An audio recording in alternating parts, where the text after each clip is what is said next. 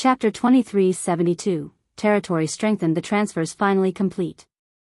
Shifeng stopped working when he heard the system notification. Hurriedly, he called up Stone Forest City's system interface to inspect the city's current status. In God's domain, not only did a territory's lord have the authority to transfer a guild town or city to their land once, but their town or city would also gain a random bonus once the transfer completed. Of the potential bonuses, one was increased defensive capabilities, which would strengthen the town against monster assaults. Another potential bonus was increased size, allowing the town or city to accommodate more players. Shifeng knew it was possible for the system to increase the town or city's mana density as well. Based on what he knew of this bonus, the town or city's mana density would undergo a qualitative transformation. Naturally, this bonus was particularly valuable in level 100+ maps. These maps had harsh environments, and the mana density in the town or city would determine players' stamina and concentration recovery rates. In the past, any town or city that had received the mana density bonus had become instantly popular among players exploring level 100+ neutral maps. The powers that had owned these towns or cities had no lack of customers. After calling up Stone Forest City's system interface, Shifeng browsed through the lines of data until he found what he was looking for. Stone Forest City, current location, Cold Spring Canyon. Current rank, basic city bonus acquired, magic array enhancement. Magic array enhancement? Shifeng's face lit with excitement when he saw the bonus Stone Forest City had acquired. Of the many bonuses a territorial town or city could acquire, the two best were mana density enhancement and magic array enhancement. Every player desired the former, of course. However, the powers that ruled these towns or cities hoped for the latter more than any other potential bonus. Not only would the magic array enhancement fortify the city's defensive magic array, allowing it to endure stronger attacks, but it would also reinforce the magic array's spatial isolation effect. Level 100+ neutral maps environments were particularly severe, plagued with a chaotic energy that invaded players' bodies and lowered their stamina and concentration recovery rates. When players returned to a town or city, they had to rest for quite a while to recover fully. However, a town with an enhanced magic array could lessen the effects of the chaotic energy, accelerating players' recovery. This greatly increased the amount of time they could spend grinding in the fields. Magic array enhancement was just as effective as enhanced mana density. With this, I won't have to worry about the guild members' leveling speed in the Cold Spring Canyon. Shifeng felt as if he had just won the lottery. The 50,000 gold he had spent to relocate Stone Forest City could be considered the random bonus's fee. Had he been unlucky, Stone Forest City would have merely gained a popularity bonus, which was only slightly useful. However, since the city had gained the magic array enhancement bonus, even Tier 2 players could grind in the Cold Spring Canyon without any concerns. Moreover, with the leveling resources available in a level 100 neutral map, the guild members' leveling speed in the Cold Spring Canyon would likely rival their leveling speed in the bottomless abyss. In addition, they could grind for level 100 weapons and equipment much sooner than others, which would definitely increase Zero Wing's overall strength by a large margin. While Shifeng planned to send Zero Wing's core members to Stone Forest City as soon as possible, Liang Jing contacted him. Guild leader, the secret pavilion's people have arrived and wish to speak with you.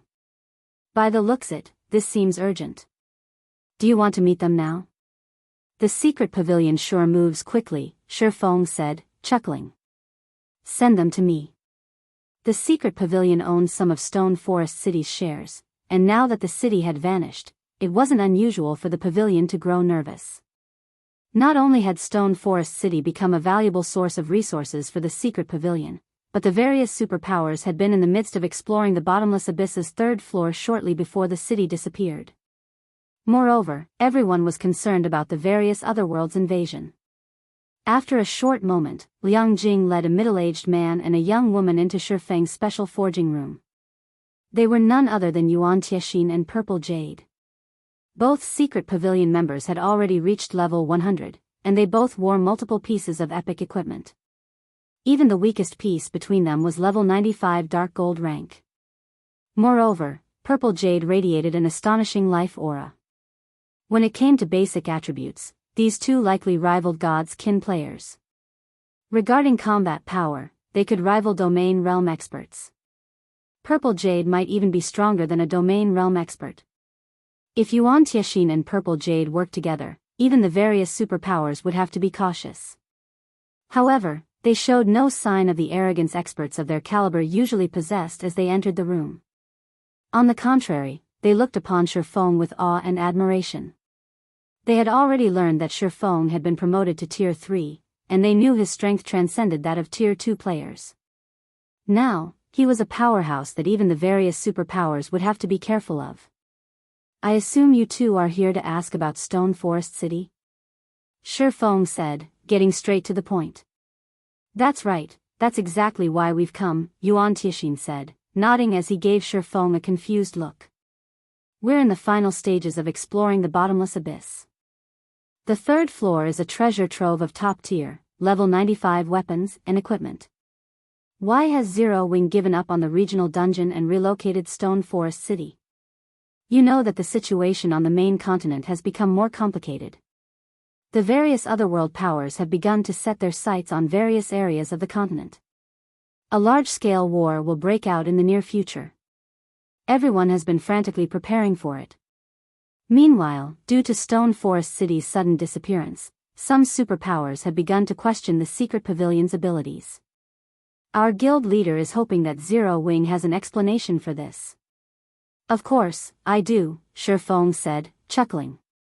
But before I tell you, I was wondering if the secret pavilion can help me with something. Yuan Tianxin was a little exasperated with Shifeng's reply. They had come here to demand answers of the man, yet he asked them for help before he'd offer an explanation. May I know what you need help with, guild leader Black Flame? Yuan Tianxin asked after taking a deep breath. It's simple. I'd like to ask the secret pavilion to revoke Starlink's membership in the secret chamber of commerce, Shifeng calmly stated. Read latest chapters at Wuxia World. EU Starlink constantly targeted Zero Wing, particularly on an economic front.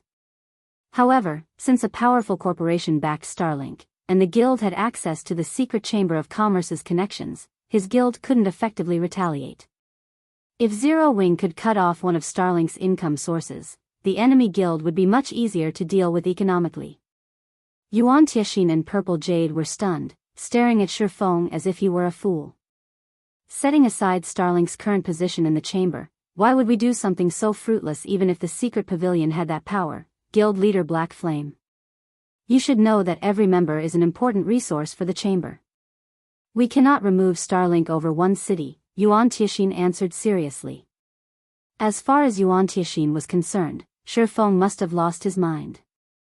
Stone Forest City was an excellent asset, but even if it were still located in the bottomless abyss, it wasn't so valuable that the secret pavilion would revoke Starlink's membership for it. Even if Zero Wing offered all of the city's shares, the secret pavilion would refuse. What if Stone Forest City were located in a level 100 neutral map? Shifeng asked, smiling. Chapter 2373, New Stone Forest City. When Yuan Tianxin and Purple Jade heard Shifeng, they froze. His statement felt like a curse to both of them. Is this true, guild leader Black Flame? Snapping out of his daze, Yuan Tianxin couldn't hide his excitement as he gazed at Shifeng. Even his breathing had become a little rushed. He showed none of the composure someone of his status should possess. The various superpowers were doing all they could to explore level 100 neutral maps. These areas would help prepare their players for their Tier 3 promotion quests, which made them desperate. However, these maps' environments were incredibly harsh, and the effects these environments had on players couldn't be mitigated with simple potions. Most importantly, the monsters in level 100 neutral maps were far too dangerous. These problems were giving the various superpowers huge headaches and preventing them from making any considerable progress. Although the various superpowers had considered transferring their guild towns to a level 100 neutral map, doing so required a town transfer token that was specific to level 100 neutral maps. Based on the superpowers reports, obtaining such a token was impossible at the moment. Only super large-scale team dungeons in level 100 plus neutral maps dropped the item. Exploring level 100 neutral maps was currently a huge problem. Raiding a large-scale team dungeon in these maps was nothing but a dream at this stage of the game. And yet, Shifeng had just told him that he had relocated Stone Forest City to a level 100 neutral map. Why wouldn't Yuan Tixin be astonished? If what Shifeng said were true, the secret pavilion would have a much greater advantage when it came to developing level 100 plus players. Of course, Shifeng said, smiling. Is the secret pavilion interested in my condition now? Yuan Tixin hesitated, but after a moment, he shook his head. Guild leader Black Flame, you know how important that matter is. If we revoke Starlink's membership, we'll essentially be cutting off all relations with the guild. Meanwhile, Starlink had increased the scale of its operations. In fact, it now had influence across both main continents. Many superpowers are fighting to ally with the guild. Even if you offer more of Stone Forest City's shares, I doubt our guild leader will agree to the condition. Please reconsider, Guild Leader Black Flame. Demoting Starlink from an advanced member to a normal member and revoking Starlink's membership were two very different things. Starlink's demotion had only reduced the amount of resources and connections the pavilion received from the guild, but if the secret pavilion revoked Starlink's membership, it would lose all access to those resources and connections. Zero Wing had absolute authority over Stone Forest City and could refuse to open the city to the public, which would prevent the city from earning income, and the secret pavilion would lose access to the city's benefits. Unfortunately, the secret pavilion found those losses more acceptable than losing access to the resources and connections Starlink could provide.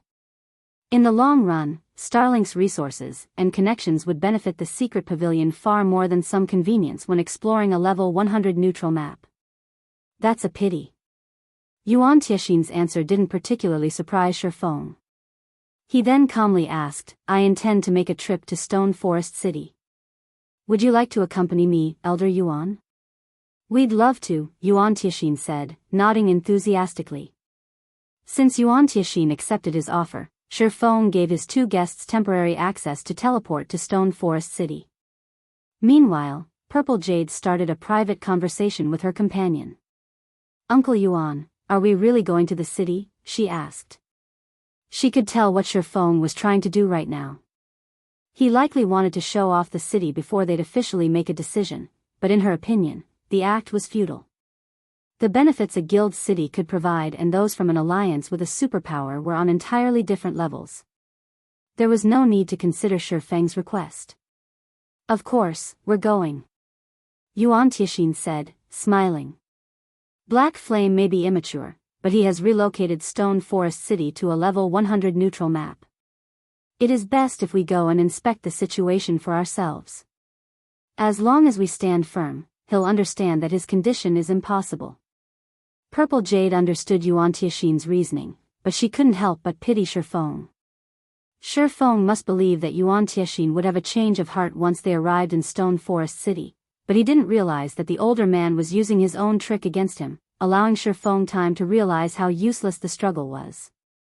While Yuan Tixin and Purple Jade privately conversed, Shifeng finished granting them temporary teleportation rights. Alright, it's done. Let's head over, Shifeng said as he retrieved a guild transfer scroll for the city and activated it. Seeing this, Yuan Tixin and Purple Jade did the same for the secret pavilion's temporary residence in Stone Forest City. After a moment, the three players transformed into streaks of light and vanished from the special forging room. Cold Spring Canyon, Stone Forest City. Two flashes of light appeared above the teleportation array in the secret pavilion's temporary residence as Yuan Tixin and Purple Jade arrived. The moment their bodies manifested, however, Yuan Tixin and Purple Jade were stunned. How is this possible? Yuan Tixin nearly gasped. The mana in Stone Forest City wasn't as dense as it had been, but the instant they had arrived, Yuan Tixin felt far more relaxed. Moreover, his five senses had become sharper. He had been exploring a level 100 neutral map with Purple Jade for quite some time, and the environment's chaotic energy had made them both feel exhausted, which had a considerable effect on their combat power. Even when they had plenty of stamina and concentration remaining, they had been forced to return to a city to recover from the exhaustion. However, even when they had fully recovered their stamina and concentration, the chaotic energy hadn't faded from their bodies completely. And yet, as he stood in Stone Forest City, Yuan Tixin rapidly recovered from that exhaustion. At this rate, he'd be free from the chaotic energy within a few hours. Uncle Yuan, my recovery rate is at least twice as fast as before. If we could rest here, we'd be at least 30% more efficient when exploring a level 100 neutral map. Purple Jade exclaimed, unable to hide her shock. The chaotic energy within level 100 neutral maps was the biggest issue the various superpowers, including the secret pavilion, faced when exploring these areas. This chaotic energy forced players to rest in cities for long periods. However, if they could rest in Stone Forest City, they could explore 30% more of a level 100 neutral map in the same amount of time. In addition, Stone Forest City was now located within a level 100 neutral map, which would save them plenty of travel time. Overall, if the Secret Pavilion's members could set up a base in Stone Forest City, they could spend at least twice as much time exploring level 100 neutral maps as other players. With this much additional time, the Secret Pavilion's members would have a massive lead over the various superpowers members. After taking a moment to inspect the city's unique environment, Yuan Tixin and Purple Jade headed toward the Stone Forest City's central plaza. The city was mostly the same as they remembered. The only difference was the neutral race NPCs that filled the city streets. Many of these NPCs had set up stalls and hawked their wares. When Yuan Tixin took a peek at a stall's goods, he felt a little faint for a moment. These neutral NPCs were actually selling level 100 weapons and equipment and of considerably high quality. He had even spotted level 100 secret silver weapons for sale. Of course, these items weren't cheap, and some cost special materials. Fortunately, a driven Tier 2 expert could gather the necessary funds and materials for the items. Level 100 weapons and equipment. Players that hadn't yet begun to explore level 100 neutral maps might not find anything special about these items, but it was a different story for players like Yuan Tixin, who constantly grinded in level 100 neutral maps nowadays. When exploring level 100 neutral maps, acquiring a single piece of level 100 bronze equipment was already a challenge, not to mention obtaining level 100 secret silver weapons and equipment. And yet, the NPCs in Stone Forest City were publicly selling such items. What should we do now, Uncle Yuan? We've already rejected Black Flame's offer, Purple Jade asked nervously. She was also surprised to see the weapons and equipment for sale in the various NPC stalls. She had never expected Stone Forest City to become this amazing. If the Secret Pavilion's members could operate out of Stone Forest City, they'd complete their Tier 3 promotion quests far faster than the various superpowers. Don't worry. Since Black Flame has brought us here, he will ask if we wish to continue our partnership. We can renegotiate with him then, Yuan Tixin said. He hadn't expected Stone Forest City to offer so many benefits either. Very calmly, he continued, let's buy some of the weapons and equipment for now. While Yuan Tixin and Purple Jade systematically cleaned out the stalls in the central plaza, Shifeng finished organizing his night division. He then left to check on his guests and told Yuan Tixin, I've finished my business in the city and have other matters I need to attend to, so I'll part with you two here. Since he had settled his affairs in Stone Forest City, he'd have to begin transferring Zero Wing's experts to the city. Once they had settled and could get to work, Zero Wing's development would reach new heights. Shifeng then pulled a return scroll for White River City from his bag and began to activate it. Yuan Tixin was stunned. He hadn't thought that Shifeng would be so indifferent, not even bothering to ask how they felt about the city. He certainly hadn't expected Shifeng to act as he did. Please wait, Guild Leader Black Flame. Yuan Tixin shouted as Shifeng unfurled his return scroll. Is there something else you need, Elder Yuan? Shifeng asked, giving the older man a strange look. It's about the condition you mentioned earlier, Yuan Tixin said, exasperated. We'd like to renegotiate. If Zero Wing can offer more of Stone Forest City's shares, we might be able to agree to the condition. I'm afraid that won't be possible. Zero Wing will not hand over any more of Stone Forest City's shares. If the Secret Pavilion must still reject my condition, I'll have to accept the unfortunate answer, Shifeng said, instantly rejecting Yuan Tixin's offer. With the enhanced magic array in Stone Forest City, Zero Wing's development speed would skyrocket. Even if Zero Wing couldn't cut off one of Starlink's main sources of income, it wouldn't be long before his guild could strike back at Starlink. Hence, he had no reason to give away more of Stone Forest City's profits. Read latest chapters at Wuxia EU. Alright, you win. The secret pavilion will revoke Starlink's membership, Yuan Tixin said, sighing. Shifeng's immediate rejection made it clear that the secret pavilion wouldn't gain any more from the transaction. He continued, however, our guild leader asks that you can open the city to the secret pavilion's members within 2 days. That won't be a problem. Shifeng nodded. Stone Forest City was a basic city and required a lot of players to fortify it. In the bottomless abyss, Shifeng had been able to rely on NPC soldiers, but now, he could only rely on players and his knight division. However, his knights would guard his entire territory, not just Stone Forest City, and unfortunately, if he relied solely on Zero Wings experts to defend the city wouldn't be able to operate at full capacity. Hence, the secret pavilion's experts were essential. Shortly after Shifeng and the secret pavilion agreed on their deal's terms, the shocking information spread throughout the secret chamber of commerce. The secret chamber of commerce had officially revoked Starlink's membership. Chapter 2374, God's Domain shocked as news of Starlink's revoked membership spread, a commotion erupted among God's Domain's various superpowers. What's going on? Starlink got kicked out of secret? Is the secret pavilion crazy? Maybe they sent the revocation letter to the wrong guild? That's Starlink we're talking about. Not only has it recently annexed a bunch of top adventurer teams and workshops, but it's also recruited many retired peak experts. It's the strongest among the up-and-coming superpowers, and Starlink had influence on both main continents. Why would the secret pavilion even think of revoking Starlink's membership? The various superpowers fell into heated discussions about the secret chamber of commerce's sudden internal announcement. They all felt as if the secret pavilion were playing some kind of prank. Many of God's Domain's chambers of commerce were trying to recruit Starlink to obtain the resources and connections it had to offer. By revoking Starlink's membership, not only would Secret grow weaker, but it would also strengthen its competitors. This would only harm both the secret chamber of commerce and the secret pavilion. Dark Knight Empire, Dark Knight City. The Dark Knight Empire's various powers were in an uproar over Starlink's revoked membership, particularly Crimson Emperor and Unyielding Soul. Starlink's departure from the secret chamber of commerce was a huge loss for both Starlink and the secret pavilion, but particularly for Starlink.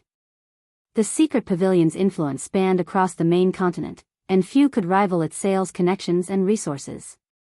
Otherwise, the secret pavilion wouldn't have been a publicly acknowledged transcendental power in God's domain. Without the secret pavilion's support, Starlink's development speed would slow considerably.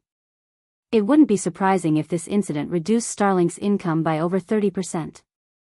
This was a huge blow to Starlink. Hart, do you know what exactly happened between the secret pavilion and Starlink? Illusory Words, one of Crimson Emperor's vice guild leaders, asked as she privately contacted Unyielding Heart. No one in my guild has a clue. What about your side? Unyielding Heart said, shaking his head. The situation made him restless and curious. The Starline Corporation supported Starlink, and the guild had partnered with quite a few superpowers. Most importantly, Starlink was developing on both the eastern and western continents, which gave the guild unimaginable status and influence in the Dark Knight Empire. And yet, the secret pavilion had removed Starlink from the secret chamber of commerce. It was unbelievable. The fact that the secret pavilion had done this meant that something must have happened between it and Starlink, but Unyielding Soul hadn't been able to learn any details about the situation. We don't know anything either. Not even our spies in Starlink have a clue, Illusory Words said, frowning. The secret pavilion has always maintained a neutral stance regarding the secret chamber of commerce. I have never heard of Starlink provoking the secret pavilion either, yet it abruptly revoked Starlink's membership. It's possible that Starlink has provoked some transcendental existence, and the secret pavilion was forced to make this move. If we don't get to the bottom of this, the Dark Knight Empire will become a very dangerous place to develop. The various otherworld powers had been rapidly spreading across the continent, and it was only a matter of time before a massive war erupted between the main continent's powers and those from the various otherworlds. The main continent's resources were limited, after all, and some people were destined to be eliminated. Seeing a superpower like Starlink in such a situation, if Unyielding Soul and Crimson Emperors, lesser superpowers, were not careful, their names could be permanently removed from God's domain. I know. That's why I've already tasked people to poke around in the secret pavilion. It shouldn't be long before we have an answer, Unyielding Heart said, nodding. He, too, understood how severe the matter was. Since some mysterious power, which was strong enough to force the secret pavilion to abandon Starlink, had arrived, ordinary superpowers like them wouldn't have a place in the Dark Knight Empire if they weren't careful and accidentally provoked this mysterious newcomer. Unyielding Heart wasn't overly surprised that a new, mysterious power had arrived. The planar passages were open now, and although he didn't understand much about God's domain's multiple otherworlds, those he was familiar with were strong enough to make him shudder. It wasn't entirely impossible that some otherworlds had a secret power he didn't know about. While Crimson Emperor and Unyielding Soul fervently investigated the matter, other empires and kingdoms' superpowers did the same. This incident had sparked a passionate discussion in the Fire Dragon Empire, one of the continent's 4 great empires. The empire's various superpowers thought it best to take greater precautions during their important operations. The superpowers that had planned to declare a guild war, in particular, put their plans on hold, afraid of unexpected complications. Who actually has the strength to force the secret pavilion to abandon Starlink? Long Xianglong stared at the report in his hands in astonishment. Even on the western continent, Starlink was famous. Because of the guild's powerful background, even the Azure Gamber of Gomers HND to show the superpower some respect. And yet, without warning, the secret pavilion had abandoned Starlink. Even Long Xianglong found the situation a little unsettling. Should we warn Second Sis about this, Third Uncle? Burning Owl asked with a serious expression. If a power could force the secret pavilion to revoke Starlink's membership, it was an even greater threat to the Azure Chamber of Commerce. Yes, notify her, Long Xianglong said after giving the matter some thought. The situation on the eastern continent is more complex than we assumed. For the foreseeable future, you and your team should continue to grind in the level 100 neutral maps here. If anything happens to Wonder, I want you to lend her a hand, so her development doesn't stagnate. Don't bother to help Zero Wing, however. Since that kid dared to make such a boastful declaration before me, I want to see his guild struggle on the eastern continent. Not only had the planar passages fully opened, but some mysterious power with such strength had also arrived on the eastern continent. In Long Xianglong's opinion, as long as Burning Owl didn't secretly help it, a pseudo-superpower like Zero Wing would soon fall. Burning Owl had no choice but to nod in agreement, although he couldn't help but pity Zero Wing. Zero Wing had gone to great lengths to help Silent Wonder win Azure's internal competition, yet in the end, it failed to gain any benefits from Azure. Now, a major threat shook the eastern continent. If Zero Wing weren't careful, it would be removed from God's domain. Elsewhere, Shi Feng had returned to White River City's Candlelight trading firm. To prepare for Stone Forest City's grand opening, he wanted to produce as many Crimson Sunsets as possible to ensure that the guild's core members could roam the Cold Spring Canyon without issues. Otherwise, they wouldn't be able to do anything, even with Stone Forest City's support. Zero Wing wasn't like the various superpowers. It didn't have a lot of experts that could fight level 100+ monsters. If Zero Wing wanted to develop quickly by relying on the Cold Spring Canyon, it would need to nurture a group of experts that could survive in the area. Without enough strength, Zero Wing could only helplessly stare at the canyon's abundant resources. Read latest chapters at Wuxia World. Just as Shi Feng was about to enter a basic meditation room and resume the Crimson Sunsets production, Silent Wonder contacted him. Guild leader, something major has happened. Silent Wonder anxiously announced. The Secret Chamber of Commerce has revoked Starlink's membership. I know, Shi Feng said, nodding. You know already, guild leader? Shi Feng's reply surprised her. Thus far, only the various superpowers, who all had powerful information networks, had found out about the situation. As soon as her younger brother had informed her, she had called to notify Shi Feng. Of course, I know. I'm the one who caused it, Feng calmly stated as he refined the magic crystal in his hand. Chapter 2375, New Stone Forest City opens. You're the one who caused this? Silent Wonder was stunned. For a moment, she even assumed Feng was joking. Starlink's removal from the secret chamber of commerce had already caused a commotion among God's domain's various superpowers. It made them all insecure, and they used everything at their disposal to look into the matter.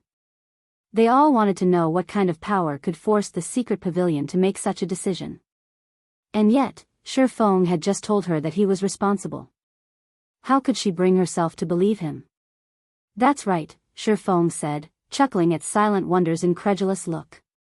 Starlink was the reason that Zero Wing had been kicked out of the secret chamber of commerce a while ago. I'm only returning the favor. Returning the favor? How are you still in the mood to joke around at a time like this, guild leader? Silent Wonder asked, exasperated. Starlink is going crazy over this right now. If it finds out that Zero Wing is responsible, things will become. Very few powers could rival the secret chamber of commerce's expansive connections in God's domain. These connections might be of limited use to a pseudo-superpower like Zero Wing, but for Starlink, it was a different story. Losing Secret's resources and connections would be a huge blow to Starlink's operations. Coins and resources were the foundation of a guild's development, and without enough of both, it'd be surprising if Starlink didn't regress, let alone continue to dominate as a superpower. This incident would likely force Starlink to delay or cancel most of its plans. It would suffer unimaginable losses. If Starlink found out that Zero Wing was responsible for its removal from Secret, it would do everything in its power to annihilate the smaller guild. It wouldn't hold back as it had thus far. This time, Zero Wing had damaged Starlink's foundation, and practically every superpower in God's domain had heard about the incident. Starlink would become a laughingstock if it didn't retaliate. However, Starlink wasn't the same guild it had been in the past. Based on what Silent Wonder had learned from the Azure Chamber of Commerce, not only had Starlink grown stronger after the planar passage's opening, but it had also formed close alliances with a few otherworld superpowers.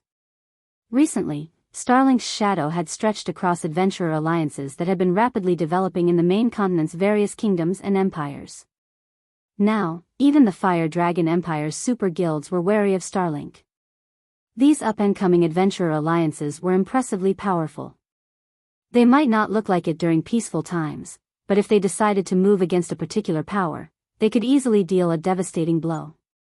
God's domain's various large guilds had a lot of members, but most of the materials these guilds needed for their normal operations came from independent players, which were the majority of God's domain's player base. As long as Starlink paid the adventurer alliances it secretly supported a small price, it could sever any power's source of resources. While Silent Wonder tried to figure out how she could keep this horrific information secret, the various superpowers received reports from their spies in the secret pavilion. Zero Wing was responsible for Starlink's removal. The moment the various superpowers' upper echelons received these reports, they gasped in shock. How is this possible? The secret pavilion abandoned Starlink for Zero Wing? Have its upper echelons gone mad? The various superpowers could not believe their eyes as they read their subordinates' reports, yet with the facts before them, they had to believe it. Amazing. Truly amazing. Zero Wing actually pulled such a feat off. Unyielding Heart was both overjoyed and stupefied when he heard the news. Neither Unyielding Soul nor Crimson Heart had been able to move against Starlink, yet a pseudo-superpower like Zero Wing had dealt an unprecedented blow. It was unbelievable. The secret chamber of commerce had been as precious as an arm to Starlink, and now that it had lost Secret's connections and resources, it had lost that arm. Even if Starlink retained its strength, its development speed would slow significantly. Zero Wing is actually this powerful? Illusory words read her subordinates' report in confusion. Although Zero Wing's performance in the Dark Knight Empire had been extraordinary, the guild shouldn't be capable of threatening Starlink's foundation in her opinion. Starlink was supported by the Starline Corporation, after all. And yet, Zero Wing had just severed one of Starlink's main income sources. She doubted that even Starlink's upper echelons had ever imagined that events would unfold like this. It's no wonder why that kid so boldly rejected me. So, his guild has the secret pavilion support. Long Xianglong was greatly surprised when he discovered the perpetrator for Starlink's removal from the secret chamber of commerce. However, his surprise quickly turned into disdain as he sneered and hissed, "It's a pity the guild's efforts are a waste. Starlink cannot be stopped by a single Tier 3 player. The secret pavilion will pay for its foolishness, as well." Long Xianglong knew a little regarding the conflict between Zero Wing and Starlink. Although losing the secret chamber of commerce's connections and resources was a major loss to Starlink, the setback wouldn't cause the organization's fall. Long Xianglong, who spent his time on the Western continent, knew this. Starlink had already sent the majority of its manpower and resources to the Western continent to establish a foothold, and as a result, it had lacked those assets on the Eastern continent. Now that Starlink's position in the West was secure, Zero Wing's recent actions were tantamount to suicide. As for the secret pavilion, Long Xianglong found its decision to abandon a superpower like Starlink to be utterly foolish. Third uncle, since Zero Wing is responsible for such a major incident, second sis will definitely run into trouble. Should I head over there now? Burning Owl asked. Read latest chapters at Wuxia World. He only had a moderate impression of Zero Wing, and he agreed with Long Xianglong about Silent Wonder returning to the Azure Chamber of Commerce. She'd have more space to develop in Azure, and if she remained in Zero Wing, she'd never reach her true potential. I doubt Zero Wing will last much longer. Head over there with your team, Long Xianglong said, nodding, sending Burning Owl to Star Moon Kingdom. Long Xianglong wasn't the only one with such thoughts. The various superpowers' upper echelons shared the sentiment. As long as Starlink posted a bounty on Zero Wing, the independent players from the adventurer alliances it supported would move against the smaller guild. Not only would this restrict Zero Wing's resource income, but the guild's members would also have a tough time grinding in the fields. If this continued long-term, Zero Wing's members would become frustrated and begin to withdraw from the guild. As a result, Zero Wing would grow weaker as time passed, while all Starlink needed to do was spend some coins and resources. While Starlink set up its bounty, a commotion occurred within Zero Wing. Stone Forest City had finally opened to Zero Wing's members. Chapter 2376, Leveling Heaven. Star Moon Kingdom, White River City. Several dozen lights flashed in the teleportation hall as Burning Owl and his team arrived in White River City. So, this is Zero Wing's territory? Burning Owl muttered, surprised as he observed his surroundings. Usually, one could determine how prosperous an NPC city was based on how much activity there was in its teleportation hall. The average level of the players in the hall was also a testament to the region's average standards. White River City's teleportation hall was extraordinarily lively. Although the city couldn't yet rival imperial capitals, it could easily compete with Empire's top-ranked cities. God's Domain's empires were incredibly large, with easily several times the player population found in the largest kingdoms. Thus, even Empire's top-ranked cities were more prosperous than Kingdom's capital cities. As far as Burning Owl knew, very few kingdoms had cities like White River City. He was also surprised by these players' average level. Most of the players in the teleportation hall had already reached level 96, with many experts at level 98. White River City's players could even rival those in imperial capitals in terms of levels. While Burning Owl assessed the situation in the teleportation hall, several more lights flashed behind him. As these players arrived, they attracted a lot of attention. They were rather hard not to notice. The moment this group appeared, everyone in the teleportation hall was overwhelmed by a sense of dread. Players' instincts urged them to flee as the newcomers' auras washed over them.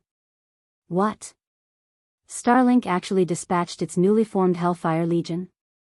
Burning Owl frowned when he saw them. After the planar passages had opened, Starlink had allied with the superpower that ruled over the demonic Hell World, one of the 6 large-scale otherworlds that were connected to the Eastern continent. Like Dark players' favored areas, the demonic Hell World focused on slaughter, and many of its players possessed a powerful legacy, L. Individually, these players were even stronger than those from the Sea God's realm. Relying on the demonic Hell World's special legacy, Starlink had formed the Hellfire Legion, which was now the strongest legion under the guild's command. The weakest of the legion's members was a refinement realm expert, and with their special legacy, even peak experts would find these players incredibly difficult to kill. With the individual members so powerful, it was easy to imagine how horrific all 1,000 Hellfire Legion members would be when they worked together. Because of this, the various superpowers were even more afraid of Starlink. Now, Starlink had dispatched 300 Hellfire Legion members to White River City. If they had to fight those players, even Burning Owl's Heaven Piercer team would be annihilated. Vice Guild Leader, Elder Long has contacted me to inform us to avoid conflict with Starlink as much as possible, a level 100, black-clad assassin quietly reported. Aside from sending in the Hellfire Legion, Starlink has posted a bounty on Zero Wing through the Adventurer Alliances it supports. Starlink is offering 100 CPs for Zero Wing's elite members and 1,000 CPs for core members. The guild is even offering half of the posted bounty to players who can prove they've assisted with the kills. Moreover, Starlink has declared that this bounty will remain in effect until Zero Wing has been removed from God's domain. What a high price. Even I find it tempting. It seems that Starlink truly intends to go all out. The bounty astonished Burning Owl. He hadn't expected Starlink to be so vicious.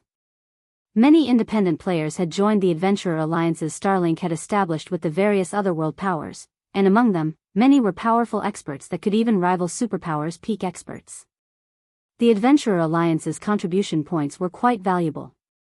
Players could use them to purchase combat techniques, weapons, equipment, rare materials, and even legacies. Members could even spend the points to hire a team of experts to assist with quests and dungeons.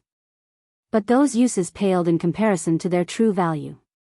Once members had accumulated enough CPs, they'd earn a promotion within the alliance, rising from bronze to silver, or silver to gold rank. As one rose through the ranks, not only would they receive a discount on any CP purchases, but at gold rank, they'd also earn a fixed credit salary each month. To top it all off, there were almost no restrictions on these benefits. The policy had lured many independent peak experts and top adventurer teams to join these adventurer alliances. A CP in Starlink's adventurer alliances was worth 3 silver, but players couldn't exchange CPs for coins. Hence, the CP reward for Starlink's bounty on Zero Wing was powerfully attractive to the adventurer alliance's members. It was even enough to motivate peak experts. Even a superpower would suffer against this strategy, not to mention Zero Wing. Not even God's domain's various superpowers had thought Starlink would to go such great lengths to destroy Zero Wing. Meanwhile, when Xuanwu, who was raiding a level 95, super large-scale team dungeon in the Ore Empire, heard of Starlink's bounty, it surprised her a little. Vice Guild Leader, I doubt Zero Wing will last much longer now that Starlink is relying on its full strength. Should we take advantage of this opportunity? The elementalist Jing Yang suggested. That won't be necessary. All we need to do right now is capture the Ore capital city as soon as possible. Everything else is secondary, Xuanwu said, shaking her head. However, after giving the matter some thought, she smiled faintly and said, that being said, send someone to keep an eye on Zero Wing. The guild has grown strong enough that its members should force Starlink to reveal its current strength. Understood, Jing Yang replied. Although he was a little disappointed that he wouldn't have a hand in Zero Wing's downfall, he didn't dare disobey Xuanwu. He immediately notified some of his subordinates to watch Zero Wing. In Zero Wing's White River City residence, tension had risen among the guild's members due to the news of Starlink's bounty. Everyone was worried about the situation. They wouldn't only have to face Starlink's experts this time, independent experts from multiple kingdoms and empires were joining this fight. If they were not careful in the fields, they could easily be surrounded and slain. Zero Wing was exceptionally strong and had absolute control over a few maps, but as they reached higher levels, they'd have to explore areas outside of the guild's influence. Leveling up would almost certainly become far more difficult. While some guild members considered continuing their development in a new guild, others noticed that the guild residents had a new teleportation point. Quick, look! We can teleport to Stone Forest City again. Crap. There's a level 98 requirement, and the guild transfer scrolls cost 500 GCPs each? Wait, something's not right. Stone Forest City has been moved to the Cold Spring Forest. Cold Spring Forest's a level 100 neutral map. What? Stone Forest City is located in a level 100 neutral map now? When they saw the residence's new teleportation point, everyone was dumbfounded. They had never thought the guild would transfer Stone Forest City to a level 100 neutral map. Even the various superpowers only dreamed of accomplishing such a feat. Read latest chapters at Wuxia EU. Some of the level 98 guild members gritted their teeth as they purchased a guild transfer scroll for Stone Forest City. Curious, they activated the scrolls the moment they received them. As soon as these level 98 members arrived in the city's residence, they were stunned by what Stone Forest City had to offer. Not only were their 5 senses sharper within the city, but they also spotted plenty of neutral NPCs selling level 100 weapons and equipment. Most importantly, they sensed the chaotic energy that corroded their bodies dissipating twice as fast as normal. With Stone Forest City's unique environment, it was a leveling haven. Shortly after Zero Wing's members arrived in Stone Forest City, they spread the news throughout the guild, causing an uproar. Naturally, the spies within Zero Wing reported to their respective superiors immediately. Chapter 2377, Enviable Stone Forest City. When they received the reports about Stone Forest City's new location, the various superpowers nearly went mad. Impossible. I thought we needed to raid team dungeons and level 100 neutral maps before we could obtain a town transfer token for those maps. Damn it. Zero Wing was actually able to do it. I want this investigated. We need to find out how Zero Wing accomplished this feat. When the various superpowers discovered Stone Forest Town's new location, the joy they had felt over Zero Wing's misfortune vanished instantly. Now, only envy and admiration remained. The various superpowers were desperate for means to accelerate their exploration in level 100 neutral maps. Unfortunately, they had found nothing, and their teams were helpless against these maps' environments and monsters, yet the areas were the future of God's domain. Players could earn significantly more EXP from the monsters in those maps than monsters in lower-level maps. In addition, level 100 maps were the only sources of level 100 weapons and equipment at this point. The various superpowers could only afford to send a large number of players to challenge their Tier 3 promotion quests once they had a sufficient amount of level 100 weapons and equipment. Moreover, fighting the monsters in level 100 neutral maps would be very helpful to players trying to improve their combat standards. Lower-level monsters were almost entirely different creatures, after all. Now that Stone Forest City was located in a level 100 neutral map, Zero Wing had an unimaginably massive advantage. Meanwhile, in the Dark Knight Empire's Dark Knight City, it's no wonder why Zero Wing dared to sever one of Starlink's main income sources. So, the guild still had such a card to play, illusory words muttered, shock and envy flashing in her eyes. A guild city in a level 100 neutral map would do more than increase the guild members' leveling speed, it could also become a new source of resources for the guild. Level 100 neutral maps had more abundant resources than level 90+ maps, and these resources catered to level 100 players. The advantage these resources would provide was imposingly large. With Stone Forest City's new location, Starlink would likely be rendered powerless against Zero Wing. The two guilds were no longer playing on the same field. Even if Starlink could target Zero Wing via its various adventurer alliances, the tactic would only be effective against Zero Wing's lower-level members. Any level 98+ members could easily avoid Starlink's bounty hunters by relying on Stone Forest City's level 100 neutral map. Moreover, they'd gain far more than they would from grinding in level 90+ maps. At this stage of the game, even mainstream players had reached level 95. Needless to say, Zero Wing's members, who were known for their high quality, would have reached higher levels. And the idea of Starlink targeting Zero Wing in a level 100 neutral map was a joke. If Starlink attacked Zero Wing in the Cold Spring Forest, Zero Wing could rely on its city's inherent advantages to beat its enemy to a pulp. Trying to sever Zero Wing from its resource sources was even more laughable. The various powers shops might still need lower-level resources, but they needed level 100+ resources far more. If Zero Wing were willing to trade these resources for lower-level items, no power would refuse it. Furthermore, Zero Wing still had the secret pavilion support. Stone Forest City will be very helpful to players when they challenge their Tier 3 promotion quests, Vice Guild Leader. If we can secure a temporary residence in the city, we'll have an edge over other superpowers when it comes to nurturing Tier 3 players, the level 100 Berserker beside Illusory Words realized, glowing with excitement. Players had to conduct their Tier 3 promotion quests in level 100 neutral maps, yet these areas were far too dangerous. Finding the lost Tier 3 legacies was also quite time-consuming. However, if players had a city like Stone Forest City, they'd be able to complete their promotion quests in far less time. I know. Unyielding Soul has certainly secured a huge advantage. When Illusory Words thought about Unyielding Soul, which had allied with Zero Wing a long time ago, she could not help but envy the guild. Make the necessary arrangements. We're going to negotiate with Zero Wing. I'll get it done immediately, the level 100 Berserker answered. Aside from Crimson Emperor, a few superpowers had considered obtaining a temporary residence in Stone Forest City.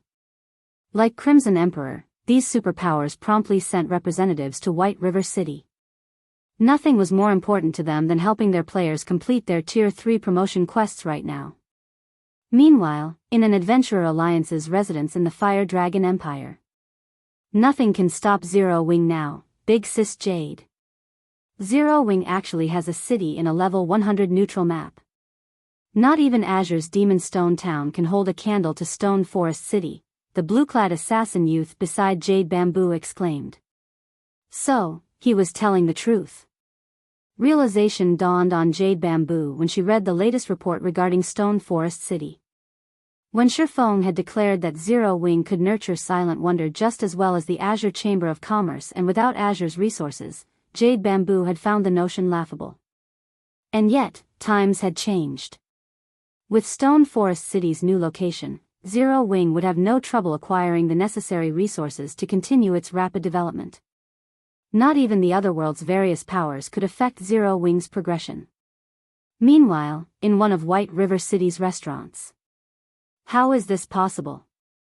Burning Owl felt as if he were dreaming as he read his subordinate's report. Zero Wing had successfully transferred Stone Forest City to a level 100 neutral map, which was something the various superpowers could only dream of accomplishing. Shortly after the various powers had learned about Stone Forest City's relocation, news had spread among the game's independent players, particularly those in White River City. Stone Forest City is amazing. If I could travel to the city, I'd reach level 100 in no time. That's not the only benefit you could get by operating out of Stone Forest City. One of my close friends is a core member in Zero Wing, and he told me that the city even enhances players' senses. If you train in the city's battle arena, your progress will be miraculous. This won't do. I'm going to take the test to join Zero Wing. The latest news about Stone Forest City inspired many independent experts to join Zero Wing. Aside from the help the city could provide as players challenged their Tier 3 promotion quests, the fact that the city could help players gain more progress when training made it impossible to reject. Read latest chapters at Wuxia World. EU. For a time, the independent experts that had hesitated about joining Zero Wing due to the recent incident with Starlink fervently applied to the guild. Some of the independent experts from Starlink's Adventurer Alliances even decided to switch sides, applying to become a Zero Wing member rather than target the guild. Because of Stone Forest City, many independent experts are now applying to join Zero Wing, guild leader. Based on the latest statistics, we've received over 10,000 new applications. Some of them are even from Starlink's Adventurer Alliances, Liang Jing excitedly reported. I doubt even Starlink expected that the experts it sent to attack us would end up joining our guild. Zero Wing had constantly been trying to recruit new members and expand its operations, yet its efforts had yielded limited results. However, due to Stone Forest City's new location, a flood of experts had shown up to join the guild. This would undoubtedly make it easier for Zero Wing to manage its territories. Moreover, since a large number of experts from Starlink's Adventurer Alliances had turned traitor, the pressure on Zero Wing's members in Star Moon Kingdom had lessened considerably. It's too early to celebrate, Shifeng said, chuckling. Since Lu Xinglua wants to play, we'll have to humor him. Spread the news that Zero Wing intends to establish a Star Moon Adventurer Alliance in the kingdom. Any alliance member that reaches the silver rank will have access to Stone Forest City, while gold members will qualify to purchase a private house in the city. Chapter 2378, Popular Star Moon Adventurer Alliance Star Moon Kingdom, White River City. Flashing lights filled White River City's teleportation hall as group after group of players arrived. If one carefully watched these players, they'd notice that many of them wore cloaks embossed with symbols from various adventure teams. Most were top adventure teams from other kingdoms and empires. There were even some from other worlds. This is insane. Even Origin Curse, the Dark Knight Empire's third-ranked adventurer team, is making a move. I've heard that Starlink is going all out to eliminate Zero Wing this time. The organization is even offering certain benefits in addition to the current bounty. Depending on how much players accomplish, they can even earn special legacies. Zero Wing's in trouble now. Most experts might have a problem with the environment and monsters in a level 100 neutral map, but peak experts and top adventure teams shouldn't. I know, right? Getting to the Cold Spring Forest might be easier for Zero Wing's members, but once they're there, Zero Wing's ordinary experts will fall. Besides, exploring a level 100 neutral map is still a problem. Even if Zero Wing sends reinforcements from Stone Forest City, they'll likely suffer significant losses. As bystanders in the teleportation hall watched the various top adventurer teams and peak experts arrive, they were shocked, but they also began to place bets on which would survive to the end, Zero Wing or Starlink. Starlink really knows how to splurge, sending so many peak adventurer teams here. Feng, who was still working in the Candlelight trading firm, was similarly surprised when he heard the news.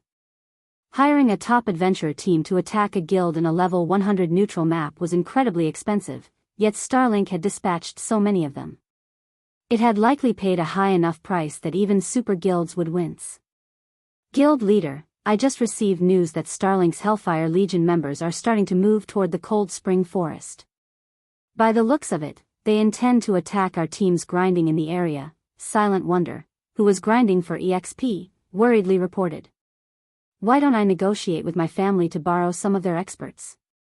Zero Wing's members had Stone Forest City to fall back to, but they still had to leave the city to level up. Unfortunately, Zero Wing's foundations were still unsteady. Although an expert could rival a peak expert with the Crimson Sunset, Zero Wing didn't have enough of the sets to match the number of peak experts Starlink had dispatched. Of course, Starlink would suffer tremendously for taking such drastic action, but the organization was supported by the Starline Corporation.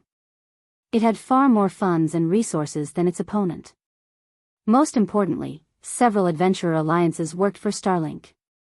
If this persisted, Zero Wing's position would become even more disadvantaged. That won't be necessary.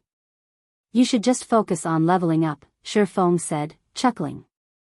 Starlink's foundations might be vast, but Zero Wing's no weakling. Feng wouldn't have dared consider clashing with Starlink directly before he had transferred Stone Forest City to the Cold Spring Canyon, but things had changed. All right. My team and I will try to reach level 100 as quickly as possible, Silent Wonder said, nodding. She knew that she could only display the Crimson Sunset's full strength by reaching level 100. After Feng disconnected his call with Silent Wonder, Liang Jing entered the basic meditation room. Guild leader, I've planned the basic organization and benefits for the Adventurer Alliance. The Alliance's residence is ready, as well. We now have residences in White River City, Starmoon City, Zero Wing City, and Stone Forest City. We can begin to recruit members at any time, Liang Jing proudly announced. She brimmed with anticipation and confidence about the new Adventurer Alliance Zero Wing was about to establish. Independent players might consider the benefits the other Adventurer Alliances offered outstanding, but those benefits were nothing compared to what Zero Wing's Adventurer Alliance had to offer. All right, make the announcement to the public now, then. Feng nodded.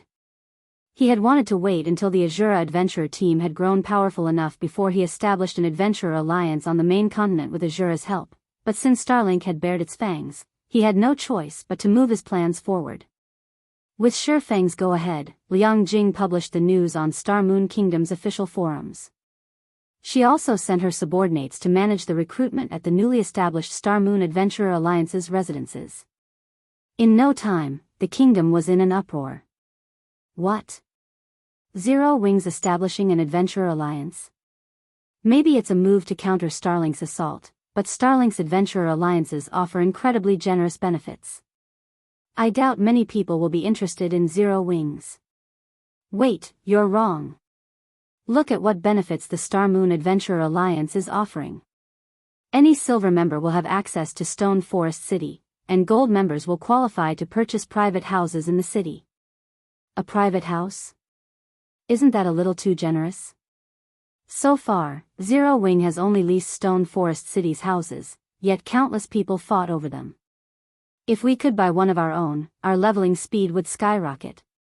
That's not all. The Star Moon Adventurer Alliance has quite a few residences, as well. There's even one in Stone Forest City and Zero Wing City, and members can rest in the residences for free. When the kingdom's independent players saw the benefits the Star Moon Adventurer Alliance offered, they were ecstatic. Many even dropped what they were doing and ran toward the recruitment venues. Stone Forest City was the only city in God's domain located in a level 100 neutral map. Countless experts dreamed of entering the city, not to mention purchasing one of Stone Forest City's private houses. Not even the various superpowers peak experts had that privilege. And yet, as long as they became a silver member in the Star Moon Adventurer Alliance, they could visit Stone Forest City whenever they wished. For a time, independent players crowded the entrances to the Star Moon Adventurer Alliance's residences. These players easily outnumbered those applying to join Zero Wing by more than a dozen times. There were even some peak experts among the crowds. Read latest chapters at Wuxia World. Meanwhile, the adventurer teams that had come to White River City to target Zero Wing's members began to jump ship, one after another, applying to join the Star Moon Adventurer Alliance. The kingdom's various major powers were stupefied. However, they found these results reasonable. How could Starlink's meager resources possibly compare to the benefits Zero Wing offered, after all? Just being able to enter Stone Forest City would give players a massive lead in levels, not to mention the ability to purchase a private house in the city. Who would willingly miss out on the opportunity? Even independent experts from other kingdoms and empires made their way to Star Moon Kingdom when they had the news. The Adventurer Alliances, the various otherworld powers controlled rapidly lost members. While the Star Moon Adventurer Alliance's member count ballooned, Shifeng received a message from Kola. Guild Leader, we've completed our promotions.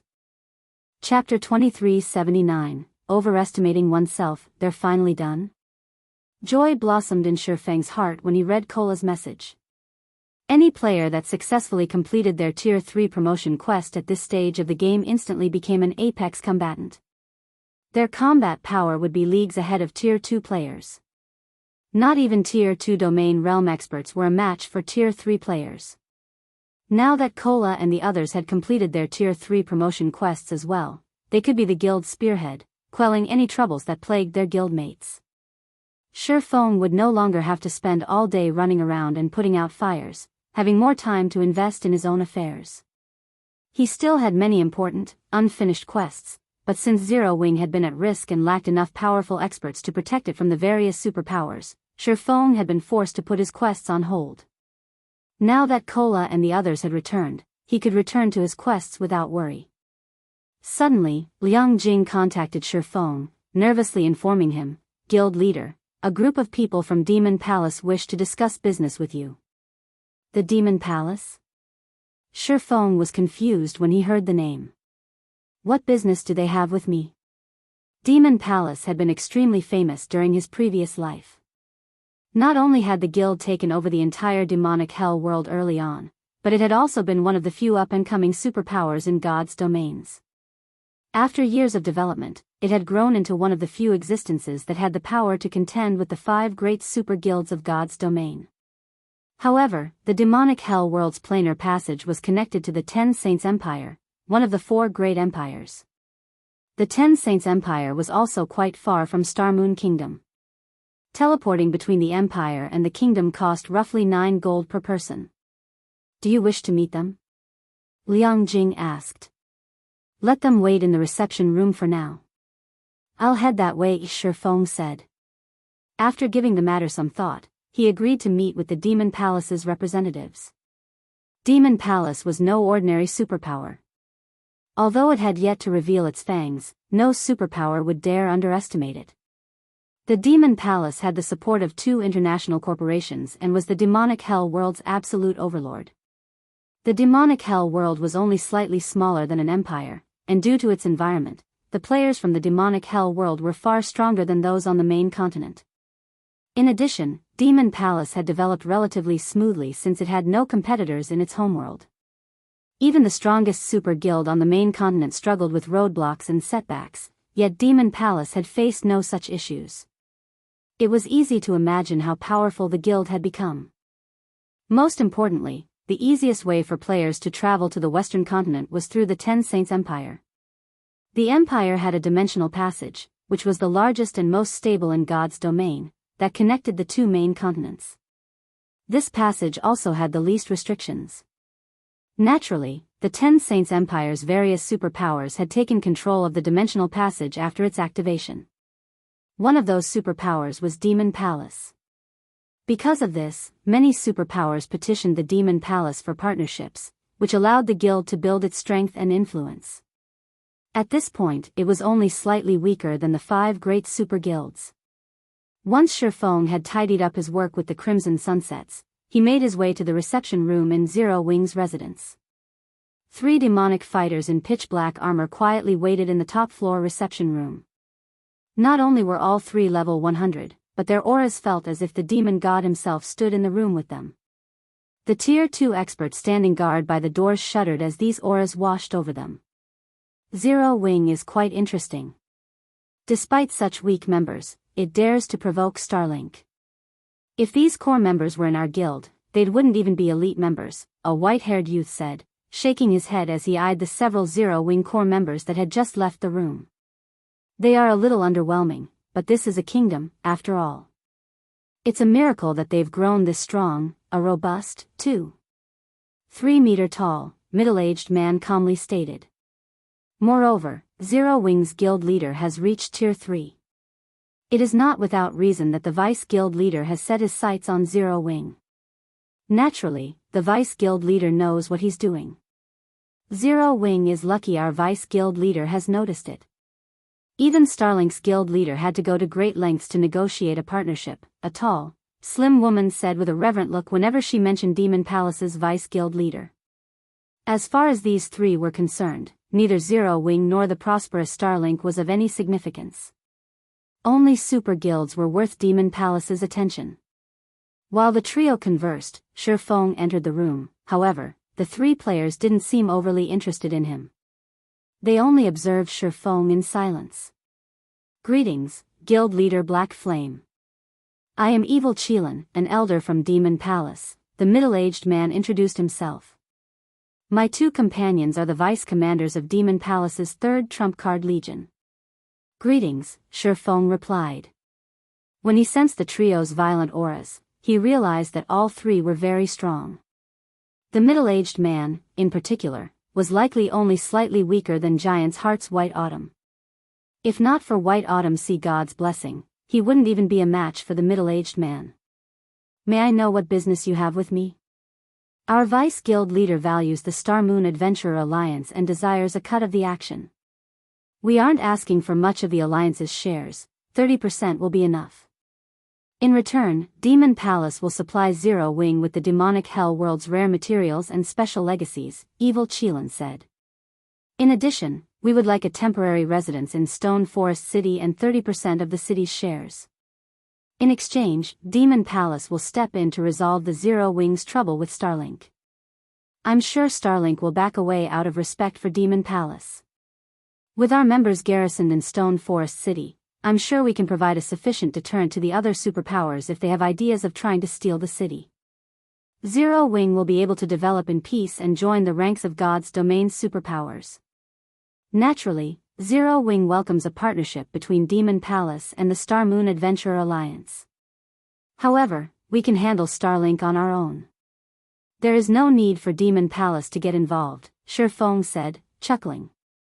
Shifeng had no intention of parting with a single % of Stone Forest City's shares right now, let alone handing over 30% in exchange for protection. Although you are quite formidable, Guild Leader Black Flame, you are only one person. Meanwhile, thanks to some of the demonic Hell World special legacies, Starlink has established the Hellfire Legion, its strongest force. If you encounter 5 or 6 members of the Hellfire Legion, you might be fine, but even as a Tier 3 player, a 100-man team may overtake you. You should reconsider, Evil Qilin said, sneering disdainfully when he heard that Shifeng had no intention of sharing Stone Forest City. He assumed Shifeng must think himself invincible now that he had reached Tier 3, but even Tier 3 players would have to flee from a 100-man team from the Hellfire Legion, not to mention Zero Wing's other experts. Demon Palace had already shown a lot of respect by offering to help Zero Wing. Thank you for your warning, Elder Qilin, but I am confident that Zero Wing can cope with this situation on its own, Shifeng said. If there's nothing else, I'll be taking my leave. I still have other matters I need to attend to. Read latest chapters at Wuxia EU. After dismissing his guests, Shifeng stood and left the Demon Palace's representatives alone in the reception room. By the looks of it, Elder, it will be impossible to ally with Zero Wing regarding Stone Forest City. Black Flame is simply too arrogant, the white-haired youth beside Evil Qilin said. However, the Vice Guild leader told us to secure Stone Forest City. What should we do? It's fine. We can wait. Black Flame overestimates himself, but once Starlink takes care of Zero Wing, I'm sure he'll come to his senses, Evil Qilin said, sneering at the door Shifeng had left through. However, our demands will be much higher once he's desperate. The Star Moon Adventurer Alliance had lured many experts away from Starlink's alliances, but the guild still had many peak experts and top adventurer teams on its side. Starlink also had the Hellfire Legion. With so many enemies at their doors, Zero Wing's members shouldn't even think of stepping out of Stone Forest City. Shortly after Evil Qilin's group left Zero Wing's residence, another group of 24 players wearing Zero Wing's guild emblems entered. Chapter 2380, Tier 3 team. Many players waited in Zero Wing's residence for their turn to take the recruitment test, making the residence quite lively. Because of the commotion, no one noticed the 24 cloaked Zero Wing members' arrival. At this point, seeing Zero Wings leave or enter the residence in their cloaks had become the norm. Starlink's bounty was no trivial matter, and for poorer experts, killing Zero Wings members for a quick buck was easy. Zero Wings members could only avoid hostile players by hiding their identities with black cloaks, and to enter the guild residences, they only needed to reveal their guild emblems to the members that guarded the entrances. Many of Zero Wings members had begun to take these precautions recently. However, unlike most of the guild's players, these cloaked players didn't stop to rest in the lounge or visit the quest area. They made their way straight to the guild leader's office, where Shifeng had been waiting for a while. Once they entered the office, the 24 players removed their cloaks and revealed themselves. As they did, violent, scorching auras filled the room. Their combined auras could paralyze Tier 2 experts with fear. What do you think, guild leader?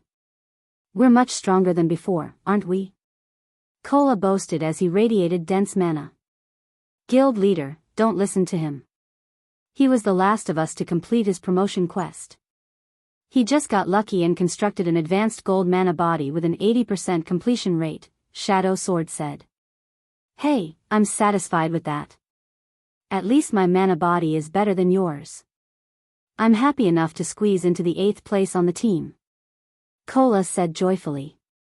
Before they had left to challenge their Tier 3 promotion quests, Shifeng had informed them of the importance of their mana body and told them that they should try as hard as they could to earn a gold mana body. Shifeng had also offered tips about the mana body's construction process. Initially, Kola had only aimed to construct an intermediate gold mana body with an 85% completion rate, but during his second try, he had been inspired and constructed an advanced gold mana body. Of their group, only 10 people had completed an advanced gold mana body with a 75% completion rate or higher. Although the difference was only 1 rank, the difference between their stamina and concentration recovery rates was significant. An advanced gold mana body would be immensely helpful to them in the future. An advanced gold mana body with an 80% completion rate? Feng was surprised by Cola's achievement. Compared to magical class players, physical class players were at a disadvantage when constructing their mana bodies. Although Cola's combat standards were considerable, he was only averagely talented among Zero Wing's main force members. If not for his fragmented legendary shield, he wouldn't have even ranked among the top 15 in the main force with his combat power. Moreover, Feng had heard about the tyrant bear Cola's mana body during his previous life.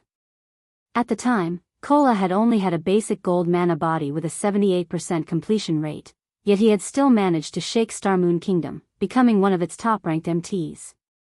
Now that Cola had an advanced gold mana body with an 80% completion rate, his future strength would undergo a qualitative improvement. Cola's mana body is nothing, guild leader. Boss Tianqing and Big Sis E are even more amazing. Boss Tianqing constructed a 93% peak gold mana body, and Big Sis E constructed a 95% peak gold mana body.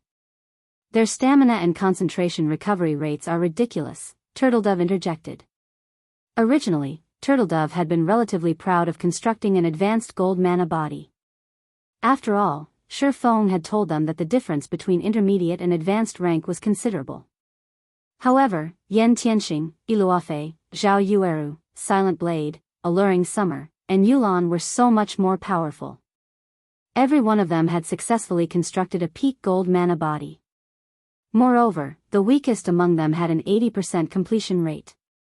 Since Stubborn Bone, who ranked 7th among them, hadn't been able to construct a peak gold mana body with an 80% completion or higher, he had settled for an 89% advanced gold mana body as he ran out of time.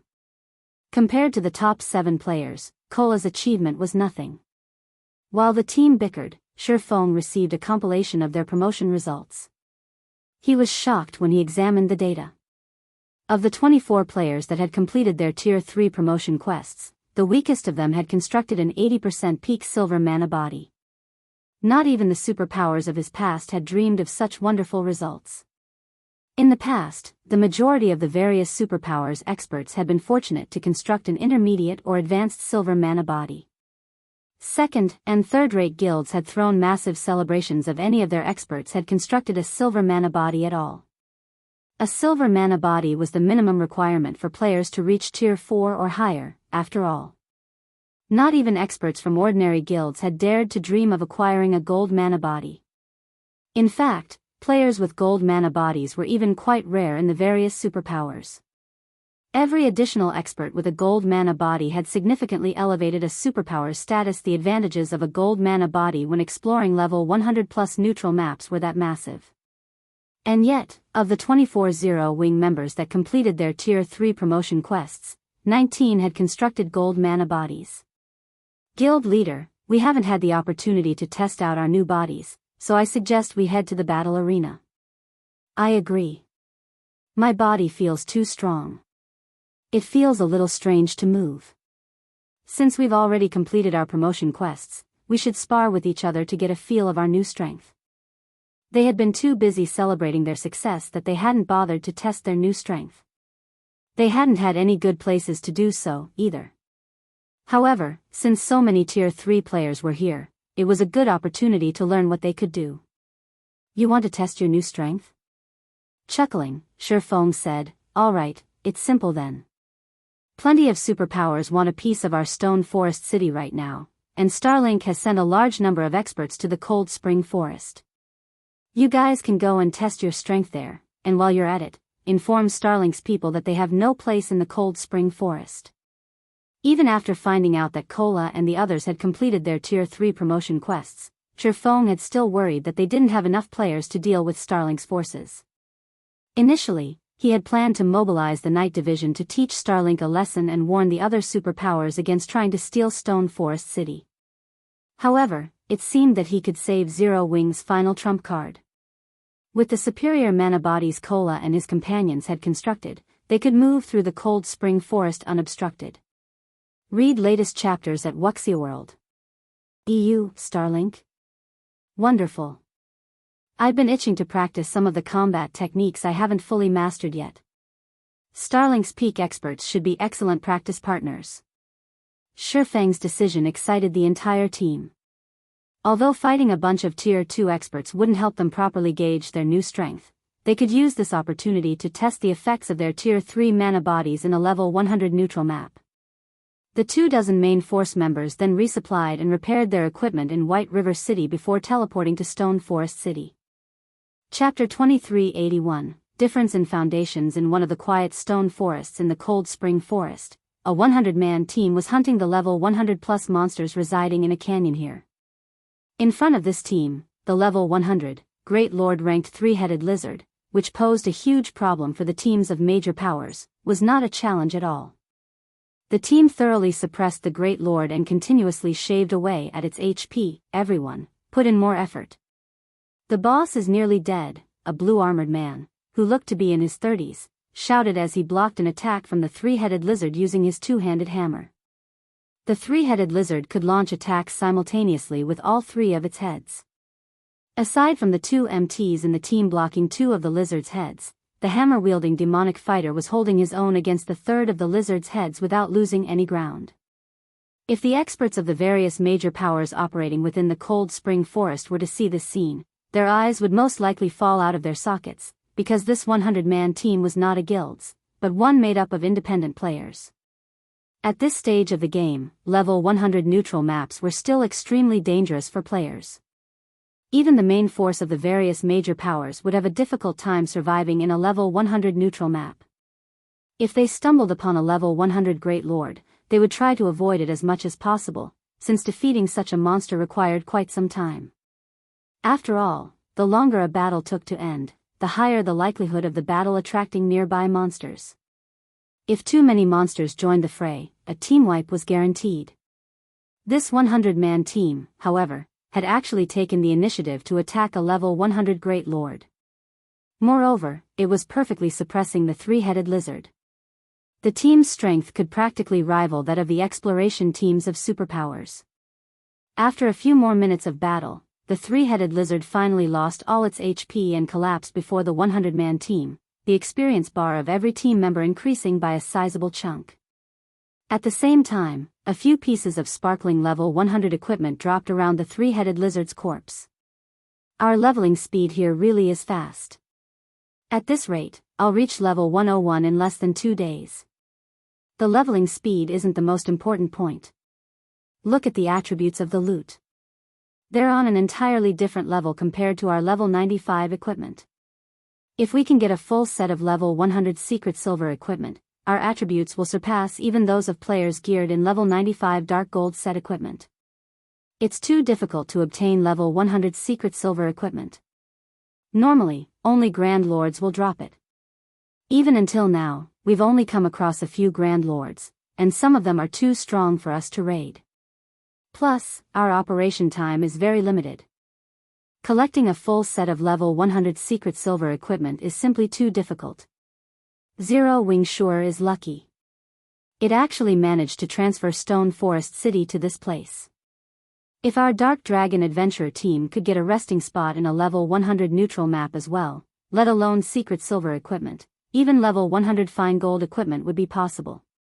We could start challenging our Tier 3 promotion quests. When Dark Dragon's members spoke about Stone Forest City, envy filled their eyes. Compared to players that had yet to venture into level 100 neutral maps, they had a much clearer idea of how valuable a resting spot in a level 100 neutral map was. However, as Stone Forest City was not open to the public, they could only stare at the city from outside. Commander, I heard that Zero Wing has established an adventurer alliance. Silver members in the alliance can enter Stone Forest City. Why don't we negotiate with Zero Wing? With our adventurer team's strength, I believe Zero Wing will be happy to recruit us and promote us into a silver-ranked adventurer team right away, a level 100 Dark Cleric said as he looked at the demonic fighter leading the team. Everyone else on the team nodded in agreement with the Dark Cleric's words. Dark Dragon was one of the famous top adventurer teams of the demonic hell world. Dark Dragon might have only 1,000 members or so, but it was fully capable of toppling the main continent's first-rate guilds. If Dark Dragon decided to join Zero Wing's newly established adventurer alliance, Zero Wing would definitely be more than willing to offer Dark Dragon additional benefits. It is indeed inefficient for us to continue like this, Dark Dawn, the commander of Dark Dragon, said after giving the matter some thought. After this grinding trip, a few of you should go and negotiate with Zero Wing. Say that our bottom line for joining the Star Moon Adventurer Alliance is for us to become a Silver Adventurer team. If Zero Wing isn't willing to give us that much, then we can forget about any partnerships. In Dark Dawn's opinion, the only benefit of joining the Star Moon Adventurer Alliance was the right to enter Stone Forest City. If Dark Dragon's members could not enter Stone Forest City immediately after joining the Star Moon Adventurer Alliance, then there would be no point in seeking membership at all. Meanwhile, as the Dark Dragon Adventurer team's members were resting, explosions resounded, and dazzling lights appeared a short distance away. Commander, some players are fighting against each other nearby, a ranger that had been monitoring the surroundings suddenly shouted. Who are they?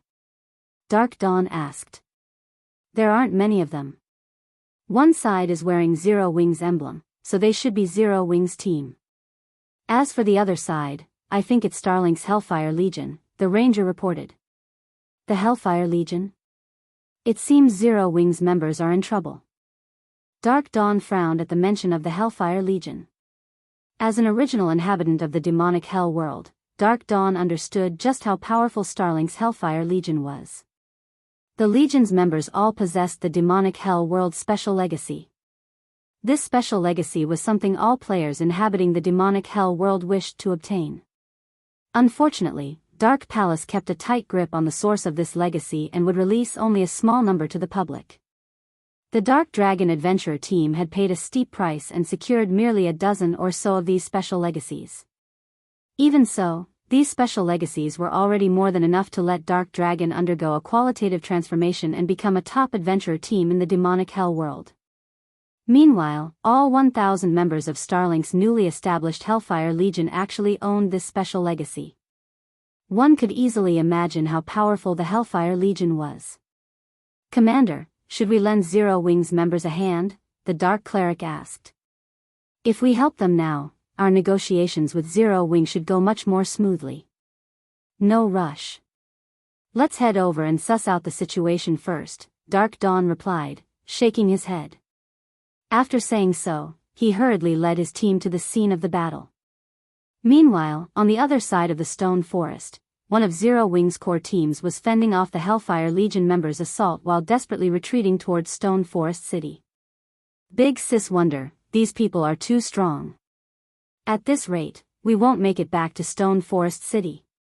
You should leave us and run, a female druid focused on healing said hurriedly when she saw that the members defending the rear of the team kept getting pushed back. In terms of basic attributes and combat standards, the Hellfire Legion's members were superior to them by a large margin. If not for the complex terrain here preventing the scale of the battle from escalating, as well as the few Zero Wing players geared in the Crimson Sunset, their team would have long since suffered annihilation. However, although they were currently holding off the Hellfire Legion, their deaths were still only a matter of time. Don't even think of getting away so easily. We've already placed a tracker on all of you. Bright Dawn, one of Starlink's Vice Guild leaders, shouted. He then commanded, everyone, make sure none of them leave here alive. As soon as Bright Dawn said so, 4 Void Realm experts from the Hellfire Legion immediately adjusted to prevent Silent Wonder from escaping. Silent Wonder did not have brilliant silver with her, so she could rely on only the strengthened Crimson Sunset to do battle. As a result, her advantage over the Hellfire Legion members in terms of basic attributes was small. Facing the combined assault of 4 peak experts, even Silent Wonder had no choice but to focus on evading for now. While Silent Wonder was occupied, a few Hellfire Legion members used this opportunity to break through Zero Wing's defensive line and charge at Zero Wing's healers. Commander, should we make a move? The Dark Cleric from Dark Dragon asked the demonic fighter. We don't stand a chance. That's a 100-man team from the Hellfire Legion. Even if we join the fight, we'll only delay the inevitable, Dark Dawn replied, shaking his head. Although Zero Wing has Stone Forest City, it still doesn't stand a chance against Starlink out in the fields. The demonic Hell World Special Legacy would give a peak expert the strength to contend against an apex expert and possibly even a decisive advantage. Meanwhile, if such peak experts fought in a group, their performance would be even more amazing. Unless Zero Wings members gained this special legacy or its equivalent, they would not stand a chance against the Hellfire Legion members at all. Read latest chapters at Wuxia World. As Zero Wings casualties were increasing, however, a loud hum suddenly came from the sky, immediately attracting everyone's attention. When everyone turned to look at the origin of this noise, what entered their sights was a giant crimson vessel made of steel. Before anyone could react, 24 figures jumped off the steel ship. Meanwhile, along with the appearance of these 24 members, Starlink's and Dark Dragon's members all fell into a stunned silence. Tier 3 players? Chapter 2382, Overwhelming Strength. Why does Zero Wing have so many Tier 3 players?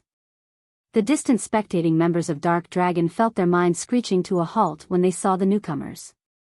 Kola and the others were not wearing black cloaks, boldly flaunting their Tier 3 life aura. When they jumped off the Crimson Dragon flying ship, it was as if 24 primordial beasts had just dropped from the sky. Tier 3 was the goal that all experts dreamed of reaching at this point. Even the old monsters of super guilds had most likely just started challenging their Tier 3 promotion quests.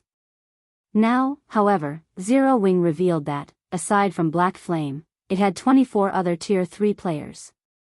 At this moment, let alone Dark Dragon's members, even Silent Wonder and the other beleaguered Zero Wing members were stunned by this situation, utterly speechless as they stared at Kola and his companions. Silent Wonder, in particular, was filled with an indescribable sense of shock. Originally, she thought that she had already seen through Zero Wing's foundations. She had never imagined that what she saw was merely the tip of the iceberg. With these additional 24 Tier 3 players, Zero Wing could definitely reign supreme over the entire Cold Spring Forest. Meanwhile, gloom descended upon Starlink's members at this sudden development. The imposing aura they exuded before was now nowhere to be found. They also tried to remain as silent as possible, lest they catch the attention of the newcomers. You punks from Starlink. Weren't you guys having fun chasing our people? Why are you stopping now? Kola demanded, smirking as he retrieved the Titan shield slung on his back and glancing at the Hellfire Legion members before him. Kola, why are you wasting words with them? Since they dare ambush our guildmates out in the fields, the only outcome awaiting them is death. Shadow Sword said as he glared coldly at Bright Dawn's team. Moreover, the sooner we get rid of them, the sooner we can return. The guild leader is still waiting for us to report back to him. Upon hearing Shadow Sword's words, Yen Tianqing and the others nodded in agreement and promptly readied their weapons. They then stalked toward the Hellfire Legion, each step they took making the hearts of the Hellfire Legion members shudder. At the same time, the Hellfire Legion members also started retreating unconsciously.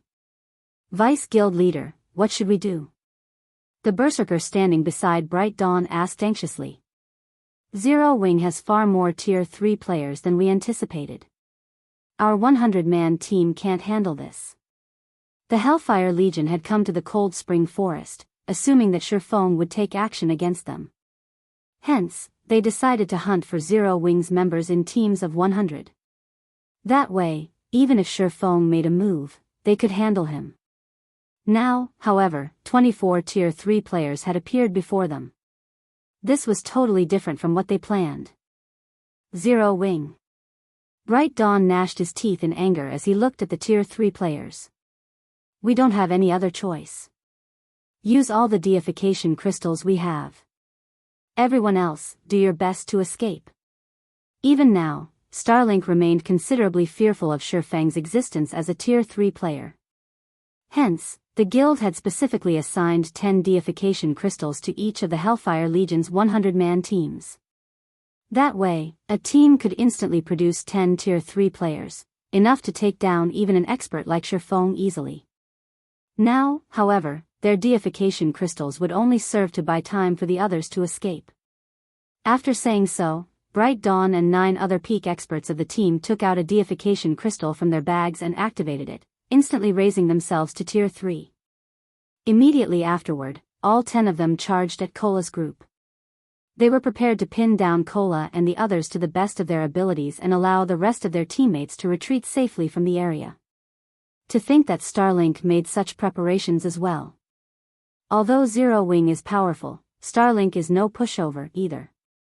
It seems Zero Wing won't be able to just swat the Hellfire Legion, Dark Dawn said, his understanding of superpowers getting refreshed upon seeing Bright Dawn's team use 10 deification crystals. After Dark Dragon became a top adventurer team in the demonic hell world, Dark Dawn had believed that Dark Dragon was superior to the main continent's various superpowers in terms of peak combatants. Looking at this scene now, however, that was not the case at all. Even if Dark Dragon's members had the demonic hell world special legacy, the main continent's superpowers possessed powerful treasures like the deification crystal, which could forcibly promote a Tier 2 player into a Tier 3 player for a short period. Come. Kola revealed an excited expression when he saw Bright Dawn and the others becoming Tier 3 players. He then raised his shield and charged forward all by himself, the confidence he exuded making it seem as if the 10 Tier 3 peak experts before him were no different from common monsters. Coming at us alone? Bright Dawn sneered at Kola's recklessness. If you want to die so badly, we'll grant your wish. Everyone, get rid of him first. Although they were at a numerical disadvantage in terms of Tier 3 experts, every one of them was a true peak expert. This was also the reason why Bright Dawn dared harbor the thought of distracting Kola and the others. Now, Kola was actually charging at their group all alone. Even if Kola was an MT, this was simply suicidal. After saying so, Bright Dawn swung the white-bone greatsword he wielded, the violent aura of death the greatsword released transforming into 3 ghosts that flew at Kola. Not only did every one of these ghosts carry 120% of Bright Dawn's strength, but these ghosts were also akin to doppelgangers. Bright Dawn could control them for 10 seconds. Tier 3 Undead Knight skill, Undying Rage. Aside from Bright Dawn, the 2 Tier 3 elementalists positioned behind him also finished casting their spells. Immediately, pillars of fire descended from the sky, and earth spikes shot up from the ground, these attacks perfectly coordinated with the 3 ghosts Bright Dawn summoned, thoroughly sealing off Kola's paths of escape. This scene dumbfounded both Dark Dragon's members and Silent Wonder's group. The power, rapid execution, and coordination the Hellfire Legion's Tier 3 players displayed were simply inhuman. Just when the fire pillars and earthen spikes were about to devour Kola, however, Kola released an angry bellow and executed a powerful stomp on the ground. The resulting shockwave shattered some of the approaching earth spikes. At the same time, he raised the Titan Guard and summoned 8 translucent energy shields around himself. Tier 3 skill, Heavenly Defense. In the next moment, the 8 energy shields stopped the fire pillars and remaining earth spikes, preventing the attacks from damaging Kola. As for Bright Dawn's 3 ghosts, despite their frenzied assault, they failed to break through the 8 energy shields' defensive net. Impossible. Bright Dawn gaped at Kola in confusion. He knew about the Heavenly Defense skill, one of the standard skills of a Tier 3 Guardian Knight. Many Tier 3 NPC Guardian Knights possessed it. It was not an invulnerability skill, the energy shields created carried only 100% of the user's strength and defense. In other words, Heavenly Defense was a skill that provided the user with a more thorough defense. It did not offer any damage reduction effects whatsoever. Now, however, even after receiving multiple Tier 3 attacks, Kola had actually come out unscathed. If Shifeng were present, he would not have found this situation surprising at all. Setting aside the fact that Kola wielded a fragmented legendary shield, his Tier 3 mana body alone already allowed him to trample pseudo-Tier 3 players like Bright Dawn.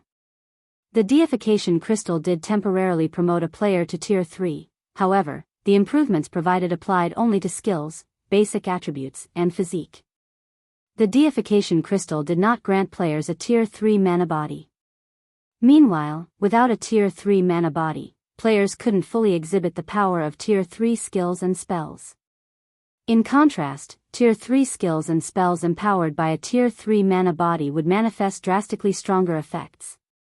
Before Bright Dawn and the other Hellfire Legion peak experts could react to the situation, Kola had already arrived before Bright Dawn and executed Shield Bash. Sensing the incoming attack, Bright Dawn instinctively raised his white-bone sword to block the attack. Read latest chapters at Wuxia EU Boom. Upon collision, Bright Dawn felt as if a truck had just rammed him. His entire person went flying backward, his HP falling by over 40,000. The two sides were on entirely different strength levels. At this time, Zero Wing's other Tier 3 players had also made a move. Similar to Bright Dawn, the Hellfire Legion's other Tier 3 players were overwhelmed in both raw power and agility.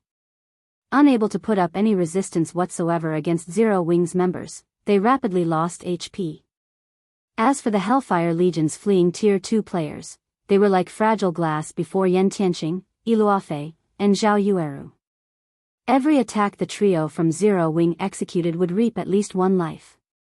Rather than fighting experts, the trio felt as if they were slaughtering chicken. The difference in strength drove the Hellfire Legion members to despair.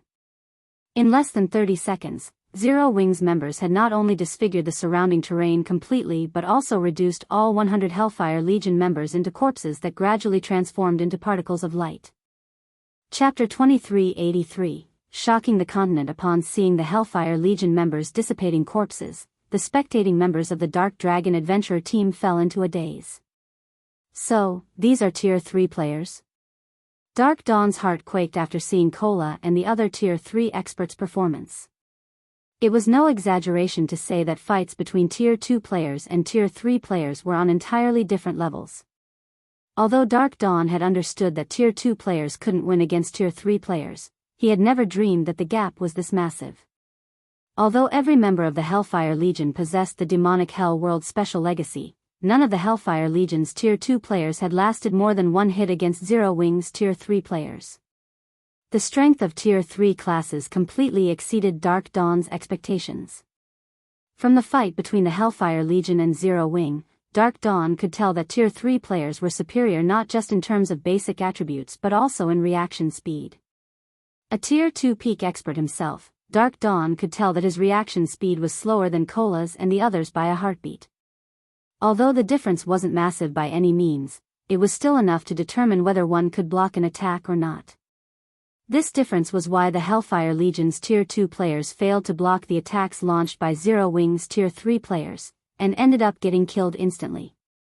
After watching the performance of Zero Wing's 24 Tier 3 players, Dark Dawn concluded that even an army of 10,000 Tier 2 experts would suffer annihilation if they tried fighting against these 24 Tier 3 players. At this moment, the other members of Dark Dragon shared similar thoughts. The frightening power and reaction speed Zero Wing's members displayed simply weren't something that could be overcome with numbers. While Dark Dragon's members were quietly discussing among themselves, Cola and the others suddenly looked in their direction. This situation frightened Dark Dragon's members, and they very nearly turned around to flee. "Commander, they're not mistaking us for Starlink's members, right?" The Dark Cleric standing beside Dark Dawn asked worriedly. Having witnessed the combat power Cola and the others displayed, the Dark Cleric was sure that if Zero Wing's Tier 3 experts took action, then Dark Dragon's 100-man team would definitely share the Hellfire Legion's fate. In fact, the Dark Dragon team might die even more quickly than the Hellfire Legion.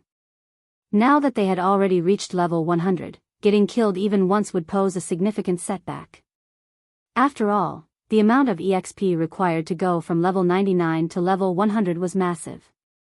Moreover, the difference in strength between level 99 and level 100 players meant they would also miss out on many exploration opportunities. "I don't know. We should head over and greet them first," Dark Dawn replied, shaking his head. He then steeled himself to step forward and take the initiative to greet Zero Wing's members. However, by the time Dark Dawn stood up from his hiding place, Cola's group had already collected the items the Hellfire Legion dropped. They then brought the other Zero Wing members onto the Crimson Dragon flying ship and disappeared from the stone forest. Dark Dragon's members breathed out a deep sigh of relief. "They're actually ignoring us?" Dark Dawn could not help a bitter smile when he saw Cola and the others leaving. The Dark Dragon Adventurer team was an existence that even the expert teams of superpowers feared. However, in the eyes of Cola and the others, Dark Dragon's members were akin to common monsters. However, Dark Dawn also understood the perspective of Zero Wing's Tier 3 players. Kola and the others possessed the qualifications to look down on the Dark Dragon adventurer team.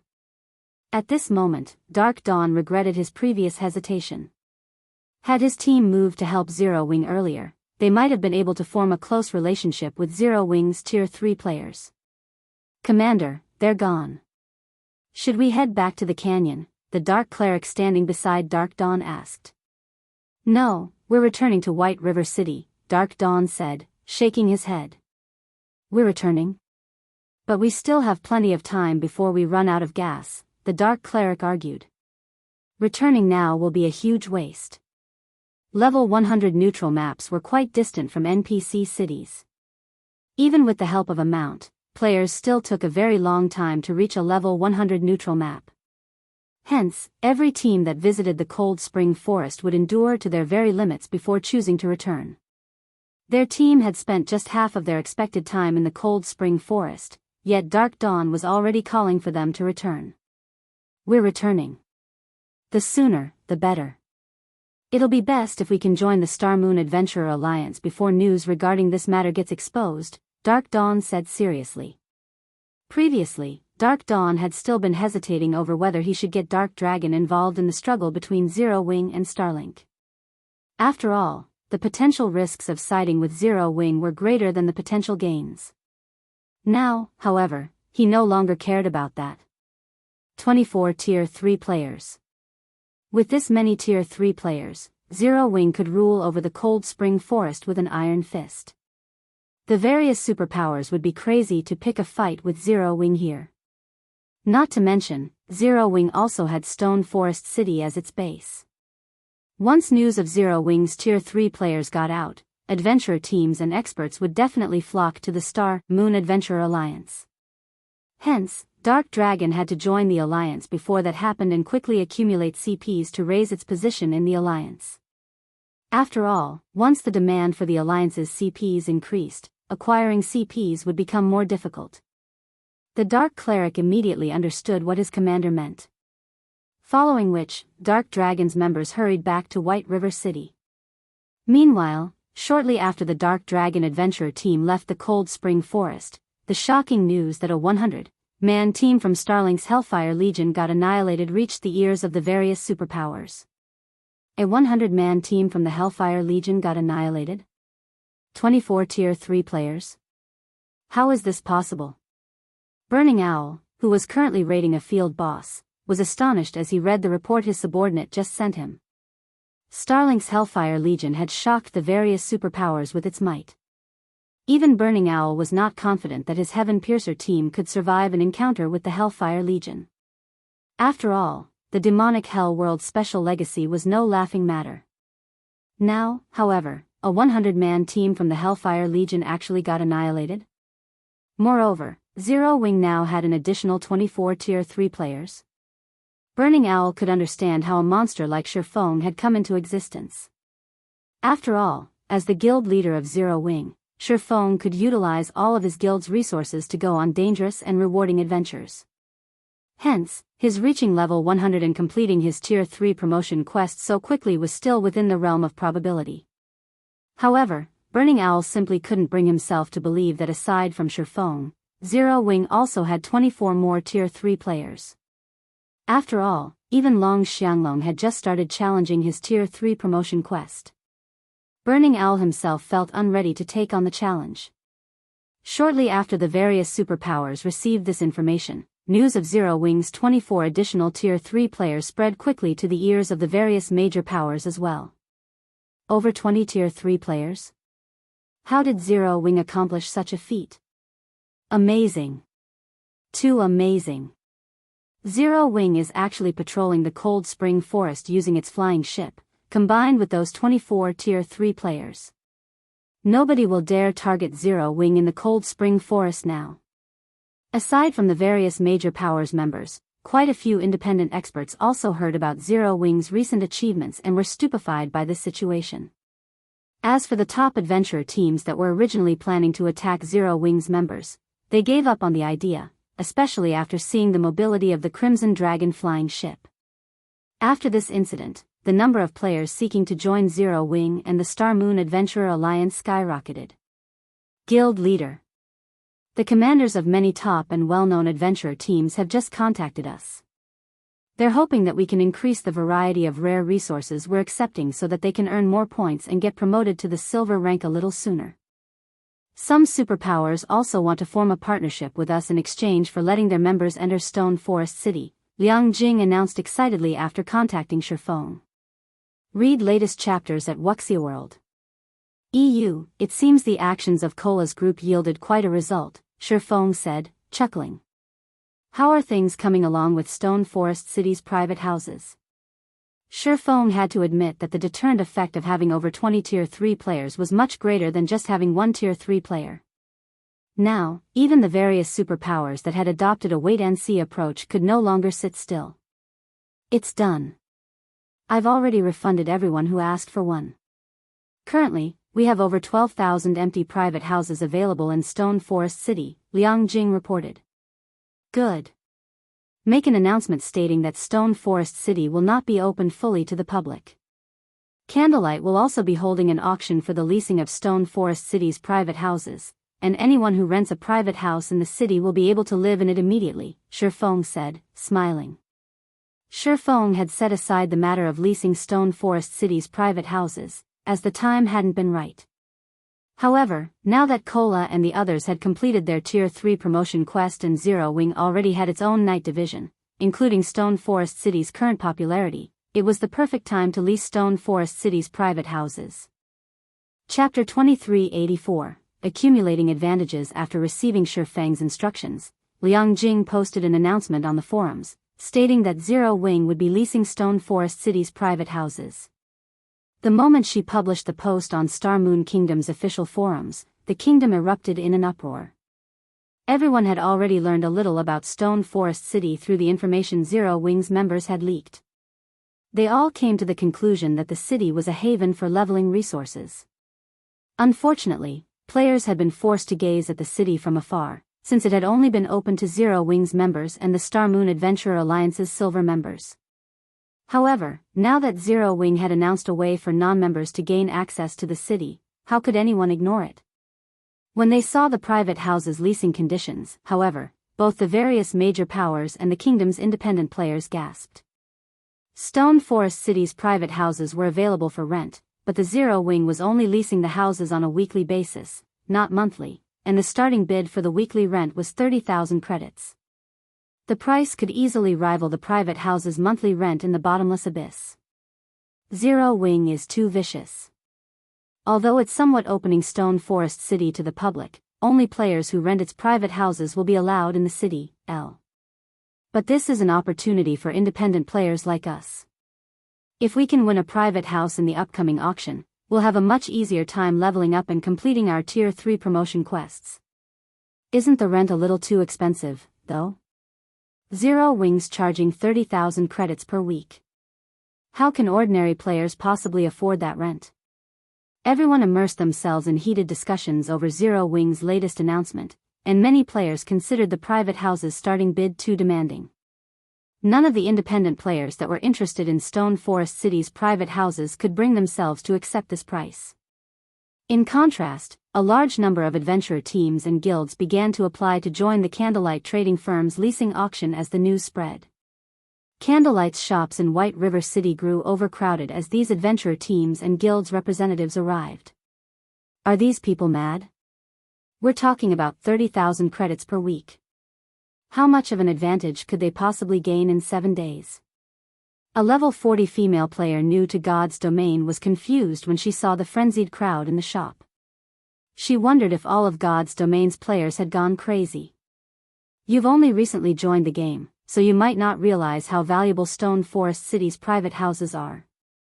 A player's leveling speed in a level 100 neutral map is at least 3 times that of grinding in a level 90 plus map. Moreover, level 100 equipment and resources drop in level 100 neutral maps. The various superpowers teams invest dozens of hours each day traveling to and from these maps just to grind, but if they had a private house in the area, they could teleport directly to the map, a level 94 Kursmancer informed the female player. Enviously, he continued, moreover, I've heard that you can accumulate the double EXP buff and slightly accelerate your recovery speed while resting inside Stone Forest City's private houses. All of these benefits can boost your leveling speed. If he had had enough money, he would have applied to join the auction as well. He wouldn't have wasted his time slowly earning CPs in the Star Moon Adventurer Alliance, trying to become a silver member. Meanwhile, inside one of White River City's restaurants. Elder, Zero Wing has over 20 Tier 3 players now. Even Starlink will be helpless against the guild in the Cold Spring Forest now, a handsome man in pitch-black armor reported to Evil Chelan. Anxiously, he asked, what should we do about the Vice Guild Leader's command? Zero Wing's foundations had surprised them. With Tier 3 players' survivability in level 100 neutral maps, not even 10 Hellfire Legions could affect Zero Wing's development, much less the current 1,000-man Hellfire Legion. We've underestimated the guild. Zero Wing is certainly impressive to nurture so many Tier 3 players so soon. For now, we should settle for renting private houses in Stone Forest City, Evil Chelan said, frowning as he read the latest report. Demon Palace only had around 24 members that were preparing for their Tier 3 promotion quest, yet Zero Wing already had that many Tier 3 players. Even if we win some, I'm afraid that it won't be enough, the handsome youth worried. Demon Palace ruled over the demonic hell world and had a massive number of experts under its command. Even if they rented all of Stone Forest City's private houses, they wouldn't satisfy the guild's demand. We're not in a hurry. Very few guild members are capable of challenging their Tier 3 promotion quests right now. A few hundred private houses should be enough, Evil Chelan said, chuckling. However, this decision will haunt Zero Wing. Since the guild has opted out of opening Stone Forest City to the public, it won't last long once the various superpowers members complete their Tier 3 promotion quests. I can't wait to see whether or not Zero Wing can hold on to Stone Forest City. Evil Chelan only expected Zero Wing to rule over the Cold Spring Forest for a short time. How many experts could the guild possibly have that could reach Tier 3 so soon compared to the various superpowers? It would only be a matter of time before Zero Wing was left behind. While the various powers discussed Zero Wing, Shifeng teleported to one of the 10 Saints Empire's border towns with Kola and his team.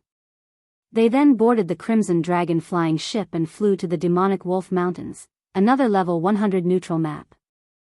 The Demonwolf mountain range was a forbidden land south of the 10 Saints Empire, and there were rumors that a ferocious beast, the Dark Battle Wolf, lived there. Even the 10 Saints Empire, one of God's domain's 4 great empires, was afraid of provoking the beast. The Dark Battle Wolf had the strength to rival a Tier 5 Dragon King, a being that could even contend with Tier 6 gods. Moreover, a destructive aura enveloped the entire mountain range. Tier 2 players wouldn't survive more than 3 hours in the area. It was also home to the Dark Wolf race, which had inherited the Dark Battle Wolf's bloodline. They were no weaker than bloodline creatures of the same level and tier. During Shifeng's previous life, not even the various superpowers had dared to venture into the Demonwolf mountain range casually. Why are we here, guild leader? This environment even feels ominous for Tier 3 players. We're not here to grind, are we? Kola asked nervously as he watched the numerous wolf packs roam the forest below the flying ship. Since reaching Tier 3, Kola had felt as if he had the strength to toy with level 100 Great Lords, but when he saw the three-eyed demon wolves below, he sensed the threat of death. The Great Lord-ranked three-eyed demon wolves felt particularly dangerous. Yan Tianxing and the others felt the same and were just as uncomfortable. We're not here to level. These monsters are cheapskates. They give very little EXP and loot. Moreover, those wolves generally move in packs of 500 or more. Even a 100-man, Tier 3 expert team would be dog food here, not to mention our team, Shifeng said, shaking his head. Then, why are we here? Yan Tianxing repeated the question. Read latest chapters at Wuxia EU. Now that Zero Wing had so many Tier 3 experts, they could raid level 100 team dungeons, yet Shifeng had brought them to this godforsaken place. We're going to open a portal to the western continent. Shifeng answered, chuckling. If the various superpowers had so many Tier 3 experts under their command right now, they'd definitely start raiding level 100 team dungeons or powerful field bosses. It was the easiest way to gain more level 100 weapons and equipment, which would enable more of the guild's members to challenge their tier 3 promotion quests, after all. However, Shi Feng thought that method was too slow for Zero Wing. His guild didn't have as many experts as the various superpowers, and if he wanted Zero Wing to grow quickly, he had to expend an abundance of resources. The fastest way to acquire these resources was through trade between the two continents.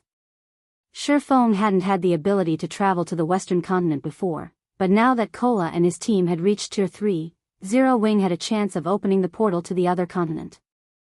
Naturally, Shi Feng would take advantage of this opportunity. Chapter 2385, Western Continent, a portal to the Western Continent? Yan Tianxing and the others turned to their guild leader in astonishment. God's domain's various powers were no longer ignorant of the Western Continent, and a few superpowers had already gained the ability to travel between the two main continents. The resources these superpowers had returned with had made the various powers jealous. God's domain's continents had very different cultures. Not only did their developmental directions differ, but each continent had largely different resources. Thus, each continent's players could greatly benefit from the other's resources. Based on what Yan Tianxing and his comrades knew, players on the Western continent had very different daily expenditures than those on the Eastern continent. The Eastern continent's players mainly relied on coins as a currency due to the continent's focus on combat techniques. Naturally, relying on combat techniques in battle placed a huge burden on weapons and equipment, and as a result, players spent a lot of their money on repair fees. On the Western continent, players relied on magic crystals more than coins. The Western continent's players focused more on basic attributes and mana use. Thus, they needed magic crystals to strengthen themselves and their weapons and equipment. Of course, magic crystals were a rare and precious commodity on both continents, but due to the Western continent's developmental direction, magic crystals were worth far more there.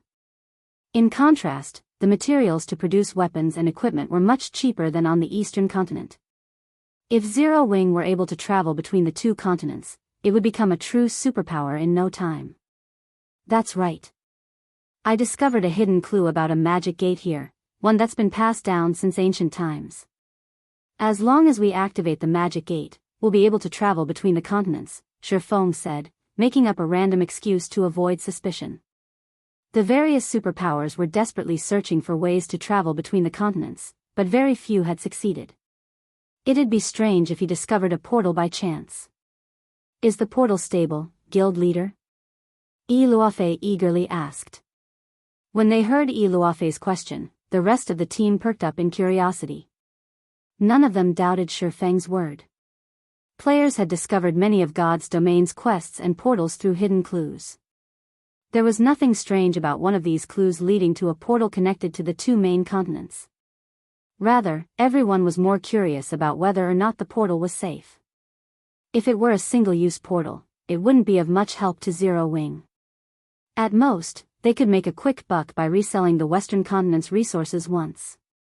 However, if the portal were stable, they could continue to make money until travel between the continents became the norm. The difference between the two would be massive. Based on the clue I found, it should be, Shi Feng said. Unfortunately, we'll only know how large the portal is once we activate it. The portal they were looking for was stable, or he wouldn't have bothered to travel all the way out here, but since he had never seen or used the portal personally, he didn't know its exact details. On the Eastern continent, the Ten Saints Empire had the most portals that led to the Western continent. Based on what Shi Feng knew, there were nearly 10 stable portals in the Empire, and among them, the largest and most stable was under multiple superpowers' control. That was also the portal most players relied on to travel between the continents. After considering Zero Wing's situation, Shi Feng had decided that the Demonwolf Mountain Range's portal was the best suited for his guild. This portal was incredibly stable. During Shi Feng's previous life, a dark power had secretly controlled it. The public had only learned about its existence after travel between the continents had become more commonplace, and the various superpowers had grown to envy the dark power that had controlled this portal. Shi Feng's answer excited his team. The guild really wouldn't have to worry about its development if they could secure this portal. While Shi Feng and his players conversed, the Crimson Dragon flying ship reached a frozen lake within the Demonwolf mountain range's inner region. A layer of snow covered the frozen lake, which was so large it could easily contain several cities. If the system map hadn't labeled this area as a lake, players would have likely mistaken it for a snowy plain. However, before the Crimson Dragon flying ship began to descend, the team was overwhelmed by an eerie feeling. They looked down at the lake, noticing a large number of frozen humans and beasts. The human sculptures all wore the same armor and clothing, and the weakest among them was Tier 3. If the 10 Saints Empire's players saw these humans' armor, they would have been shocked. The armor and clothing those statues wore were that of the Sacred Brilliance Division, one of the 10 Saints Empire's 7 Mythic Knight divisions. The 7 Mythic Knight divisions had been the 10 Saints Empire's prided source of apex combat power since ancient times. It was rumored that just one of these knight divisions could destroy an entire kingdom. However, these several thousand knights stood, frozen, on the lake below. Based on their positions and expressions, it was obvious that these knights had been frozen before they had even begun to prepare for battle. Those were several thousand Tier 3 NPCs they were talking about. Just thinking about the implications of this made Yen Tianxing and his companions shudder. God's domain operated on a system of cause and effect. A group of Tier 3 NPCs wouldn't freeze to death for no reason. Something must have attacked these Sacred Brilliance Division knights. The scene even dumbfounded Shifeng. According to his information, there shouldn't be any NPCs here, let alone one of the 7 Mythic Knight divisions. All he should have needed to do was repair the magic gate and protect it from the monsters in the lake. Look at that statue, guild leader. It seems to be radiating a faint glow. Blackie said as he pointed at an ice sculpture beneath the flying ship. Unlike the other frozen knights, the sculpture Blackie pointed to glowed with a faint, golden light. It was also dressed more luxurious than the rest and gave off a trace of divine might. The divine might didn't originate from an item, but from the NPC himself. A hero. Shifeng was surprised to see the frozen NPC in question. Heroes were apex beings among the human race, and although everyone knew they existed, meeting a living hero was an extraordinarily rare encounter. Most heroes had died ages ago and only retained a fraction of their original strength. And yet, Shifeng could tell that the frozen hero below him was still alive. Read latest chapters at Wuxia World. EU Guild Leader, should we check them out? Blackie asked. Let's go take a look, Shifeng agreed after considering the situation. They didn't really have a choice. The magic gate they were after was sealed under the hero's feet. They couldn't avoid approaching the NPC unless they gave up on the magic gate.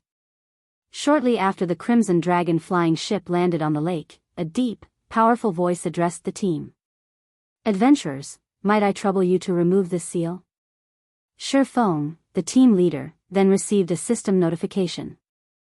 Chapter 2386, Another Inferior Legendary Quest System, Inferior Legendary Quest, Last Night, triggered.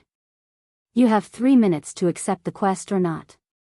You will not be penalized for refusing the quest. System, if you choose to accept the quest and complete it, you will gain Holy Knight Alba Gray's favor. Alba Gray's favorability of you beyond the corresponding reward will depend on the quest's completion rate. System, if you fail to complete the quest, all basic attributes will be permanently decreased by 100 points. You will lose 5 levels, and your reputation in the 10 Saints Empire will be reduced by 500 points. The system notifications repeated 3 times. He's Alba Gray? Shifeng stared at the frozen, middle-aged man before him in astonishment. The penalties for failing the quest didn't particularly surprise him. In fact, for an inferior legendary quest, the penalties were a bit light. Even epic quests had more severe consequences for failure. What truly surprised Shifeng was the hero's name. Alba Gray. Every player in Shifeng's previous life had known this name. Alba Gray had been one of the 8 famed smiths in the past.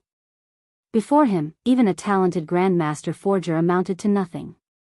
The various superpowers had gone crazy over Alba Gray in the past because only the famed smiths could forge legendary items. The easiest method of obtaining a suitable legendary item was to seek the help of a famed smith. Relying on players to craft such an item was barely a dream. Hence, the various superpowers had done everything they could to gain any of the known famed smiths' favorability. Even Tier 6 God-ranked players would go crazy for a custom-made legendary item. They'd even destroy an entire kingdom to get their hands on one. Unfortunately, gaining a famed smith's favorability was easier said than done. Players would be lucky enough to meet a famed smith, much less earn their favorability. Famed smiths enjoyed even higher status than kings, and even the war god's temple, one of God's domain's few apex powers, treated such NPCs with great respect. It was easy to imagine how difficult it would be to earn such an influential individual's favorability. Feng had never thought that not only would he meet the legendary Alba Grey here, but he'd even get a chance to earn the NPC's favorability by simply accepting the quest. If the various superpowers of his past life found out about this, they'd kill him out of jealousy. Without any hesitation, Feng accepted the inferior legendary quest. He then received another notification stating that his favorability with Alba Grey had increased by 10 points. The rest of the team was also notified of the quest. Are we really going to challenge this inferior legendary quest? Blackie asked, worriedly glancing at the last night quest's rank. Major powers upper echelons, like himself, were very familiar with quest's difficulties. He was beyond feeling fortunate just because he accepted a high-rank quest. Great rewards came with great risks in God's domain. Many major powers had suffered grievously for accepting high-ranked quests that they couldn't complete. Some guilds had even destroyed themselves due to uncompleted quests. Meanwhile, not only was the last night an inferior legendary quest, but it was also in such a dangerous location. Even with Zero Wing's 25 Tier 3 players, Blackie wasn't confident in completing the quest. The rest of the team was just as concerned. The weakest monster they had seen in the Demonwolf mountain range had been a level 100 lord, and throughout their journey, they had spotted level 110 plus great lords and grand lords. Aside from Feng, they were all new to Tier 3. Furthermore, they had yet to upgrade their weapons and equipment. Just standing in the Demonwolf mountain range was incredibly risky for them, let alone trying to complete an inferior legendary quest. The quest rewards are incredible. Not accepting it would be a waste, Feng said, chuckling. He didn't bother to explain his decision, however. We've already reached Tier 3. Even if we fail and lose 5 levels, we can earn them back quickly. Enough worrying. Let's get going. The 10 favorability points they had just gained were far more valuable than the basic attributes and levels they risked losing. Countless superpowers would willingly make such a trade. There were many methods to increasing basic attributes, and gaining levels was even easier. Furthermore, if they completed this quest, they'd gain even more favorability with Alba Grey. Regardless of the outcome, accepting this quest would only benefit players. Only a fool would reject it. Feng then approached Alba Grey, and after a moment of thought, the rest of the team saw their guild leader's reasoning. Now that they had reached Tier 3, their leveling speed was far faster than Tier 2 players. Even if they lost 5 levels, they could recover and maintain their advantage over others relatively easily. Lord Hero, may I know what we need to do to remove your seal? Feng asked Alba Grey. Unfortunately, my night division came across the Jealous Witch at a bad time, and she cursed us, adventurers. Since my comrades lacked the protection and blessings of the gods, they died when they were frozen. Although I am protected by the gods, I cannot fully stop the curse from eroding my body. I ask that you collect some of the mana the Jealous Witch left behind in this land. I will also need you to stop the ice elf, Ulunium, whom the Jealous Witch left to oversee my demise. That will buy me enough time to break free from the curse, Alba Grey mentally relayed. System, Inferior Legendary Quest, Last Night. Quest Content, collect 1,000 strands of mana the Jealous Witch left behind in this land to remove Alba Grey's curse. Before removing Alba Grey's curse, you must do all you can to stop the ice elf, Ulunium. You have 10 days to complete the quest. The less time you spend completing the quest, the higher the quest's completion rate will be. Feng's teammate gasped when they saw the quest's contents. Crap. This quest is fraudulent. Blackie's face twitched as he read the quest details. Collect 1,000 strands of mana in 10 days? How are we supposed to do that? They were all familiar with the concept of collecting mana for a quest. Normally, players could complete the task by killing Great Lord rank or higher monsters in a specified location. Although killing level 100 Great Lords might be easy with their strength, collecting 1,000 mana strands within 10 days was a joke.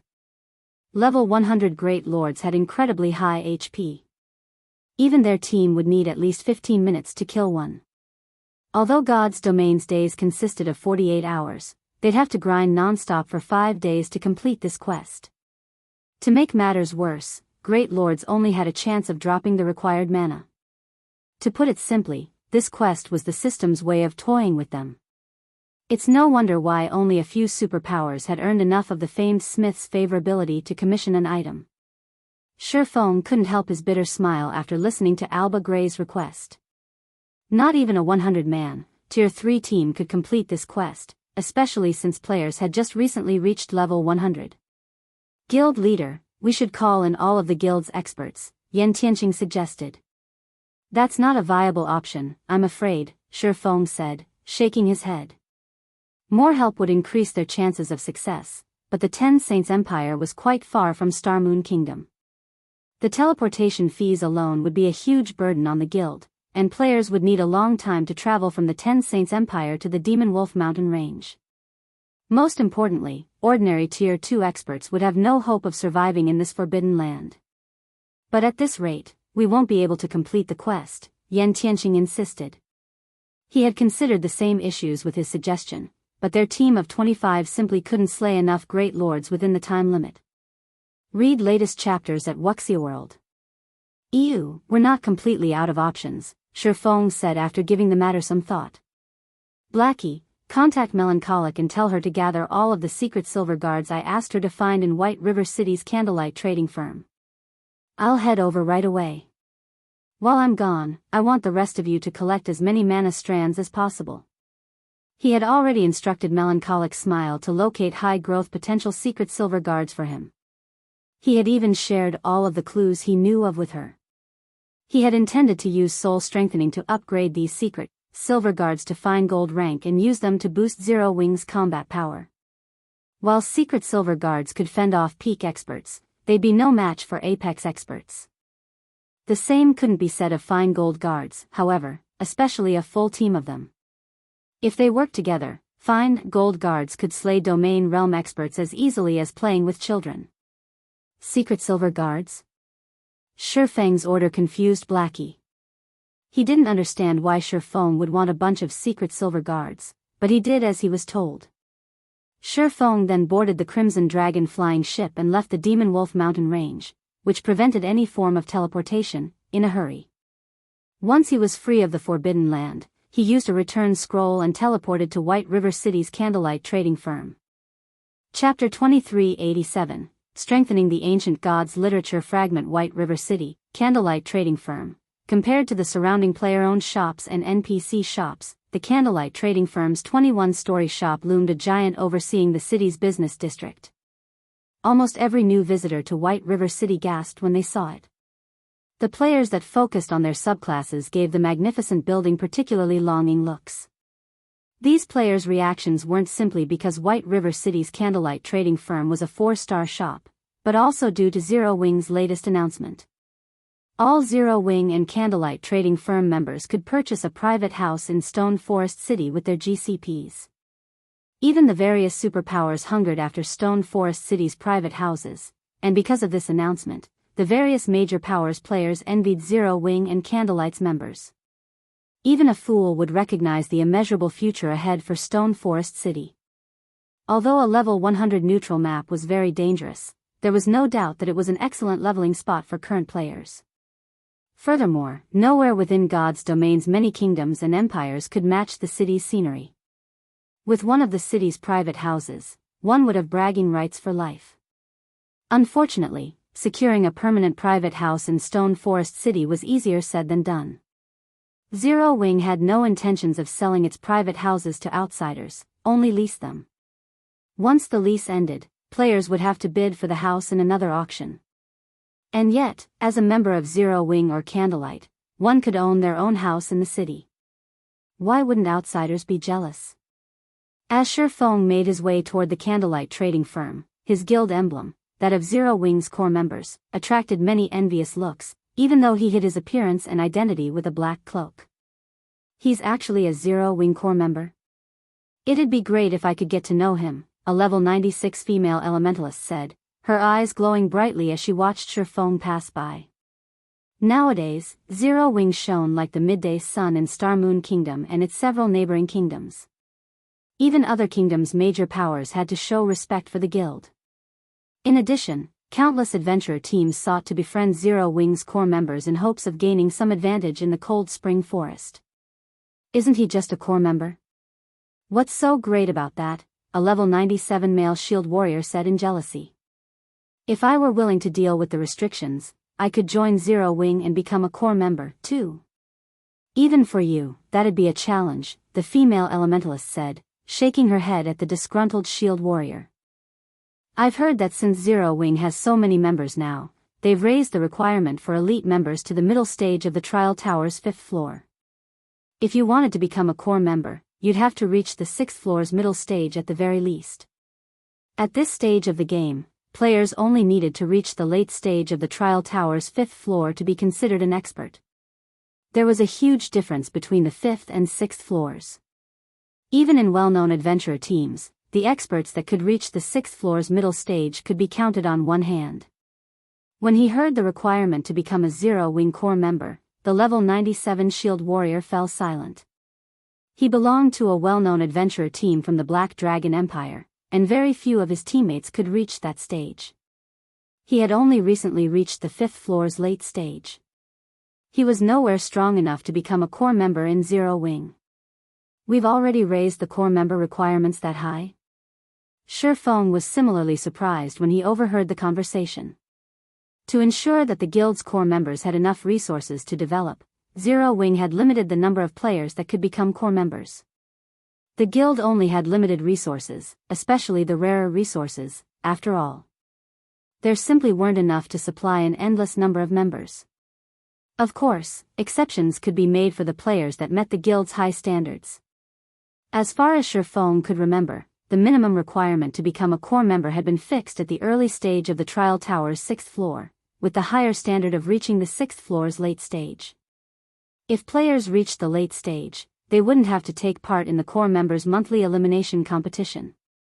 But apparently, the minimum requirement had been raised to the 6th floor's middle stage.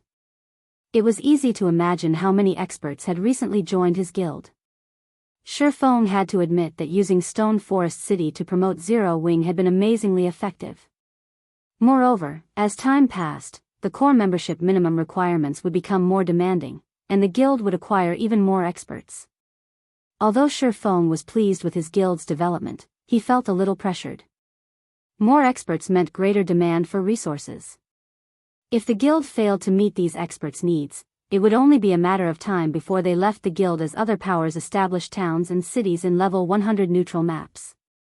Whether or not Zero Wing grew into a superpower would depend on the guild's income of coins and resources. Considering this issue, Feng hurried toward the Candlelight trading firm. Melancholic Smile had already gathered the secret silver guards she had gone to great lengths to find in one of the top-floor basic meditation rooms. As Feng entered the room, she promptly handed him a detailed list of these guards. Guild leader, after scouring the various kingdoms and empires, I managed to find 16 secret silver guards with very high growth potential. I've secured other secret silver guards as well, but their growth potential isn't as high, Melancholic Smile awkwardly reported as she gestured to the row of guards behind her. Feng had provided her with plenty of clues, and she had utilized the secret pavilion's connections to follow them. However, even after so many days of searching, she had only found 16 secret silver guards that fit Feng's criteria. 16? Feng was ecstatic with her results. Finding secret silver guards wasn't easy. They all had a considerably high chance of reaching Tier 4, after all. Even after 10 years in God's domain, not even first-rate guilds had been able to afford to take a Tier 4 combatant lightly. Tier 5 and Tier 6 experts were far too rare. As for second- and third-rate guilds, they had been wise to fear Tier 4 combatants. Melancholic Smile simply didn't realize how amazing her accomplishment was. Shifeng instructed Melancholic Smile to continue her hunt for secret silver guards with high growth potential and materials for the Crimson Dragon flying ships. Meanwhile, he snuck the 16 secret silver guards to the shop's second basement floor, where the shop's private warehouse was located. Only the shop's owner had access to this area. At epic rank, the Ancient Gods literature fragment could only strengthen 1 soul per day, but he only had 10 days to complete his inferior legendary quest. At most, he had time to strengthen 9 secret silver guards. He'd never complete his quest with so few fine gold guards. Hence, Shifeng intended to use the Holy Grail to upgrade the Ancient Gods literature fragment. Since the Ancient Gods literature fragment was bound to his soul, which prevented him from trading it or storing it in a warehouse, he had been afraid of upgrading it. It could also drop if he died. If he lost the literature fragment after upgrading it, he would mourn the loss. However, now that he had risen to Tier 3, he was strong enough to protect himself. Now, the chances of someone killing him were extremely low. The Ancient Gods literature fragment's abilities were frightening, and if he could evolve it, it had become an unimaginable benefit to Zero Wing. After carefully retrieving the Holy Grail from its shelf, Shifeng used it to scan the Ancient Gods literature fragment. A short moment later, a system notification informed Shifeng of the life force required to evolve the literature fragment. He would have to permanently sacrifice 50,000 HP. Read latest chapters at WuXiaWorld. He used so much? The number took Shifeng by surprise. For Tier 2 players, losing 50,000 HP was fatal, and the evolution wasn't even a guaranteed success. If the evolution failed, then he'd lose 50,000 HP for nothing, which was why Shifeng didn't use the Holy Grail casually. However, Shifeng did not consider the issue for long. Compared to the benefits he could gain from upgrading the Ancient Gods literature fragment, losing 50,000 HP was acceptable. After all, the Ancient Gods literature fragment wasn't an ordinary epic item, and he currently had nearly 1 million HP. Fortunately, HP wasn't particularly important for a swordsman, and Shifeng knew of many ways in God's domain to increase his HP permanently. Evolve. Shifeng growled, gritting his teeth. As he did, the Holy Grail plundered 50,000 HP from Shifeng and converted it into purple-blue smoke that enveloped the Ancient Gods literature fragment. Chapter 2388, Evolution Effect suspended in mid-air. The Ancient Gods literature fragment radiated a golden light as it hungrily devoured the purple-blue smoke. As the literature fragment absorbed more of the smoke, the engraved divine runes sharpened. The surrounding mana began to flow toward the literature fragment, as well. After 10 seconds of this, the divine runes on the Ancient Gods literature fragment had completed, fully repaired, and it radiated far stronger divine might than before. What a powerful aura! Shifeng began to grow excited as he sensed the literature fragment's divine might. The strength of the divine might meant the literature fragment had been upgraded, and the process was a success. Eagerly, Shifeng clicked to inspect the Ancient Gods literature fragment. Ancient Gods literature fragment, page V, epic rank item, an ancient parchment that has undergone the baptism of time. The divine runes have been fully restored by the Holy Grail and contain unbelievable power. Summon Heroic Spirit, sacrifice a portion of the user's soul to summon 18 ancient heroic warriors to do battle. The summoned heroic warriors will be 1 tier higher than the user up to Tier 3. Duration, 12 hours cooldown, 3 natural days. A weakened soul cannot conduct the summoning. Skill 2, Soul Absorption. Absorbs the souls of half-dead creatures for a high chance to generate a drop of soul essence.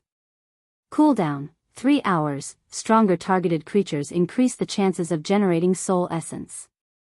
Skill 3, Soul Strengthening. Consumes soul essence to strengthen a creature's soul. Cooldown, 3 hours. Stronger targeted creatures require more soul essence for soul strengthening.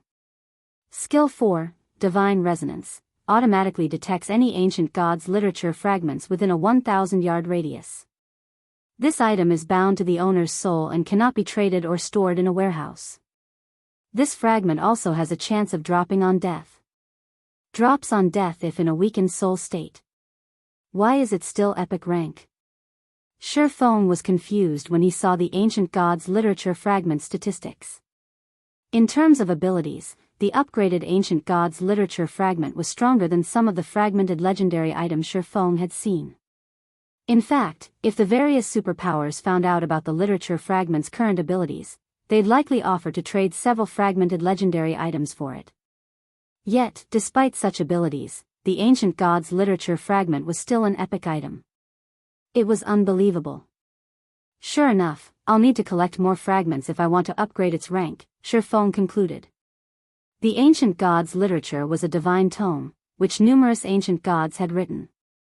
It had the power to decimate the heavens and earth. Trying to upgrade a single fragment to fragmented legendary rank was simply unrealistic. However, Shi Feng was satisfied with the results. With the minor strengthening, the literature fragment's summon heroic spirit skill had massively improved. The skill was enough to make him a one-man army. Furthermore, soul absorption and soul strengthening's cooldowns had shortened significantly. Every one of the changes had exceeded Shi Feng's expectations. Most importantly, his ancient gods' literature fragment now had the ability to locate other fragments within range. This effect would make it much easier to compile the fragments. If he could complete the tome, the ancient gods' literature would benefit the guild far more than 4 or 5 more fragmented legendary items. Following which, Shi Feng stored the Holy Grail and turned to face the secret silver guards behind him. These secret silver guards weren't like monsters like Anna and Kite. Each only needed 3 drops of soul essence for their first soul strengthening. Fortunately, Shi Feng had collected over 100 drops, so he could strengthen all 16 secret silver guards at least once. With 16 fine gold guards and Anna and Kite's strength, he could move through the Demonwolf mountain range unhindered. Shi Feng wasted no time as he began to chant the soul strengthening's incantation and target the elementalist before him. A 5-fold magic array, one far stronger than the one that had appeared when Shi Feng had strengthened Kite's soul, immediately appeared under the elementalist's feet. The array even absorbed mana from its surroundings and the void at least 3 times faster than it had with Kite. Very quickly, a fist-sized ball of liquid mana appeared before the elementalist. This ball of mana melted into the elementalist's forehead, and the secret silver guard released a bone-piercing howl. Although the elementalist was in pain, Shi Feng could clearly sense the guard's aura rapidly growing stronger. This excruciating process continued for 5 seconds. By the time the ball of liquid mana and the elementalist had merged completely, the elementalist felt like a completely different person. To Shi Feng, the level 103, Tier 3 Great Mage had only felt slightly threatening, but now, even he'd have to tread carefully in a fight with this NPC. This NPC improved so drastically. Shi Feng could not believe his eyes when he saw the Great Mage's statistics. Previously, the Great Mage had only had 78 growth potential, which was considerably high for a Secret Silver Guard. Secret Silver Guard's growth potential only ranged between 71 and 80, and this Great Mage had only been 3 points away from Fine Gold rank. When Shi Feng used Soul Strengthening on Kite, the NPC's growth potential had only risen by 2 points. While Shi Feng had expected a greater increase for a Secret Silver Guard, he had only expected a 3 or 4 point increase at best. However, the Great Mage's growth potential had risen by 5 points, to 83. The Great Mage had crossed the Fine Gold threshold and more. Every additional point of growth potential was significant to personal guards. At 83, a personal guard could perfectly suppress an apex expert of the same level and tier. Shi Feng couldn't help his growing excitement. With the Ancient Gods Literature Fragment's new strength, he could even elevate Secret Silver Guards with 76 growth potential to Fine Gold rank. Now, Zero Wing could amass a small army of Fine Gold Guards. Read latest chapters at Wuxia World. Shi Feng immediately contacted Melancholic Smile and had her send him the guild's Secret Silver Guards with at least 76 growth potential to the basic meditation room on the top floor. Guild leader, those guards are currently protecting Silverwing Town. I'm afraid that I'll need some time to find temporary replacements and recall them all to White River City, Melancholic Smile said. Of the Secret Silver Guards she had found, she had ordered those that met Shifeng's requirements to stand guard in White River City. She had sent the rest to defend Silverwing Town in the meantime. Secret Silver Guards had incredible combat power, and once they reached level 100, they could complete their promotion to Tier 3. They were an excellent deterrent in the Chaotic or Empire. Don't worry about it. Just recall them all here, Shifeng said.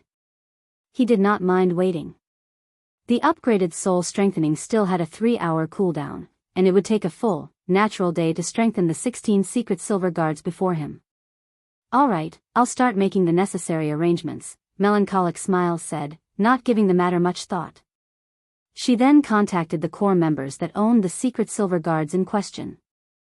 Chapter 2389, Fine Gold Team. While Shifeng waited quietly for Silverwing Town's secret silver guards to arrive in the top-floor basic meditation room, Liang Jing contacted him. Guild leader, we've got trouble in the Dark Knight Empire. Liang Jing exclaimed. The Dark Knight Empire? What's happened? Shifeng asked when he saw Liang Jing's anxious expression. Although Zero Wing hadn't been developing in the Dark Knight Empire for long, it had received help from Unyielding Soul. Because of that, both Zero Wing's strength and the Candlelight trading firm's business had been progressing relatively smoothly, and thanks to Stone Forest City, more of the Empire's experts sought to join Zero Wing. Moreover, Starlink hadn't been able to do anything drastic against Zero Wing for fear of unexpected attacks from Unyielding Soul and Crimson Emperor. Hence, Zero Wing's branch in the Dark Knight Empire was booming. Starlink has established a city at the Gloomy Hills, a map near the Gloomy Ruin, a level 100 neutral map. Moreover, Starlink has announced that it is opening the city to all of its Adventurer Alliance's members. Many of the Empire's experts are siding with Starlink because of this, and some experts and adventurer teams that had been thinking of joining the Star Moon Adventurer Alliance have changed their minds, Liang Jing explained. In addition, the Dark Knight Empire's various major powers have started to side with Starlink. Even Crimson Emperor is considering a partnership. Starlink has also announced that it will lease its new city's private houses with a starting bid of only 10,000 credits per week. Even many of Star Moon Kingdom's major powers and adventurer teams have been discussing the idea of shifting their development to the Dark Knight Empire. The fact that Unyielding Soul and Crimson Emperor held Starlink back was a large part of the reason for Zero Wing's survival in the Dark Knight Empire. In addition, the Dark Knight Empire's various major powers had sided with Zero Wing to keep Starlink in check. Hence, the most Starlink had been able to do was pressure Zero Wing's territory in the Empire. However, if Crimson Emperor and the various major powers sided with Starlink, the Zero Wing's members in the Empire would be in danger. Furthermore, now that Starlink had a city in the Gloomy Hills, Zero Wing's experts couldn't operate in the level 90+ resource map. Needless to say, this also made it impossible for the guild members to reach the Gloomy Ruin. And with Starlink's bounty still in effect, a large number of independent experts and adventurer teams would target Zero Wing's members. If this persisted, it wouldn't be long before Zero Wing could no longer survive in the Dark Knight Empire. Zero Wing had already grown to a substantial size, and there were only so many high-level maps in each country. The high-level maps available around Star Moon Kingdom weren't enough to fulfill Zero Wing's needs. Although the Cold Spring Forest was rich in resources, very few guild members were strong enough to grind in a level 100 neutral map right now. At this stage of the game, a grinding team would need a peak expert to lead it if it wanted to survive in such an area. Unfortunately, unlike the various superpowers, Zero Wing only had a small number of peak experts. The majority of the guild's players would still need some time to grind in level 90+ maps. Starlink wants to gather both manpower and resources. Shifeng had a rough idea of what the enemy guild planned after listening to Liang Jing's report. Starlink's new city might not be as impressive as Stone Forest City, but it was near a level 100 neutral map. It would also be quite useful to players who wanted to explore the Gloomy Ruin, and Starlink was accepting far cheaper rent for the private houses in its new city. It was enough to tempt many players. However, this wasn't good news for Zero Wing, which needed credits and resources. What should we do, guild leader? At this rate, not only will we earn less income from our private houses, but more experts will target our guild members as well, Liang Jing said. The opportunity to enter Stone Forest City was a large part of the reason that the Star Moon Adventurer Alliance had attracted so many experts, but only silver and higher-ranked members could take advantage of that opportunity. On the other hand, Starlink gave all of its Adventurer Alliance's members access to its new city. Naturally, this would make the Star Moon Adventurer Alliance less attractive to independent experts. Starlink's Adventurer Alliances would also gain more independent experts to target Zero Wings members. Lu Xinglua is sacrificing his new guild city just to deal with us. I guess he really wants this to be a fight to the death, Shifeng said, frowning. Since he wants a war of resources, I'll play with him until he's satisfied. Make the arrangements. From now on, half the number of CPs required to become a silver member in the Star Moon Adventurer Alliance, and will hold auctions for the Crimson Sunsets. However, only silver members and above will be allowed to participate, and the starting bid will be 30,000 magic crystals and 10,000 gold. We're auctioning the Crimson Sunsets? Liang Jing could not help but gasp. But guild leader, those are a part of our guild's foundation. Our guild members also need those to survive in level 100 neutral maps. If we sell the Crimson Sunsets, nothing was more important than one's strength to the various powers and players. If the Star Moon Adventurer Alliance auctioned off the Crimson Sunsets to its members, there was no doubt that experts and adventurer teams would swarm to join the alliance. However, the Crimson Sunsets were an advantage Zero Wings members needed over other players. If they auctioned the Crimson Sunsets to the public, they'd only help other players rapidly improve, which wouldn't benefit Zero Wings' development. It's fine. The Crimson Sunset might be valuable, but it is still a consumable. Moreover, as players reach higher levels, it'll become less valuable.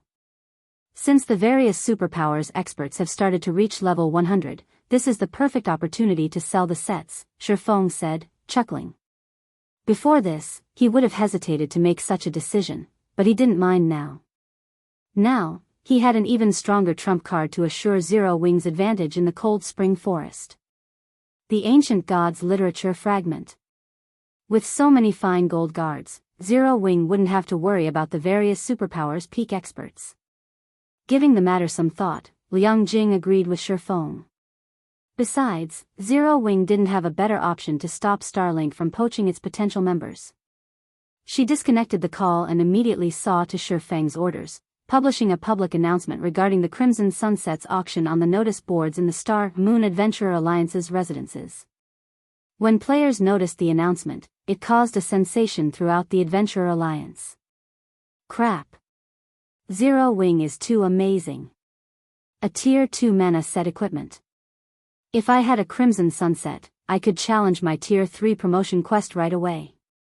The Star Moon Adventurer Alliance's members were astonished when they saw the Crimson Sunset's attributes.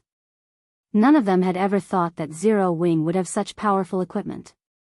The experts and adventurer teams that had considered joining Starlink's Adventurer Alliances changed their minds instantly.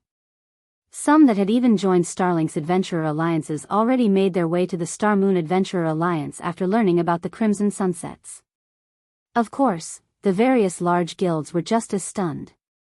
Is Zero Wing insane? It's actually selling mana set equipment? Zero Wing is probably panicking. Starlink's new city has dealt quite a blow, after all. These large guilds all thought Zero Wing was foolish to sell the Crimson Sunsets.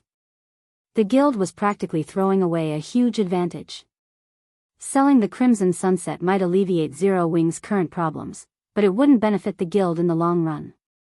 Moreover, once the Crimson Sunsets were no longer useful, the various adventurer teams and independent experts would return to Starlink's side. While everyone discussed the mana set equipment, Shifeng visited his special forging room to produce more of them while he waited for the soul strengthening's cooldown to end. Before long, all 12 secret silver guards with 76 growth potential arrived in White River City's Candlelight trading firm. Including the 16 secret silver guards he already had, Zero Wing would have 28 more fine gold guards in its ranks once he finished strengthening them all. Even 28 secret silver guards would be more than enough combat power for a guild to rule a level 100 neutral map with an iron fist, not to mention 28 fine gold guards. After nearly 2 days, Shifeng had finally strengthened all of the 28 secret silver guards. The smallest improvement had still been a 5-point growth potential increase, while the largest had been a 7-point increase, rising from 79 to 86 growth potential. Even among fine gold guards, 86 growth potential was incredibly rare. Read latest chapters at Wuxia World. EU 28 Fine Gold Personal Guards. If the various superpowers of my past knew about this, they'd go mad. Shifeng sighed ruefully as he gazed at the 2 rows of personal guards before him. If he had had so many fine gold guards under his command during his previous life, he wouldn't have even been afraid of standing up to superpowers, let alone first-rate guilds. Fine gold guards were exceptionally rare in God's domain, and every one of them had the potential to reach Tier 5. If they were provided enough resources, fine gold guards could have up to a 40% chance of completing their promotion to Tier 5. Even among the various superpowers, Tier 5 combatants were apex beings. Every one of them was a priceless treasure. Of course, Tier 5 NPCs were even stronger than Tier 5 players. To suppress a single Tier 5 NPC, one would need several players of the same tier. And now, he had 28 fine gold guards standing before him, waiting for his commands. Chapter 2390, Powerful Guard Team 10 Saints Empire, Demonwolf Mountain Range. After nearly 2 days of fervent work, Shifeng had produced 50 crimson sunsets. When he handed them to Liang Jing, he instructed her to keep 20 sets to gradually auction off in the Star Moon Adventurer Alliance, while the rest would be given to Zero Wings core members. These core members would lead their own grinding teams in the Cold Spring Forest, helping to alleviate the lack of manpower in that area. Shifeng had taken a break from crafting the advanced mana set equipment after giving his new stock to Liang Jing, and he had made his way back to the Demonwolf Mountain Range with his 28 newly upgraded fine gold guards. Although the Crimson Sunset would help resolve Zero Wings' need for manpower in the Cold Spring Forest, it was a temporary solution. Moreover, Shifeng was the only person capable of producing the Crimson Sunsets, and he couldn't forge enough of them for Zero Wings members to secure a firm foothold in the Cold Spring Forest. He needed to take care of the root of this problem. The simplest method to do so was to secure a portal to the Western Continent and acquire a large amount of the Western Continent's resources. Crafting level 100+ weapons and equipment in God's domain was an arduous task, especially for secret silver rank and above. The required materials were very rare, and obtaining them in bulk was a major challenge. However, through their research, the forgers of Shifeng's previous life had discovered that they could replace some of the rare materials the Eastern Continent's forgers needed to craft level 100+ secret silver and better weapons and equipment with some of the Western Continent's specialty materials. Likewise, some of the Eastern Continent's specialty materials could replace some of the materials the Western Continent's forgers needed. Not only had this discovery allowed the superpowers that could travel between the continents to earn tons of resources and coins, but they had also been able to acquire level 100+ weapons and equipment far sooner than their competitors. Since the various superpowers that had access to intercontinental travel had yet to realize this and were simply using their advantage to earn resources and coins, Shifeng had to strike while the iron was hot. If he waited until these superpowers learned this secret, it had become far more challenging to purchase the Western Continent's specialty materials in bulk. These specialty materials were essential to crafting level 100+ weapons and equipment at secret silver rank and higher, and if this secret got out, the various powers would try to collect and hoard the materials, rather than sell them. If Shifeng waited too long, he'd only be able to purchase materials from independent players and adventurer teams, which would limit his collection rate. After piloting the Crimson Dragon flying ship through the Demonwolf Mountain Range's outer region for about 15 minutes, Shifeng finally located Kola and his team, who were engaged in a battle against several hundred battle wolves. After the past 2 days of grinding in the mountain range, Kola and the others had risen to level 101. If the various Tier 2 experts heard that this team could gain a full level every 2 days, they'd be incredibly jealous. However, Kola and his team weren't having an easy time against these battle wolves, especially as they fought the Alphas, the two-headed battle wolves. Two-headed battle wolf, demonic creature, great lord, level 108 HP 270 000/270 000. Although the two-headed battle wolves had average HP for monsters of their rank and level, these monsters possessed the dark battle wolf's bloodline. Their defense and agility were just as high as actual bloodline creatures, and their combat standards were on par with the trial tower's 5th floor. If a Tier 2 peak expert tried to take on a two-headed battle wolf, they wouldn't last more than a few exchanges. Furthermore, the Demonwolf mountain range's wolves tended to move in packs of 300 to 400, and around 24 two-headed battle wolves led each pack. Although the rest of the battle wolves were only Lord-ranked monsters, they could even pose a threat to Tier 3 players when a dozen of them worked together. Although Kola and his companions had reached Tier 3, they still had to be careful, or members of the team would fall. The team had yet to upgrade their weapons and equipment and had to rely on their epic weapons and equipment to support them in the fight.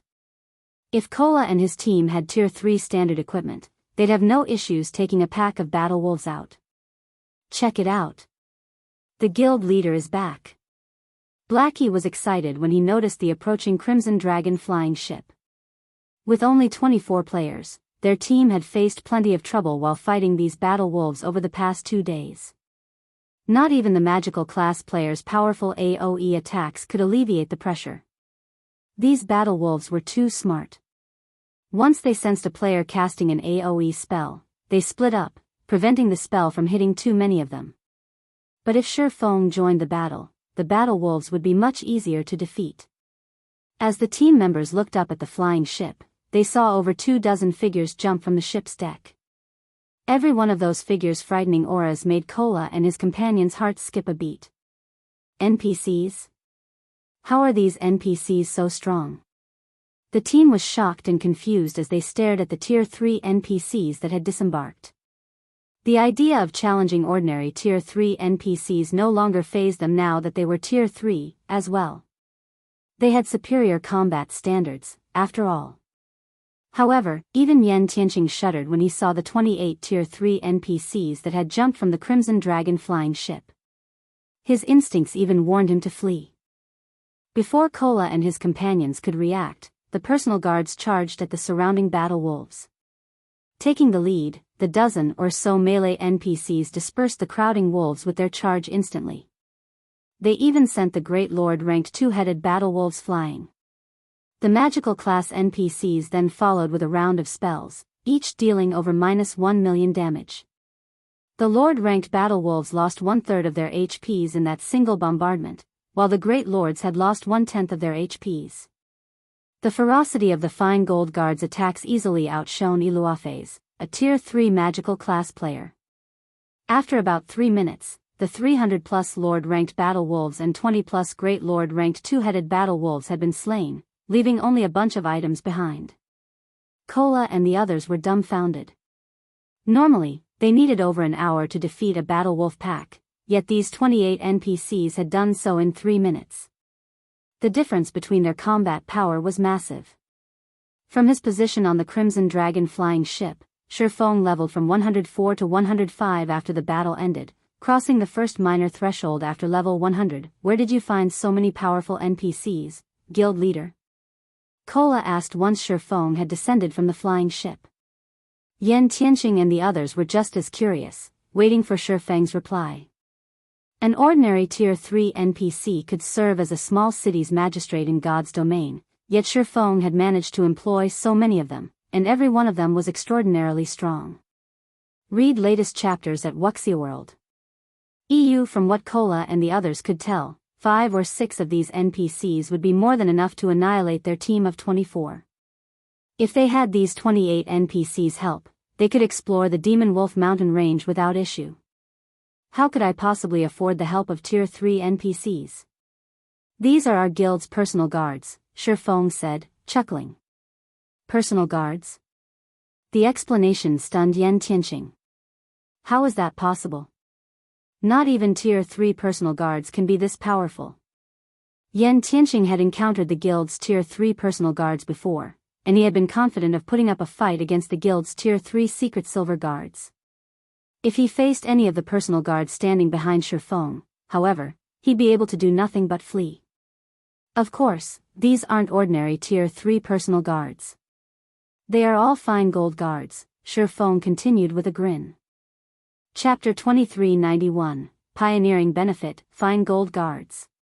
These are all fine gold guards. Kola and the others gasped and stared with wide eyes at the 28 personal guards behind Shifeng. They all knew how rare fine gold guards were. Not even some first-rate guilds had a single fine gold guard at this stage of the game, and at most, the various superpowers had one or two. The various superpowers treated their fine gold guards like family heirlooms, and when these personal guards reached Tier 3, they'd be treated as a part of the guild's foundation. Fine gold guards were incredibly powerful. Even at Tier 2, they could suppress Tier 2 Apex experts of the same level, and they'd only grow stronger at Tier 3.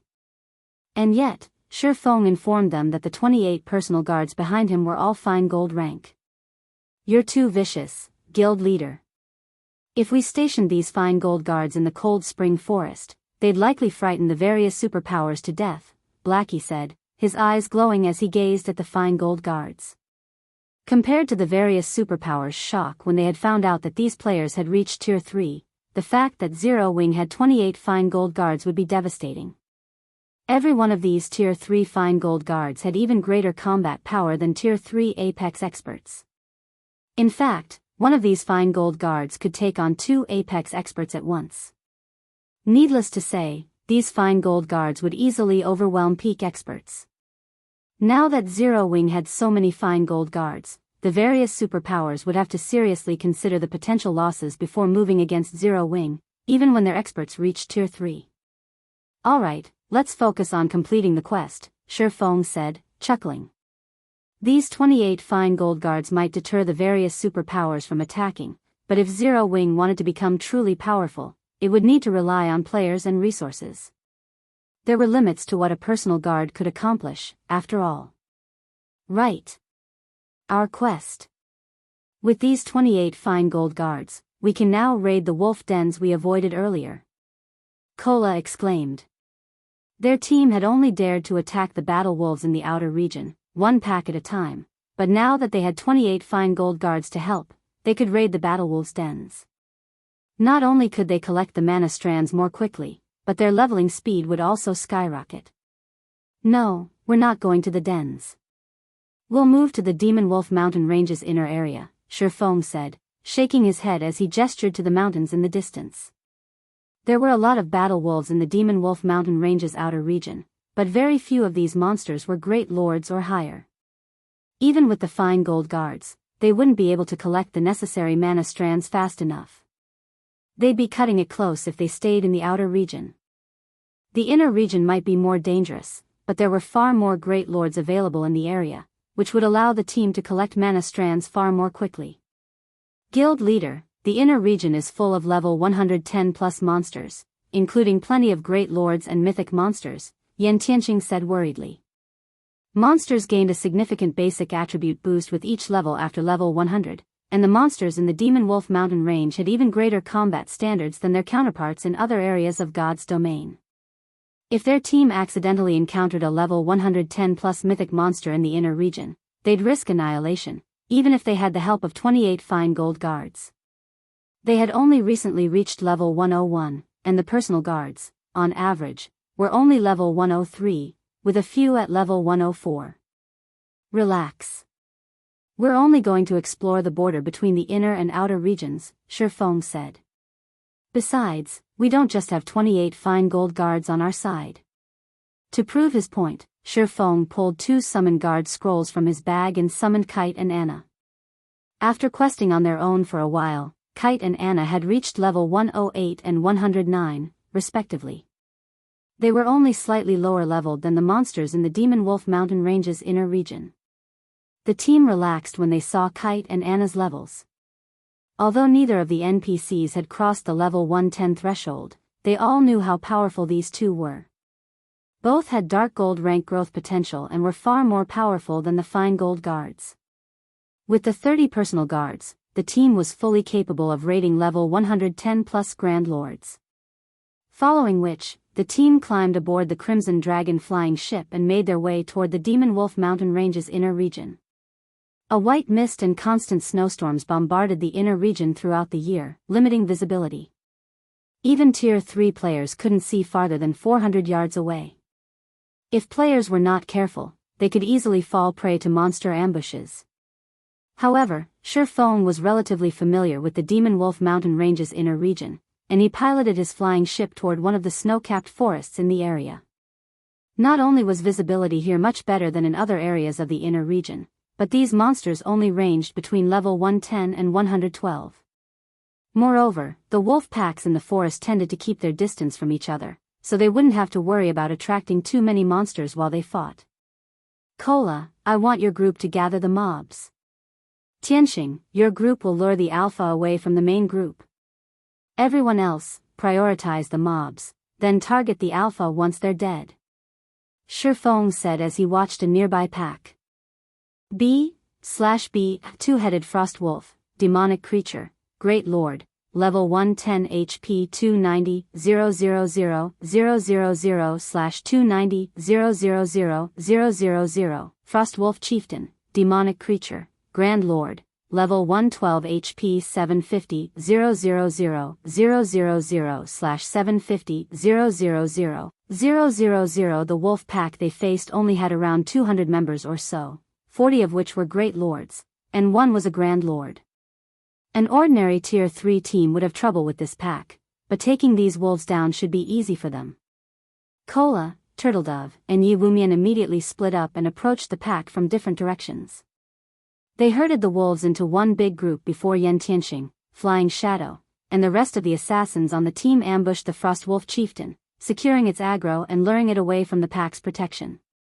As soon as the Frostwolf Chieftain and the pack were separated, Anna and the other magical classes on the team bombarded the Frost Wolves with their spells. The remaining melee members then formed a defensive line, preventing the Frost Wolves from reaching the ranged players. After 24 rounds of attacks, only the Great Lord ranked two-headed Frost Wolves remained standing. The rest of the Frost Wolves lay dead in the snow. With them down, a significant portion of the pressure on the melee classes lifted. After another 10 minutes, every Frost Wolf had died, except for the Frostwolf Chieftain. The team's experience bars had risen by a large chunk after killing over 200 Frost Wolves, which was a much faster leveling speed than what they had enjoyed in the outer region.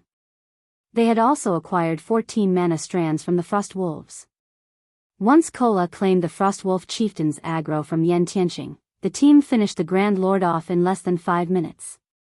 Not only did the Frostwolf Chieftain contribute another mana strand, but it also dropped more than 20 items as it died, one of which was a piece of level 105 fine gold equipment.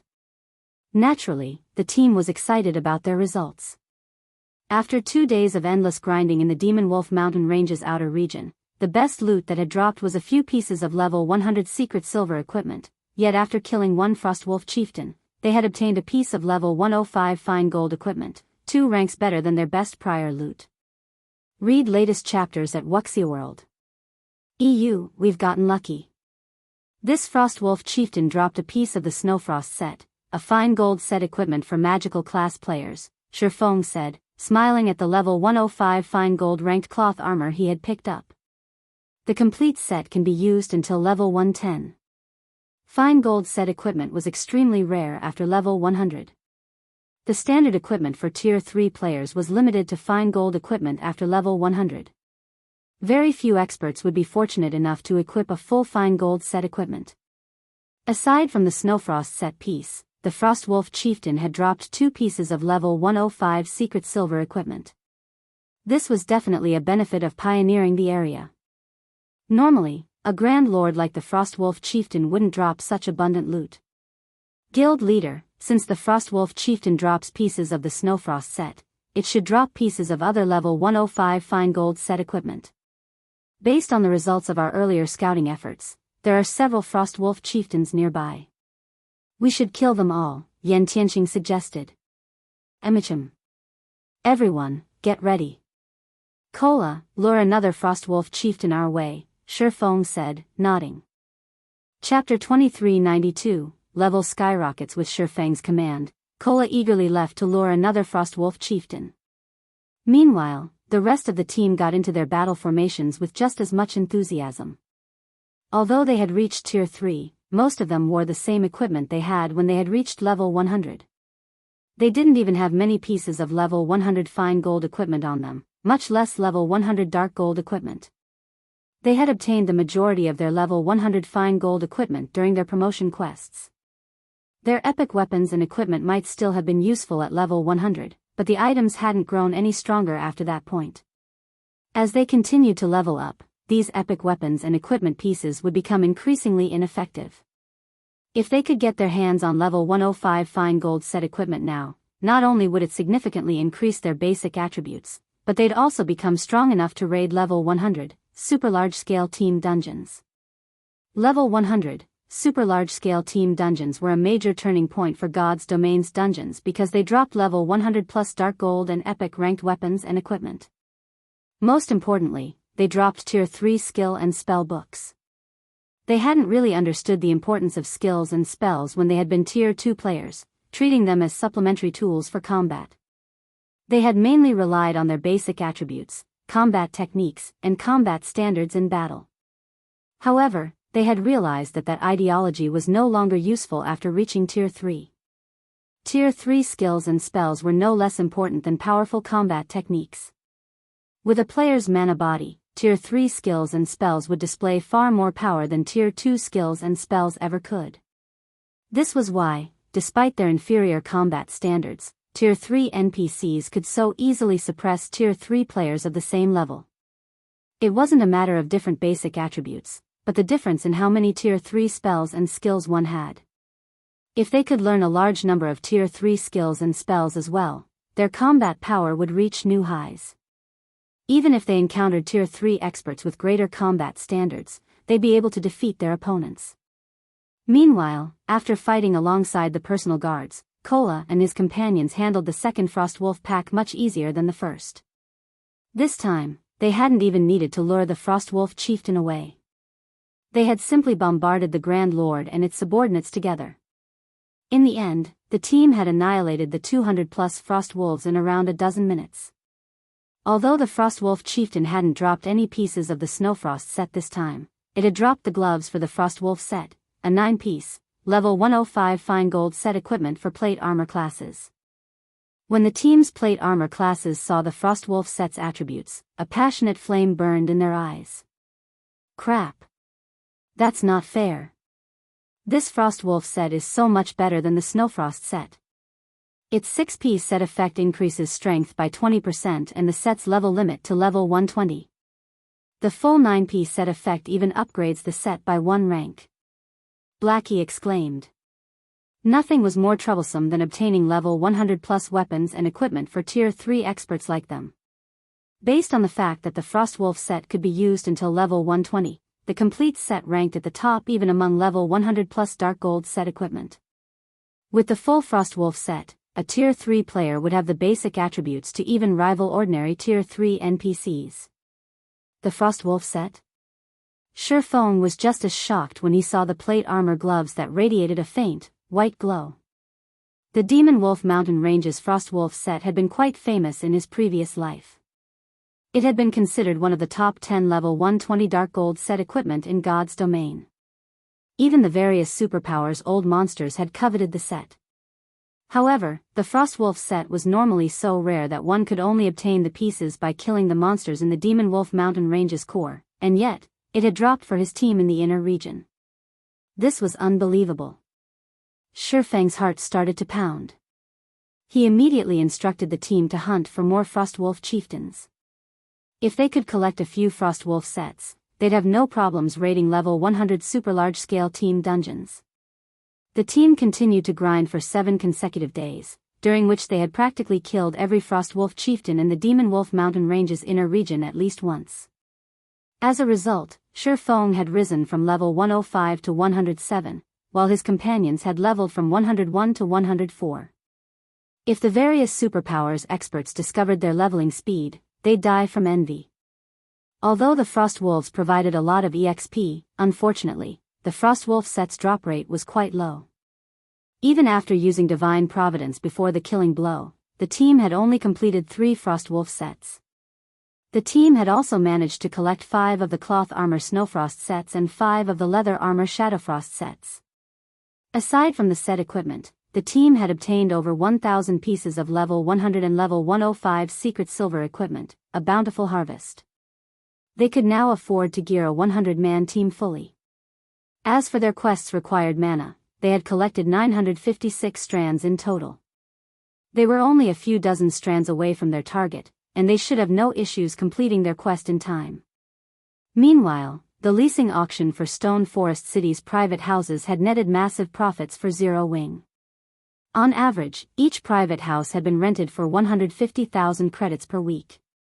After holding several leasing auctions, Zero Wing had earned over 1 billion credits in profit. Not only had this alleviated Zero Wing's desperate need for funds, but it had also allowed the Heaven's Rumble Training Center to set up quite a few virtual combat platforms in Fenglin City, which, in turn, enabled the guild to recruit more capable internal members. Guild leader, when will you be done with your quest? Recently, Starlink has been expanding rapidly. It also has support from Demon Palace, now. Not only has it recruited plenty of experts, but we're seeing more players ambush our members in the fields.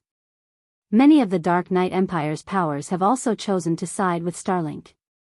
Our members are even too afraid to set foot in a neutral map, and to make matters worse, the situation has started to affect our development in Star Moon Kingdom, Liang Jing reported, clearly frustrated. Although they had lured many experts into joining the Star Moon Adventurer Alliance with the Crimson Sunsets, Starlink had countered this by offering even greater benefits. Now, members of Starlink's Adventurer Alliances could purchase the Demonic Hell World Special Legacy for far cheaper. The new benefit had attracted many experts. As a result, Starlink had effectively restricted Zero Wing's resource income, which limited the guild members' leveling efficiency since they needed those materials to brew potions and craft special tools that were essential for grinding in high-level neutral maps. Although Zero Wing could purchase these materials through the Secret Chamber of Commerce, it needed coins to do so, which was by no means a worthwhile trade. Read latest chapters at Wuxia World. EU, I understand. I'm almost done here. If we need coins, start leasing Stone Forest City's private houses for coins, rather than credits. That should give us enough to hold out for some time, Shifeng decided after giving the matter some thought. I'll return as soon as I've finished my quest. Liang Jing had no choice but to nod and follow Shifeng's instructions. While Shifeng had conversed with Liang Jing, an abandoned, ancient magic array lit with a colorful brilliance in a forbidden land on the eastern continent. As the rainbow of lights faded, several figures emerged from the magic array. Despite the very thin mana in the forbidden land, a dense layer of mana enveloped these several individuals. In fact, due to their arrival, the surrounding mana density had substantially increased. So, this is the Eastern Continent. Chapter 2393, Demonwolf Mountain Range's secret Demonwolf Mountain Range, Howling Wind Canyon. Shifeng and his team stood on the mountainside, fighting fervently to fend off a large pack of demon wolves coming up from the foot of the mountain. This pack was larger than any of the Frostwolf packs they had encountered before, with thousands of members. Moreover, every demon wolf was level 110 or higher, including level 114 demon wolves. Many of these beasts were great lords, and there were a few grand lords in the pack. None of the team members could afford to rest lest the demon wolf pack overwhelm them. If not for the fine gold guards blocking the only path up the mountain, and Anna using a magic array to suppress the demon wolves, these beasts would have devoured Shifeng and his team long ago. Guild leader, this is an amazing place to grind. Pack after pack of these demon wolves are running at us. Our leveling speed here is even faster than when we were grinding frost wolves, Blackie said, grinning when he saw another pack of demon wolves approach the foot of the mountain. I bet we can even reach level 105 in less than a day of grinding here. Compared to when they had grinded frost wolves, their current leveling speed was on an entirely different level. They had invested a lot of time in their hunt for frost wolves, but they didn't need to chase down demon wolves, which regularly called for reinforcements. They simply needed to station the melee fine gold guards on the front line while the rest of the team attacked from a safe distance. These beasts are at least level 110. If we stay here, we can maintain our leveling speed until we reach the same level. If we do, we won't even have to fear the various superpowers experts when they catch up to Tier 3, Yan Tianqing said, his eyes glowing with excitement. It was true that Zero Wing had gained a massive advantage when they had reached Tier 3 so early, but Yan Tianqing understood that the various superpowers had far more and stronger experts than his guild. Zero Wing's advantage over the various superpowers was only temporary.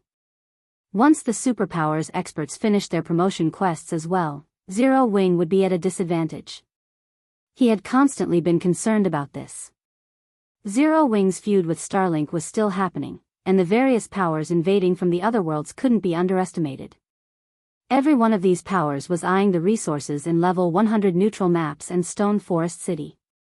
However, this expedition had alleviated some of his concerns. After reaching Tier 3 in God's domain, the basic attributes players earned with each level up wouldn't have as much of an impact on a player's performance as it used to. Rather, weapons, equipment, and combat standards would have a more prominent effect on players' combat power. However, by leveling up quickly, Zero Wing's peak experts would have more time for high-ranked quests, which would allow them to upgrade their weapons, equipment, and combat standards sooner. With a level advantage, they had a chance of contending with the various superpowers experts and stabilizing Zero Wing's position. How can a level 100 neutral map have such a wonderful place? Feng said, chuckling when he saw his teammates' passionate expressions after Yan Tianqing had mentioned the possibility of reaching level 110 so soon. There's no lack of monsters in this area, but remaining here will be taxing on our stamina and concentration. We can't stay for too long. Feng had already known about this area and its demon wolves, but he hadn't led the team here earlier because of the atmosphere's burden on players' stamina and concentration. Considering those factors, their grinding efficiency here wasn't that much better than grinding Frostwolf packs. Moreover, the Frostwolves dropped better loot than demon wolves. However, Zero Wing's current predicament wouldn't permit him to remain in the Demonwolf mountain range for long, which had led to his decision to grind the demon wolves. The team members couldn't help but glance at their stamina and concentration gauges, and just as Feng had warned them, they noticed that they were consuming twice as much as they had while grinding frost wolves. They really wouldn't be able to fight the demon wolves for very long. Of course, the environment here isn't all bad. It does increase our stamina and concentration consumption rates, but it is also the perfect pace to adapt to our mana bodies and train with our Tier 3 skills and spells. You'll rarely find such an opportunity elsewhere, Feng said, smiling when he saw everyone's disappointment. The Demonwolf mountain range was no ordinary forbidden land. It was a prized location for players to train after reaching Tier 3, especially since it was infested with berserk demon wolves. Not only was the map full of chaotic energy, which was much stronger here, but that energy also disrupted mana. It was the perfect situation to help players adapt to their mana bodies. The mana body was the biggest difference between Tier 2 and Tier 3. The mana body could also be referred to as a player's mana pool. Players with mana bodies controlled mana in an entirely different way than players without. At Tier 2, players used the ambient mana to power their skills and spells, but once they reached Tier 3, they'd use the mana inside themselves, as well. This was why Tier 3 skills and spells were so much more powerful than those at Tier 2. However, using the mana within one's body wasn't easy. Players would need a certain level of understanding of their own mana body. Meanwhile, players would struggle to use the ambient mana in environments with chaotic energy, and as such, they'd be forced to rely on the mana within them. This was why such environments were so helpful to players as they adapted to their mana bodies. Indeed. I can sense my mana a little more clearly now. The effects aren't as apparent, but I'm finding it easier to use my own mana now, Luofei said. After she had reached Tier 3, something had felt wrong when she had cast her Tier 3 spells, but she had brushed it off, assuming it was simply due to how unfamiliar she was with her Tier 3 physique. However, it seemed that sense of wrongness had been a result of her lack of control with her mana body, which had limited her ability to cast her Tier 3 spells. When the rest of the team realized this, they adjusted their approach as they attacked the charging demon wolves. They started to focus on their own mana while they attacked, using this opportunity to adapt. After 2 hours of practice, the team saw significant improvements to their completion rates with their Tier 3 skills and spells. On average, the team members increased their completion rates by 4%, enough to push many of them across the 80% threshold. Luofei, Zhao Yueru, and Alluring Summer improved the most, with all three reaching past an 85% spell completion rate. Everyone on the team grew ecstatic. They had never realized that the Howling Wind Canyon would be such an extraordinary training ground. Even Shifeng managed to learn some new tricks. He had only had a bronze-ranked mana body in the past, and now that he had an epic mana body, the way he conducted mana had changed.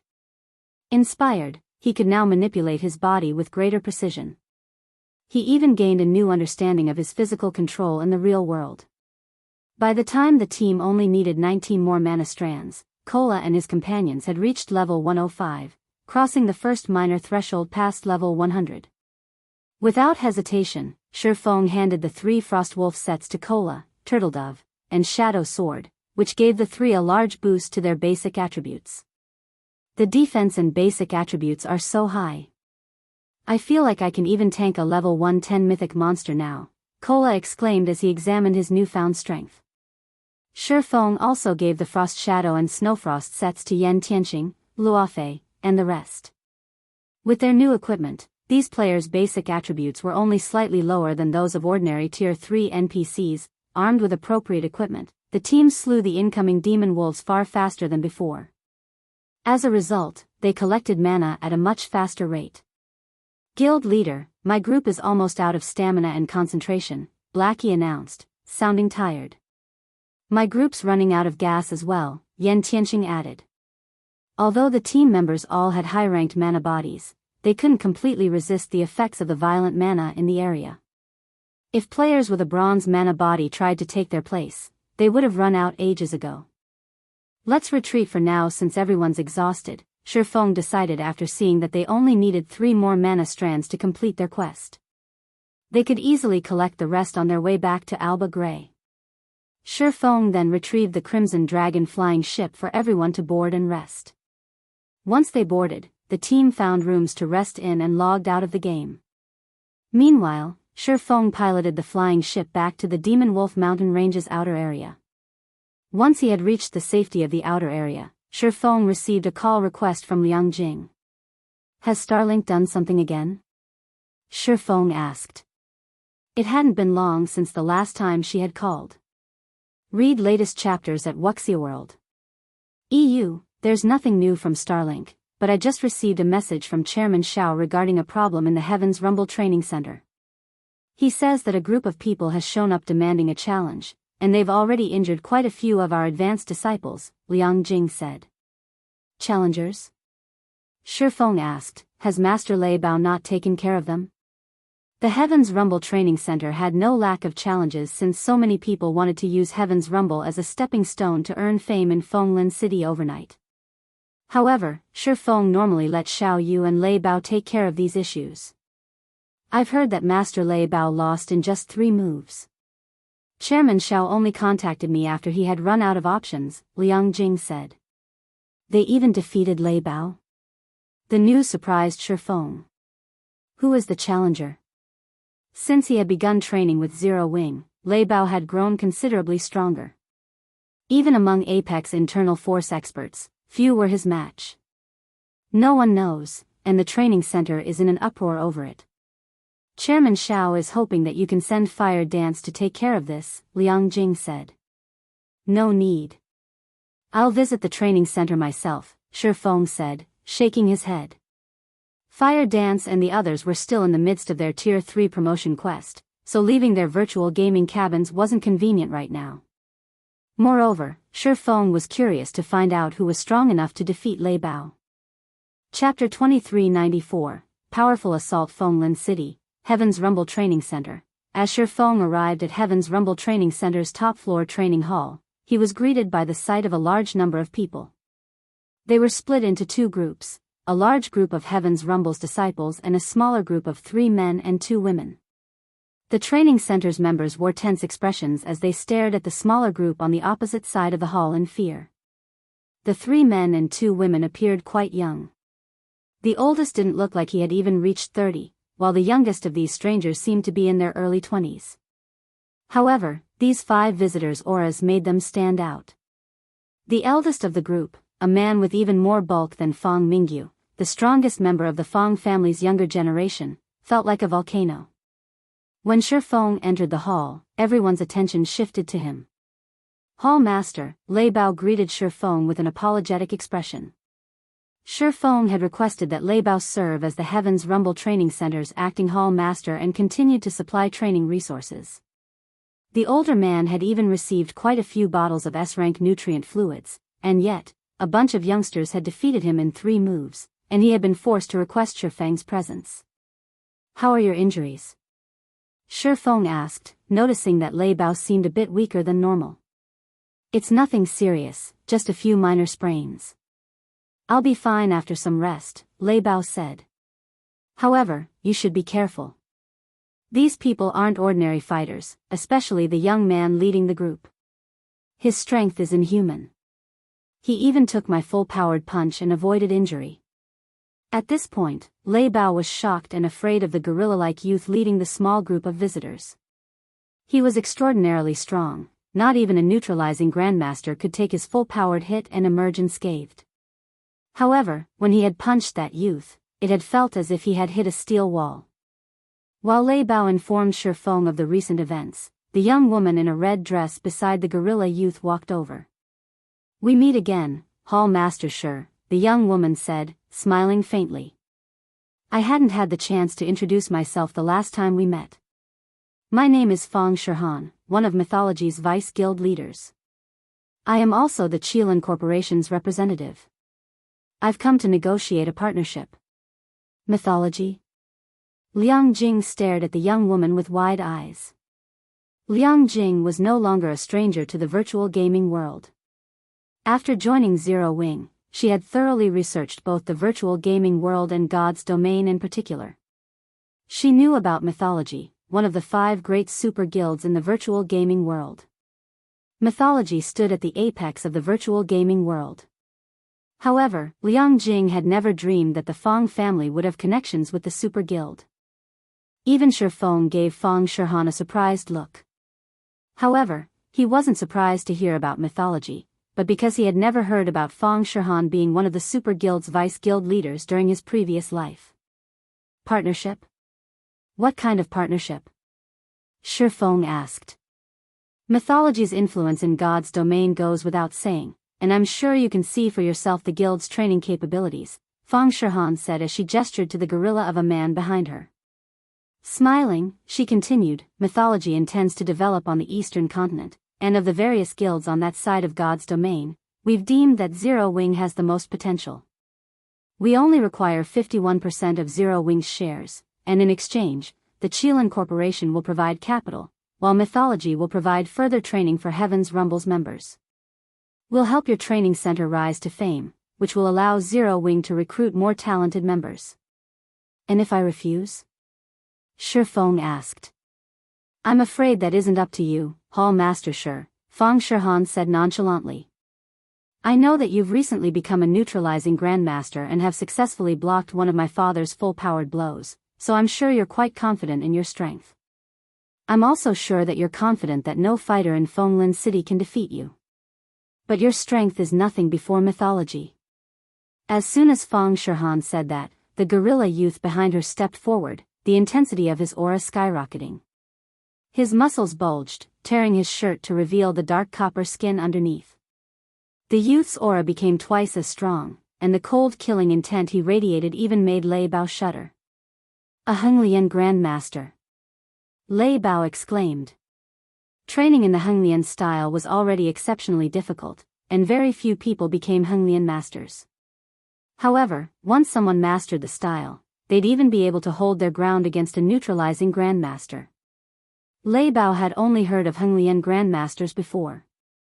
He could never have guessed that the young man before him, who hadn't even reached 30, would be a Henglian grandmaster. No, his aura doesn't feel complete. He should still be half a step away from becoming a grandmaster, Shifeng calmly stated after observing the gorilla youth for a moment. "As expected of a neutralizing grandmaster, you have keen senses," Feng Shihan said, smiling. "No, Matt isn't a Henglian grandmaster. He's not quite mentally developed enough for that yet, but he'll have no issue taking on ordinary neutralizing grandmasters. Do you still refuse to cooperate, Hall Master Shi?" She had investigated Zero Wing thoroughly, with a focus on Stone Forest City. As a city in a level 100 neutral map, it was a treasure trove. Once she had learned about that fact, she had become resolved to obtain Zero Wing, no matter the cost. With Stone Forest City under her control, she could rise through mythology's ranks. When he heard Feng Shihan's statement, Xiaoyu began to despair. He hadn't realized the Feng family was powerful enough to elicit the help of a half-step Henglian Grandmaster. Read latest chapters at Wuxia World. Although Matt wasn't an actual Henglian Grandmaster, he'd have an overwhelming advantage over ordinary neutralizing Grandmasters in an official competition. If Shifeng lost to the older man, the Heaven's Rumble Training Center would be finished. He was the reason that the training center had grown to its current size and fame. If Shifeng were defeated, Heaven's Rumble would lose everything. Liang Jing watched the exchange with a grim expression, as well. Zero Wing required the Heaven's Rumble Training Center to recruit talented members. Losing it would be a major hindrance to Zero Wing's development. I won't make this too difficult for you, kid. I'll accept defeat if you can last 3 hits. If you can't, then you'll hand over Zero Wing's shares, Matt declared before his fist shot toward Shifeng. Chapter 2395, 3 Palms. Matt's sudden attack surprised everyone in the hall. Sure enough, he can't help himself. Feng Shihan pitted Shifeng when she noticed Matt's attack. Matt was incredibly talented, and after working with the Hell training system, the last training system mythology had created, his already violent tendencies had become more prominent. Now, he was a combat maniac. Even in mythology, there were few people who could spar with Matt. With a neutralizing Grandmaster before him, the man was naturally eager to spar with Shifeng. He had recently gotten closer to becoming a Henglian Grandmaster and hadn't had the chance to test his strength properly.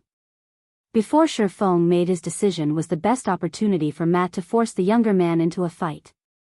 Although stopping Matt wasn't impossible, Feng Shihan thought it was necessary for Shifeng to experience mythology's power. Lei Bao, who stood by Shifeng's side, felt stifled when he saw Matt's punch. This strike was completely different than the hits Matt had used during their fight.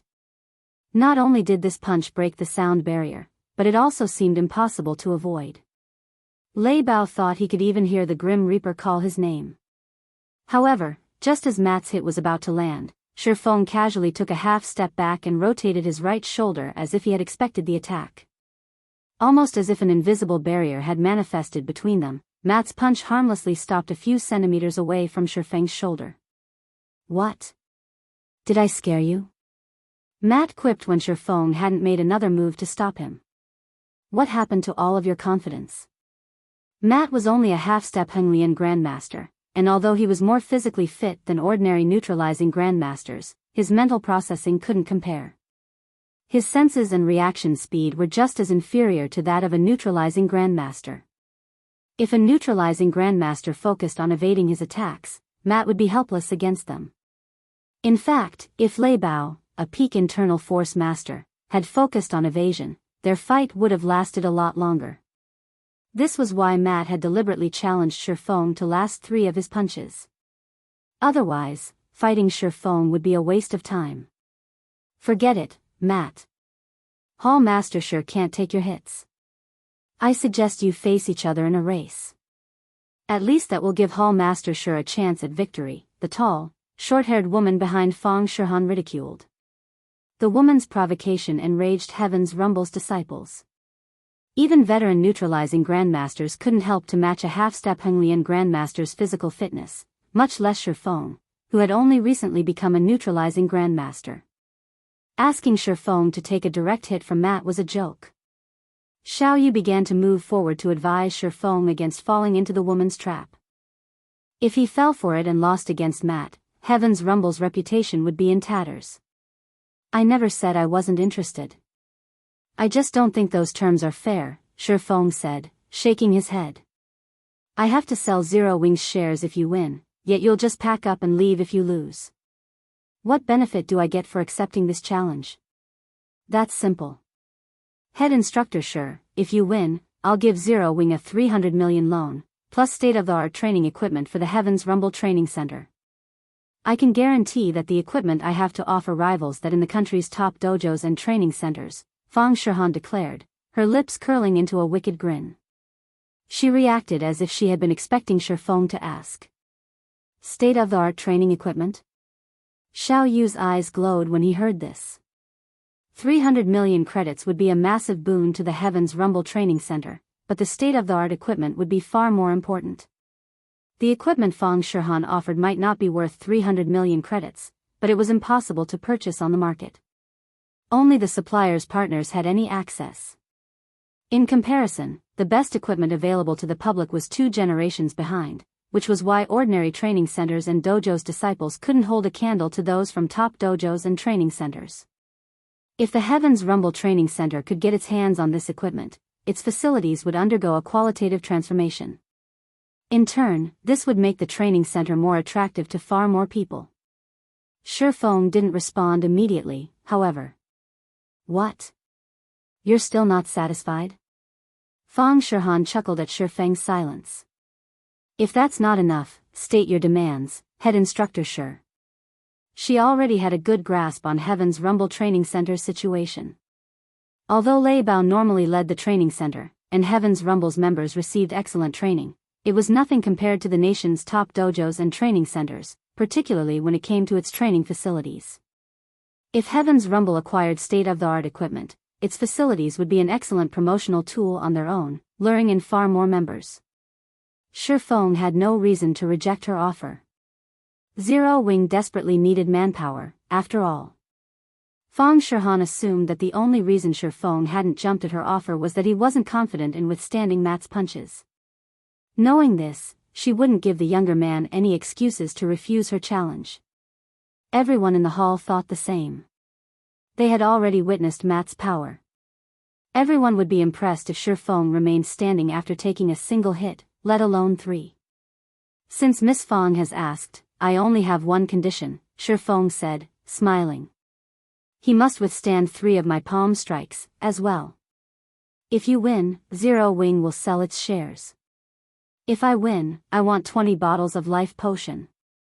For a moment, shocked silence filled the training hall. Are you insane? The tall woman behind Feng Shihan blurted, staring at Shifeng. Hall master. Even Lei Bao gave the younger man an incredulous look. Henglian-style practitioners were not famed for their strength, but for their frightening defense.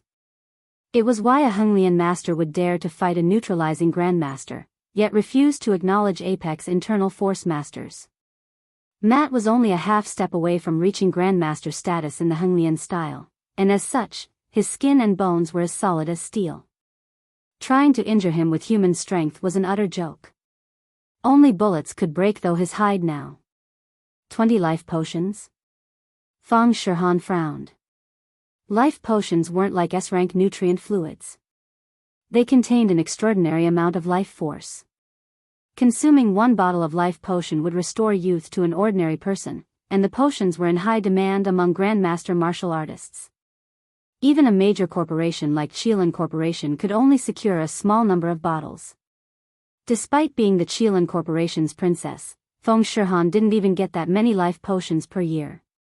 If Miss Feng thinks this condition is too demanding, we can forget about this challenge, Shifeng mused, chuckling. Neither the credits nor the state-of-the-art equipment was a priority for Zero Wing and Heaven's Rumble right now. The organizations would only truly be able to develop further by improving the strength of their current combatants. The life potion was undoubtedly one of the quickest ways for Zero Wing and Heaven's Rumble to do so. As long as Zero Wing and Heaven's Rumble became strong enough in the future, obtaining state-of-the-art was entirely possible if they were willing to spend a little money, but that wasn't the case for the life potions. They were truly rare items. Not even Lu Xinglua, the Starline Corporation's heir, could acquire many life potions, much less Shifeng. Fine. I agree to your condition. Feng Shihan hissed. Smiling, she continued, but remember, you only have 3 palm strikes. Of course. Shifeng nodded. You really think you can win, kid? Grinning, Matt said, even if I stood here and let you hit me 20 times, you couldn't force me to take a single step back, much less 3. Read latest chapters at Wuxia EU. However, before Matt could say anything more, Shifeng walked up to him and thrust out his palm. The strike looked light and gentle from an outsider's perspective. It didn't look like it had the power to threaten anyone. That thrust didn't even look like it could injure an ordinary passerby, let alone Matt. However, just as Shifeng's palm was about to connect with his target, the movement changed, leaving 3 afterimages in its wake. Thud. A dull sound echoed throughout the hall, and Matt's face lost color until his complexion was a deathly pale. He stumbled 3 steps back, clutching his abdomen as he fell to his knees, unable to speak for a long moment. Chapter 2396, Initial Display of Strength. As Matt knelt, silence momentarily enveloped the entire training hall. The tall woman with short hair, in particular, wore a stiff expression, her mocking words forgotten. Impossible. Matt, what happened? Mythology's members were dumbfounded by their comrade's reaction. They were all quite familiar with Matt's strength and defense, but they also knew his personality. Thus, they knew this wasn't an act. Shifeng's palm strike had looked gentle. It hadn't even seemed powerful enough to injure an ordinary person, much less a Fenglin expert like Matt, yet after taking the hit, Matt had collapsed with his pale face twisted in pain. The strike had clearly left him with substantial injuries. Even Lei Bao and Heaven's Rumble's disciples gaped in shock, not to mention Feng Shihan's group. What did the Hall Master do? Heaven's Rumble disciples were confused. They had already witnessed Matt's strength earlier, when he had defeated Lei Bao in 3 moves. The man had such high defense that he had taken a full-powered blow from Lei Bao without issue, and yet, he couldn't cope with one of Shifeng's gentle palm strikes. Did that guy use some hidden weapon, Vice Guild Leader? How else would he have hurt Matt, a male youth, who was as large as Feng Mingyu, quietly asked Feng Shihan. Aside from the old instructor, who wasn't in the hall, the strongest of Heaven's Rumble's visitors were Matt and Feng Shihan. Since Matt couldn't speak at that moment, only Feng Shihan could inform her companions of what Shifeng had done. The rest of Mythology's group nodded, agreeing with the male youth. They assumed that Shifeng must have cheated. No. He didn't just attack with 1 strike, but 3, instantaneous palm strikes, Feng Shihan said, watching Shifeng with an indescribably grim expression. Moreover, all 3 strikes hit the same location, so it looked like a single attack. His physical control has already reached the spiritualization realm. 3 palm strikes? How is that possible? Their leader's answer stunned Mythology's members. Ignoring the difficulty of striking the same location multiple times, executing 3 simultaneous attacks was an unbelievable feat. They couldn't even fathom what kind of mental and physical reaction speed one would need to accomplish it. That's right, I executed 3 palm strikes, as agreed, Shifeng said, not bothering to hide the truth. He was a little surprised to see Matt so pale, however. Not only does combining 3 attacks allow me to increase my raw power, but it also doubles my hits penetrating power. To think you only received minor injuries, I'm impressed with your muscular defense. If you had come here a few days ago, I really wouldn't have been a match for you. Adjusting to his epic mana body in the Howling Wind Canyon had inspired him. After he had become a neutralizing grandmaster in the real world, his mind had begun to secrete hormones to fortify his physical prowess. His mental and physical reaction speeds, in particular, had significantly improved, but superior reaction speed wasn't enough for him to exhibit his full strength. His physical control wasn't yet perfect. However, by controlling the flow of mana in his epic mana body, he had come up with some combat techniques that would rely on his reaction speed. Although he couldn't replicate these techniques perfectly in the real world, he was able to exhibit a fraction of the technique's power. Even that fraction greatly increased his strength and penetrating power, allowing him to drive the force of his strikes toward Matt's organs. Not even an adult bear would escape such an attack unscathed. Although Matt was in incredible shape, he was only human. Once his pain had subsided to a bearable level, Matt stood, glaring at Shifeng with a hint of fear in his gaze. He abandoned any thought of fighting the younger man. Very good. I've lost this challenge. Fenglin-style practitioners were famed for their brute strength and defense. The only reason that they dared to clash with neutralizing grandmasters was their ability to take a hit without sustaining significant injuries. On the other hand, if they got lucky and landed a bow, they could knock out their opponent with a single hit. However, they'd have to flee from a neutralizing grandmaster like Shifeng, who could ignore their defense. Fighting such an individual would only spell their death. Still, the situation confused Matt. Aside from Shifeng, he had only ever taken such a serious blow from his old instructor. His instructor was an old monster who had become a neutralizing grandmaster several decades ago. The old instructor had also received help from plenty of state-of-the-art and medication to grow stronger. His strength had long since reached inhuman levels. In comparison, Shifeng was only in his early 20s. Just how did this young man become so powerful? In that case, will you fulfill your end of the bargain, Miss Fang? Shifeng asked after Matt had admitted defeat. After his fight with Matt, Shifeng's mind spun. It wasn't because he had successfully executed a god's domain combat technique in the real world, but because of how impressed he was with mythology's expert standards. He had never thought mythology would be this powerful. If even mythology could nurture such incredible fighters, other superpowers shouldn't be far behind. More than anything, Shifeng needed a large stock of life potions to nurture his own fitness, as well as help Lei Bao and Fire Dance become neutralizing grandmasters. Otherwise, Zero Wing's operations in the real world would be in grave danger. The three palms, one strike technique might have looked simple, but it was extremely hard to execute. If Shifeng hadn't mentally prepared himself, and Matt hadn't simply stood there to take the hit, he wouldn't have been able to execute the technique. I don't have 20 life potions on me right now, but I'll have someone deliver them to you before the end of tomorrow, Fang Shihan said, frowning. Shifeng's strength had drastically exceeded her expectations. He certainly couldn't be considered an ordinary neutralizing grandmaster. We have other matters to tend to, so we will take our leave for now. Read latest chapters at Wuxia World. EU. After saying so, Fang Shihan left with her subordinates, and Shifeng didn't try to stop her. Fang Shihan was the Qilin Corporation's princess. She couldn't afford to break a promise she made in public. After Fang Shihan's group left, cheers broke out in the training hall as the disciples celebrated. Everyone practically worshipped Shifeng's display, which had renewed their confidence in the Heaven's Rumble Training Center. Some of the normal members even considered applying to become true Heaven's Rumble disciples. However, the atmosphere in the luxury maglev car parked outside of the training center wasn't as cheerful. We're just going to leave, Vice Guild Leader. I know we only came here to test Heaven's Rumble standards, but wasn't our main goal to compete with the training center virtually and steal its virtual combat platforms in Fenglin City? Shifeng might be strong, but it'll be a different story when we fight in a virtual combat platform.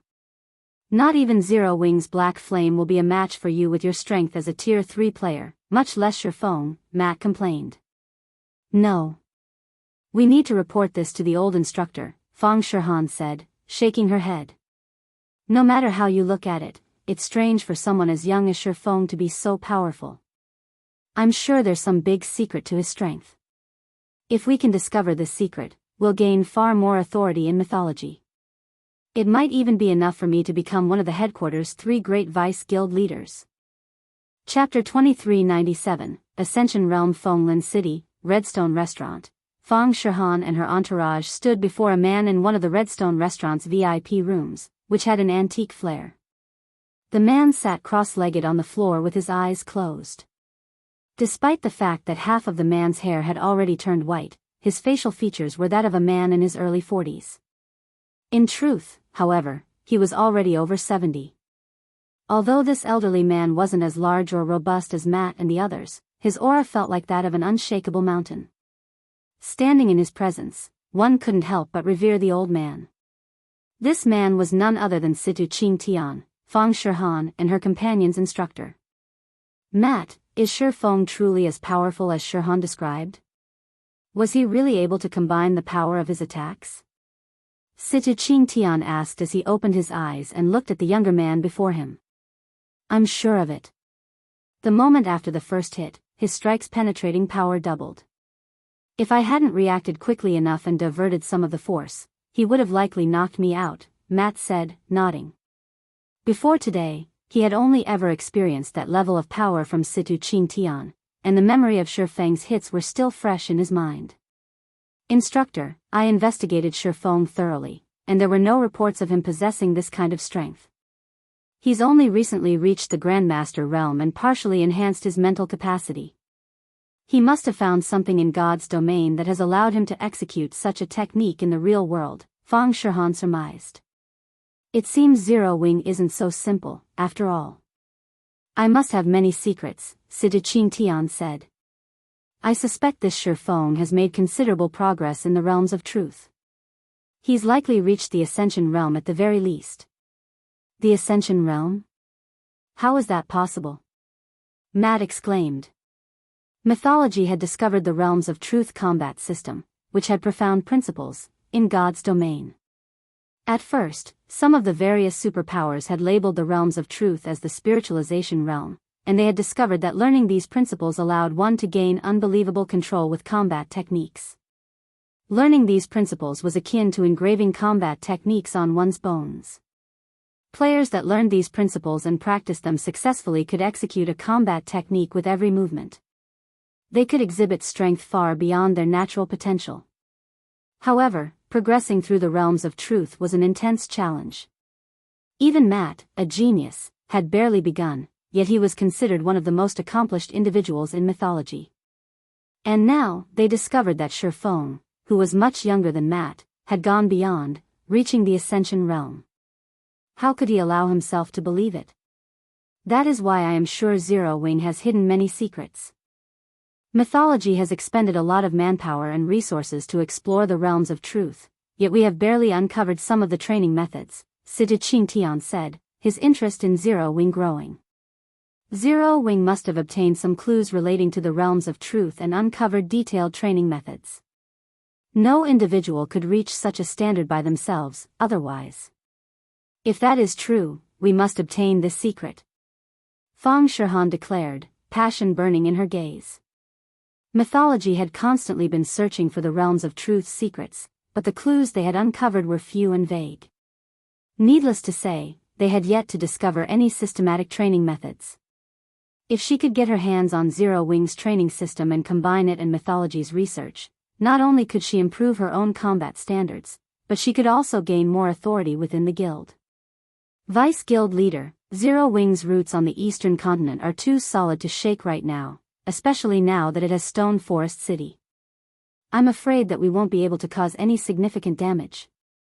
Even if we target the Heaven's Rumble Training Center, our results will likely be negligible. At worst, we'll slow Zero Wing's recruitment rate, but we won't be able to harm the guild's foundations directly, Matt anxiously said. He desperately wanted a Realms of Truth training system, as well. If he could progress further through the Realms of Truth, not only would he grow stronger in God's domain, but he'd also gain more combat power in the real world. Don't worry about it. Since we now know Zero Wing has obtained clues regarding the realms of truth, our guild will not let it out of our sight. I've read through the reports on Zero Wing. It seems the guild is at war with Starlink, and the Dragon Phoenix Pavilion's Phoenix Rain is part of the reason it has held on for so long, Situ Ching Tian calmly stated. If we can interfere and prevent Phoenix Rain from helping Zero Wing, I doubt the guild will last long against Starlink. Shihan, visit the Dragon Phoenix Pavilion and inform Ku Rong of our stance. I'm sure that old fellow will make the wise decision. I understand. I'll get it done once I return, Fang Shihan said, nodding. She had thought of pressuring the Dragon Phoenix Pavilion, too, but she was only a vice guild leader from one of mythology's many branch guilds. Although she had a good reputation in the guild, she had no authority to represent the guild in crucial matters. Now that she had permission, however, she didn't have to worry about any negative repercussions. Whether or not the Dragon Phoenix Pavilion would give in to her demands wasn't even a question. Mythology was one of the 5 great super guilds in God's domain. Even ordinary super guilds had to show it respect, not to mention a super first-rate guild like the Dragon Phoenix Pavilion. Meanwhile, in Zero Wing's main headquarters. Once Shi Feng received the 20 bottles of life potion from Fang Shihan's subordinate, he gave 3 bottles to Lei Bao.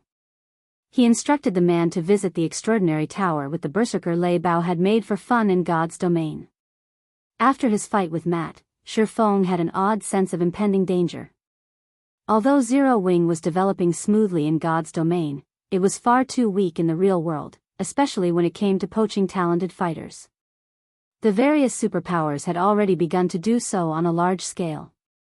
However, since Shifeng was so busy with his affairs in God's domain, he didn't have time to pay attention to Heaven's Rumble's development. If he wanted his training center to grow, he'd need another Grandmaster martial artist to defend it long-term.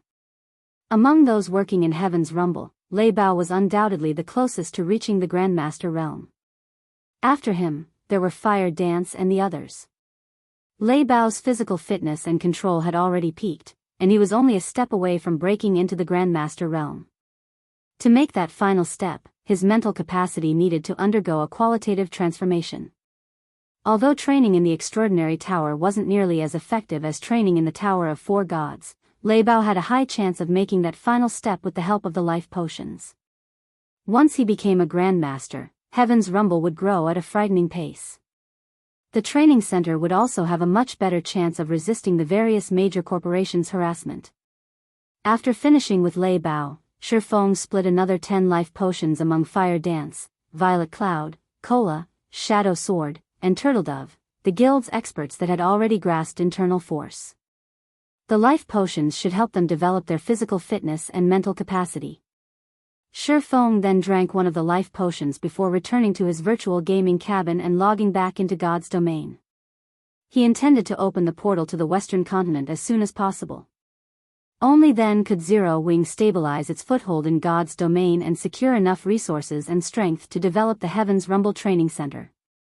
By the time Shifeng re-entered God's domain, Cola and the others were, for the most part, rested and ready. The team resumed grinding in the Demonwolf mountain range's outer region for a while, collecting the last mana strands for their quest. Read latest chapters at Wuxia World. EU, this quest is a tough one. If not for the fine gold guards, we wouldn't have had any hope of completing it. I wonder what kind of rewards we'll get once we turn it in. Blackie pondered, filled with anticipation as he watched Shifeng collect the final mana strand. It'd be awesome if we earned a fragmented legendary item. This was the first time they had completed an inferior legendary quest, and they had obtained this quest in a level 100+ neutral map. The quest rewards would definitely be extraordinary. Alright, tidy up. Once everyone's ready, we're leaving, Shifeng said, chuckling at Blackie's excitement. He did not particularly care about the reward items. He knew that not even an inferior legendary quest had a high chance of granting a fragmented legendary item. Rather, he looked forward to the favorability they'd earn with the famed smith, Alba Gray. In no time, Shifeng and his team stood before Alba Gray once more. Chapter 2398, Disintegration Power, Activate. By the time Shifeng's group returned to Alba Gray, the NPC's divine might had weakened considerably. Even with the protection of the gods, the hero was in danger of dying. Seeing this, Shifeng had to admit that the Jealous Witch was incredibly powerful. With a single curse, she could cause a hero's downfall. With this kind of power and the witch's erratic mood, it was no wonder why she was considered a natural disaster. When she was in a good mood, she could help a kingdom prosper, but when her mood was sour, she could cause a kingdom's demise. Kingdoms and empires both revered and feared the woman. Lord Alba Gray, we've collected 1,000 strands of the Jealous Witch's mana. How should we proceed to lift your curse? Shifeng asked the frozen hero. Simple. You just need to release the mana you've collected around me, Alba Gray telepathically communicated with a thread of excitement. However, while I am removing the seal, the Jealous Witch's frost elf will sense this. I must ask you to stop her until I am free. Just as Shifeng was about to ask for more information, the snow around them stirred. It then gathered into the form of a woman. The woman was nearly 2 meters tall and looked mostly human, but unlike humans, her body was made entirely of snow. Divine runes etched themselves in her frozen form, giving her a sacred aura. One couldn't help the urge to submit to her will as they stood in her presence. As if the ambient mana had discovered its master, it gathered around the woman. A higher magic elf? Everyone gasped when they saw the snow woman's statistics. Ice elf, Ulunium, high magic elf, mythic, level 110 HP 3, 500, 000/3, 500, 000/000. Magic elves had considerably high life ratings in God's domain, much higher than elemental creatures. Many of the spells humans wielded in this day and age had originated from magic elves. Mana favored these beings even more than ordinary elves because they possessed bodies made of mana itself. Meanwhile, high magic elves stood above magic elves in God's domain's hierarchy, akin to kings among magic elves. Their life ratings could even rival that of dragons. Do you really think you can escape my master's curse? Ulunium mocked as she gave Alba Grey a disdainful look. She then swept her glance over Sherfong and his companions, saying, "Adventurers, it'd be best if you do not poke your noses into matters that do not concern you. Leave now, and I will spare you.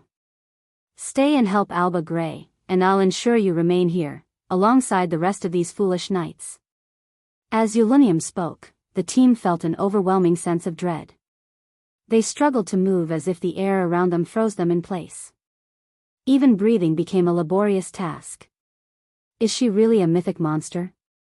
Kola muttered, shocked as he stared at Ulunium. With just a few words, High Magic Elf had immobilized Tier 3 players. She was nothing like the mythic monsters they had faced before. Guild leader, she is far too dangerous for us. If we try to fight her, only the personal guards will last more than 10 seconds, Yen Tianqing expended an immense amount of energy to whisper to Sherfong. I doubt we'll even last 5 seconds against her, Sherfong said, smiling bitterly at Ulunium. He had never expected this inferior legendary quest to be so vicious.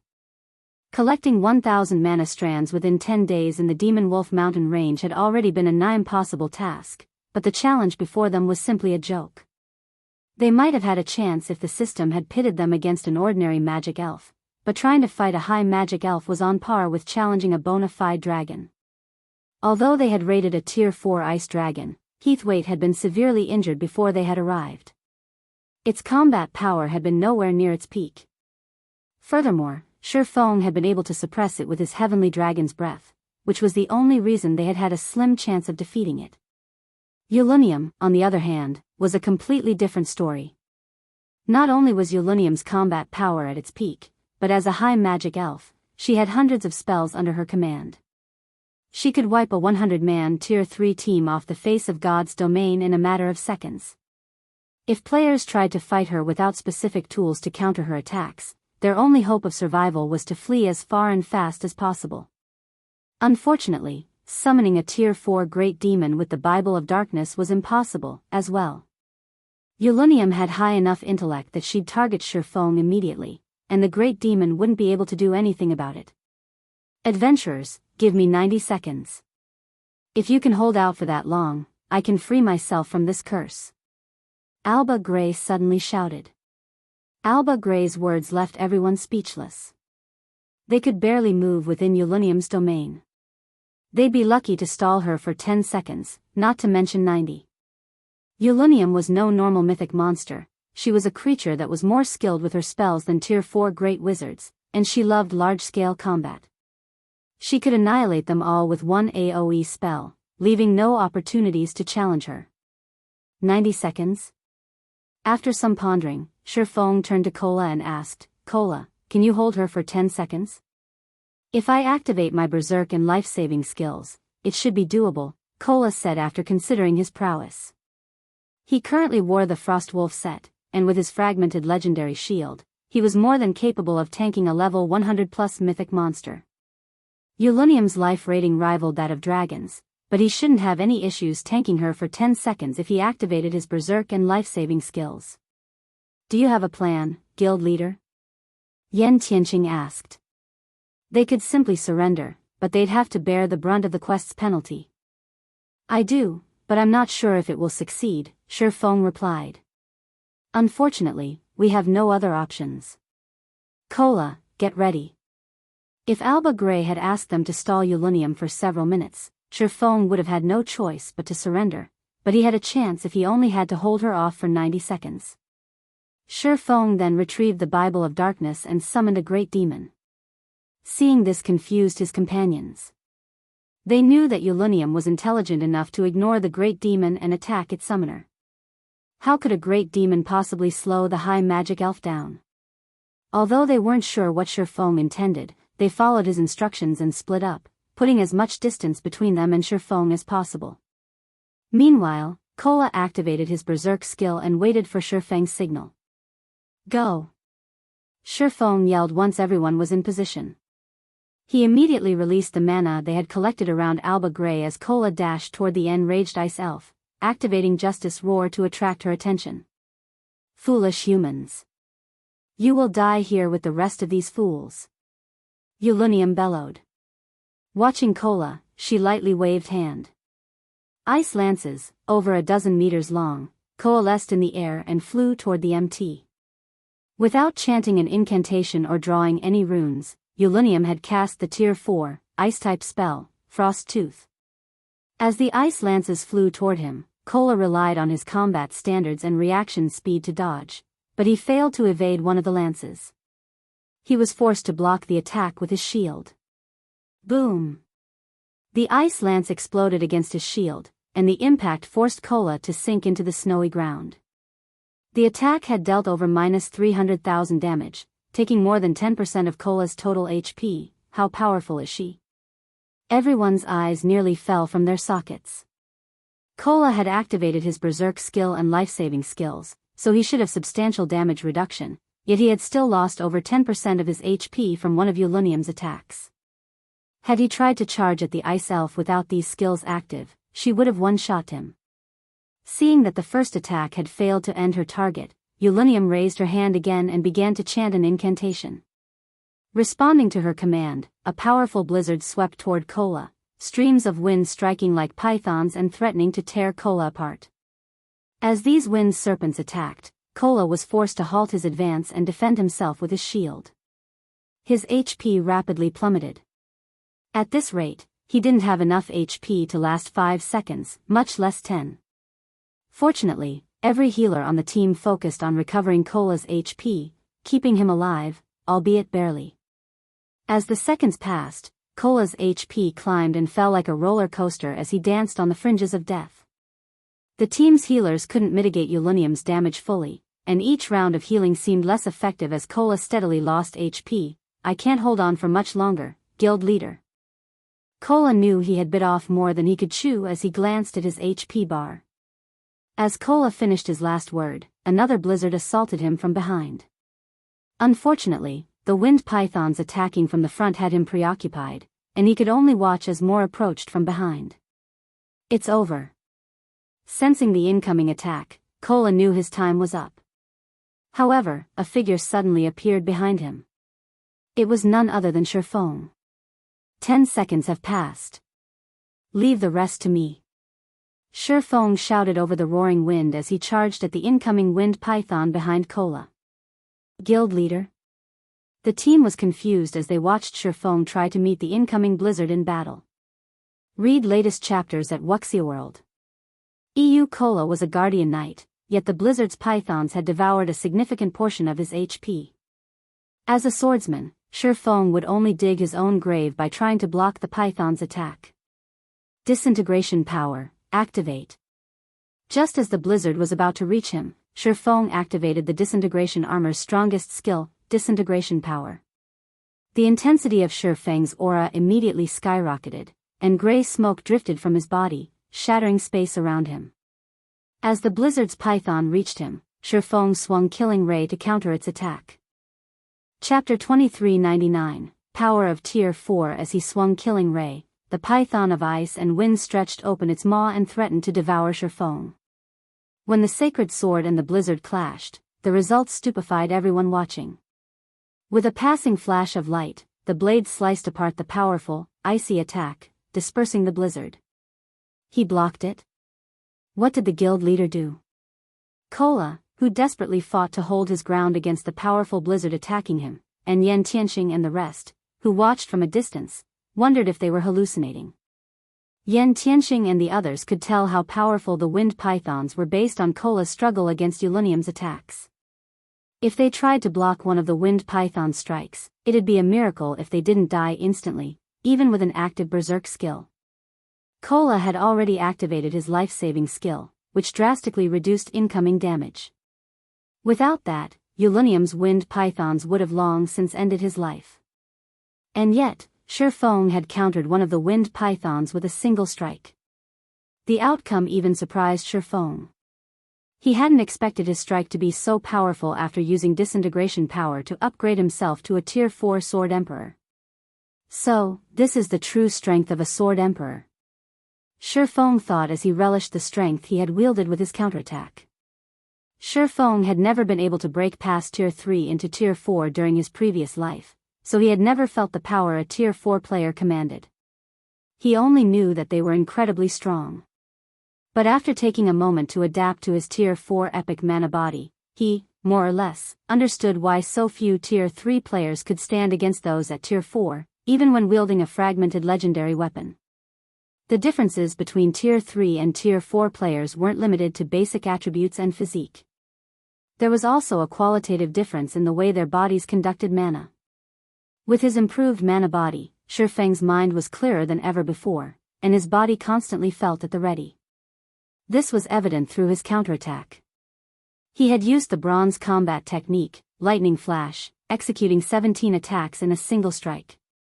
As he did, the 17 attacks had even devoured the space before them, which was a feat he definitely wasn't capable of without disintegration power active.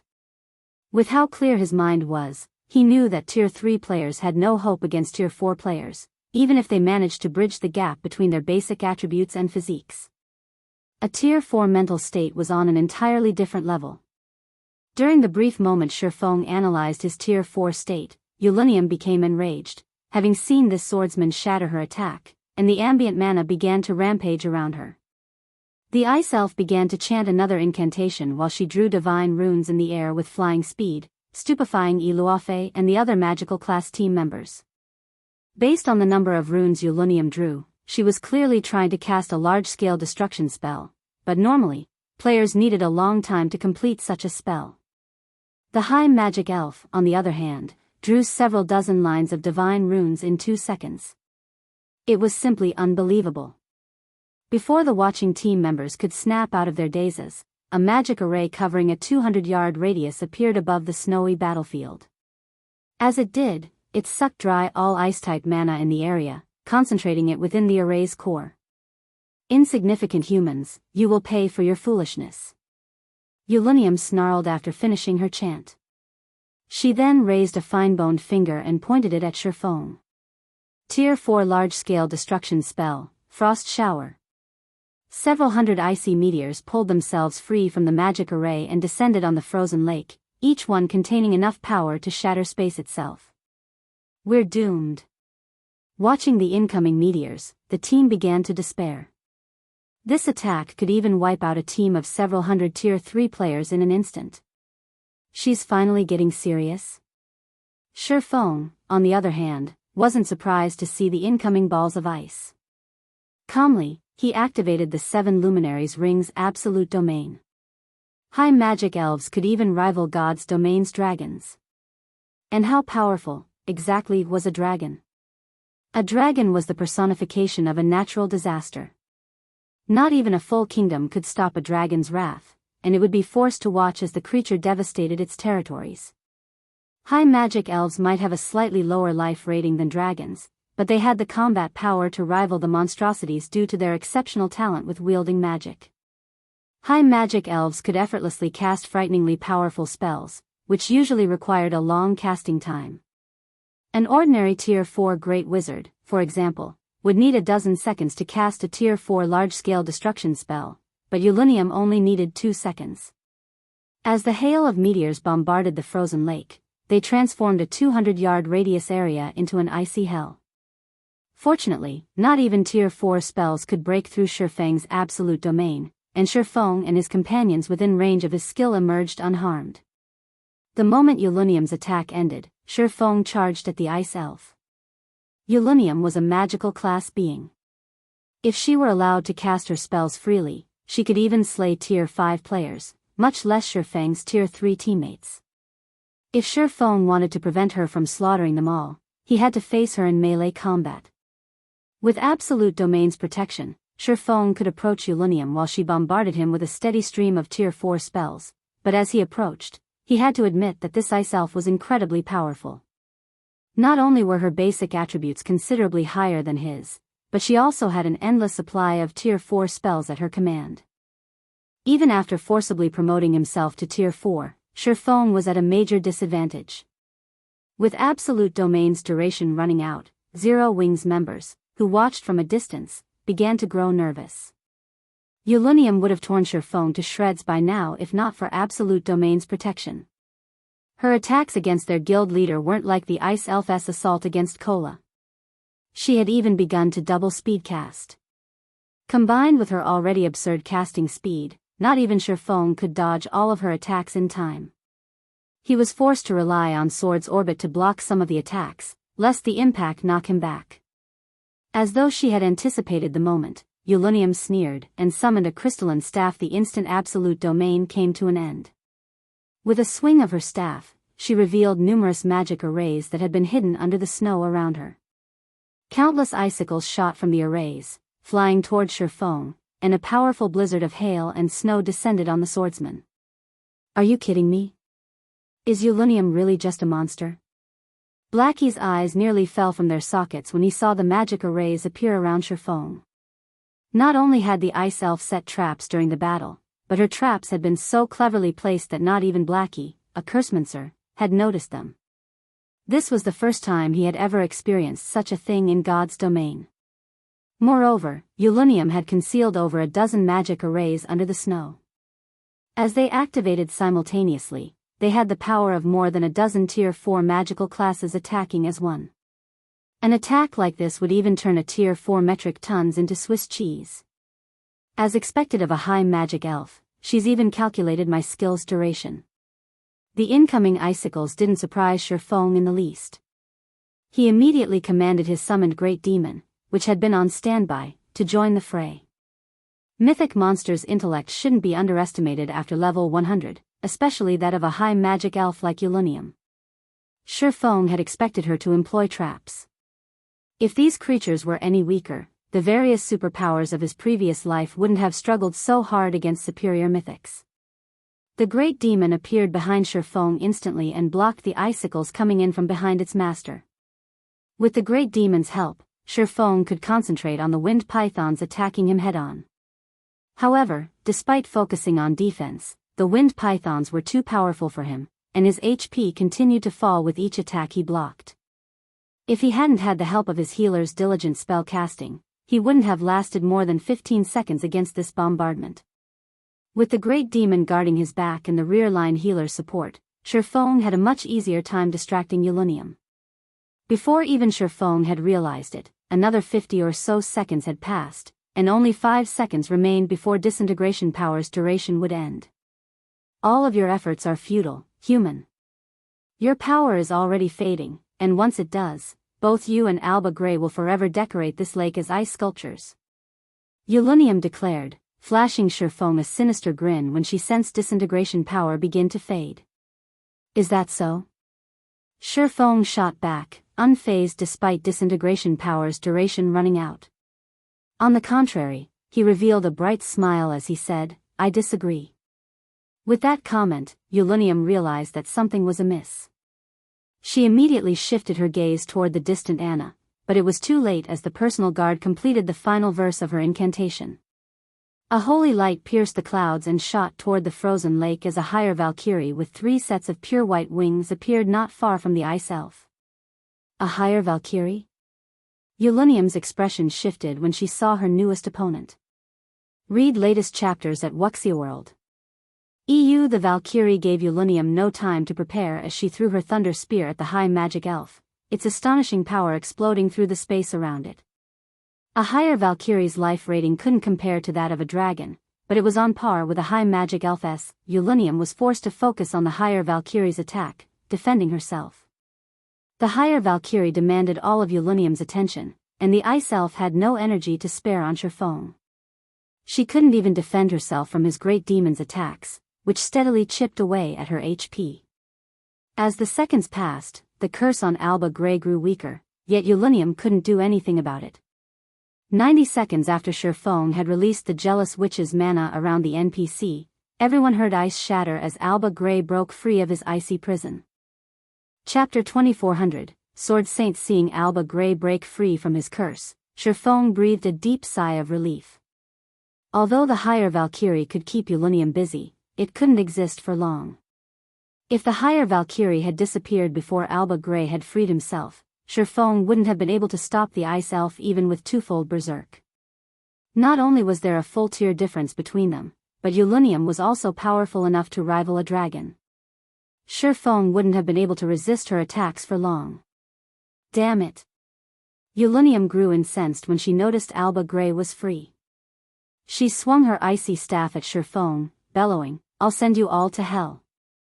The high magic elf began to chant an incantation, and a threefold magic array covering a 500-yard radius began to form in the sky. The instant the array took shape, it tore apart space around it. 2 seconds later, these spatial tiers transformed into a gigantic black hole. So, this is her true strength. Sherfong looked up at the black hole with a grim expression. Tier 5 spell, Void Storm. Tier 5 spells were beyond extraordinary. They had enough power to destroy an entire city, transforming it into a lifeless land. This was why the various kingdoms and empires feared Tier 5 beings. Even emperors had to show respect before them. Sherfong had never dreamed that Ulunium could cast Tier 5 spells, despite being a Tier 4 creature. There was only a difference of 1 tier between Tier 4 and 5, but the difference between a Tier 4 spell and a Tier 5 spell was like the difference between heaven and earth. Any random Tier 5 offensive spell could severely injure a Tier 4 creature. If a Tier 4 player tried to stand against a Tier 5 spell, their death would almost be a guarantee. Even Tier 4 MTs could withstand such power. Players wouldn't even have a chance to flee since the amount of mana a Tier 5 spell commanded would freeze space around them. When Zero Wings members saw the void storm forming above them, they turned a deathly pale. The resulting shockwave would easily cover several thousand yards. They had no hope of escaping this spell's range. Before any of them could start running for their lives, however, a pitch-black storm emerged from the black hole, covering the world in an endless darkness. Not even Sherfong knew how to get out of this one. Absolute Domain might be able to protect them, but the skill was still on cooldown. They couldn't escape via instantaneous transfer scrolls, either, since space around them had frozen. Fortunately, they had completed their quest. Even if they died, they'd only lose some EXP, which they could quickly recover. Seeing the descending storm of darkness, Sherfong prepared to die. Suddenly, Alba Grey unsheathed the golden sword hanging from his waist and slashed it toward the endless darkness. A brilliant light spread through the darkness, purifying it. In just 3 seconds, Alba Grey's holy light had vanquished Ulunium's void storm. Crap. Isn't that hero a little too powerful? Yen Tianxing and the others gaped in shock, unable to process what had just happened. In one move, Ulunium had transformed the day into night, whereas Alba Grey had returned daylight to the frozen lake with a move of his own. Their combat power was simply unbelievable. Staring at Alba Grey, Zero Wings members finally understood what it meant to be a hero. A hero could not be overwhelmed by numbers. All of the monsters they had fought were insignificant before Alba Grey. The NPC could likely even slaughter a full group of Tier 4 players instantly. Damn it. You've actually become a sword saint? Ulunium stared at Alba Grey in astonishment as her void storm dissipated. That's right. Removing the curse has allowed me to grasp some of the principles I needed to make a breakthrough. You are no longer a match for me. Alba Grey roared, a hint of excitement lacing his tone. Although the Jealous Witch's curse had caused him endless suffering, studying it had allowed him to understand the concepts he needed to become a true Tier 5 sword saint. A Tier 5 sword saint? Sherfong was similarly shocked, and he spun to look at Alba Grey. Alba Grey, Sacred Magic Knight, Hero, Sword Saint, Level, HP, / NPCs faced greater struggles when trying to complete their promotions, but this was also why NPC's status rose dramatically with every promotion in God's domain. A Tier 3 NPC, for example, could serve as a minor city's magistrate, while a Tier 4 NPC could serve as a magistrate in a major city. Even emperors had to show respect before Tier 5 NPCs. But as far as Sherfong could remember, Alba Gray had only been a Tier 4 hero during his previous life. This hadn't changed even after 10 years since God's Domain's launch. Alba Gray had never managed to become a Tier 5 Sword Saint. Even so, as a hero, Alba Gray had been able to contend with ordinary Tier 5 NPCs, including his identity as a famed smith. Even the various empires had taken him seriously. And yet, Alba Gray was now a Tier 5 Sword Saint. It is true. Now that you are a Sword Saint, I am no match for you, but don't you dare think this is over. Ulunium declared as she glared at Alba Gray. She then turned to Sherfong and continued, "You, as well, adventurer." After her bold declaration, the ice elf began to disintegrate into snowflakes. "Don't think you can get away from me that easily," Alba Gray shouted. He unsheathed the second sword hanging from his waist and charged at Ulunium, swinging the pitch-black blade. He had only executed a normal slash, but from a distance, the attack had looked like a black wall, rising into the air and extending more than 500 meters. The pitch-black wall bisected the high magic elf, and Ulunium released a harrowing scream as a snow-white energy crystal fell from her body. Although the attack had significantly weakened Ulunium's life aura, she successfully read latest chapters at Wuxia EU. As the black wall faded from existence, only Alba Gray remained on the snow-covered lake. It seems she still managed to escape. Alba Gray frowned as he glared at the spatial tear before him. Sherfong, who stood nearby, wasn't surprised in the least that the ice elf had gotten away. A mythic-ranked high magic elf was on par with a mythic-ranked world boss of the same level. In fact, she should be even stronger.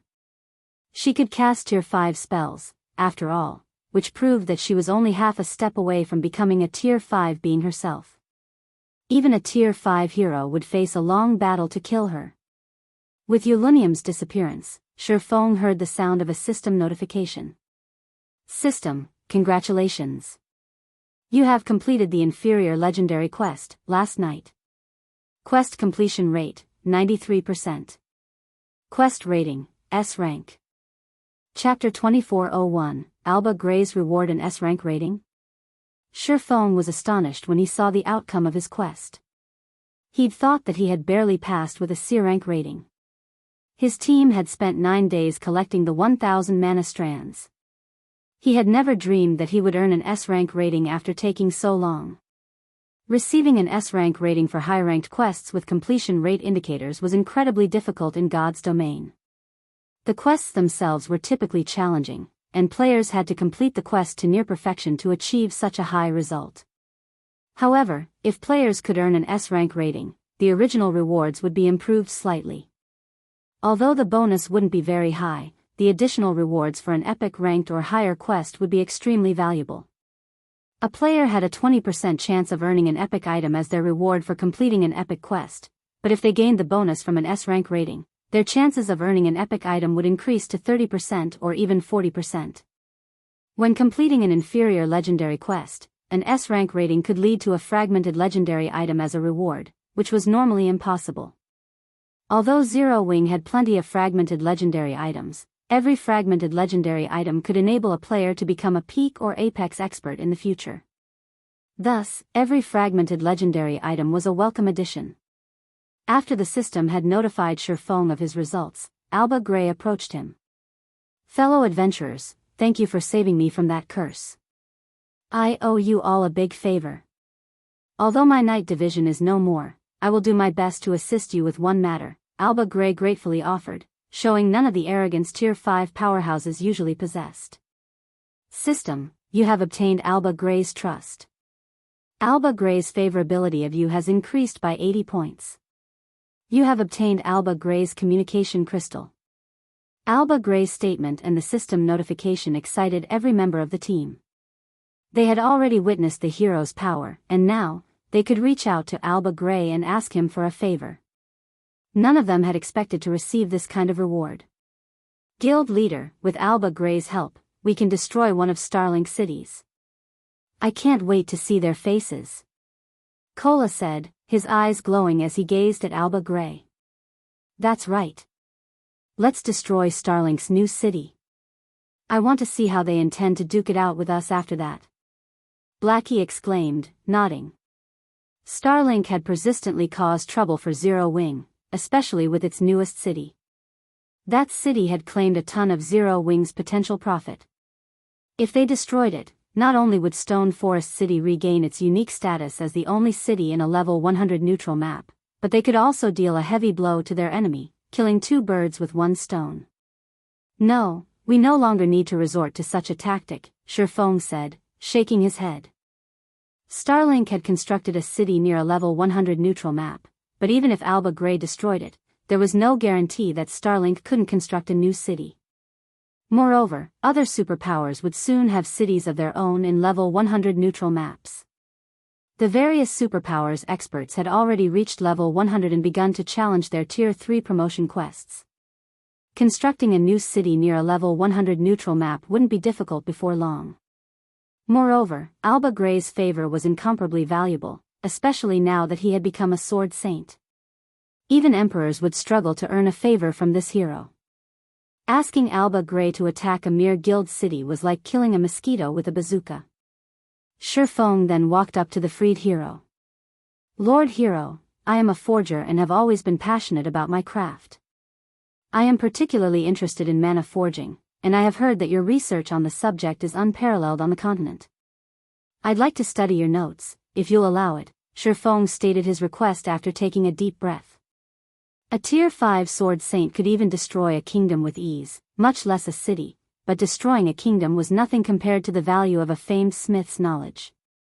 Due to Alba Gray's status as a famed smith, even demigods treated him with respect.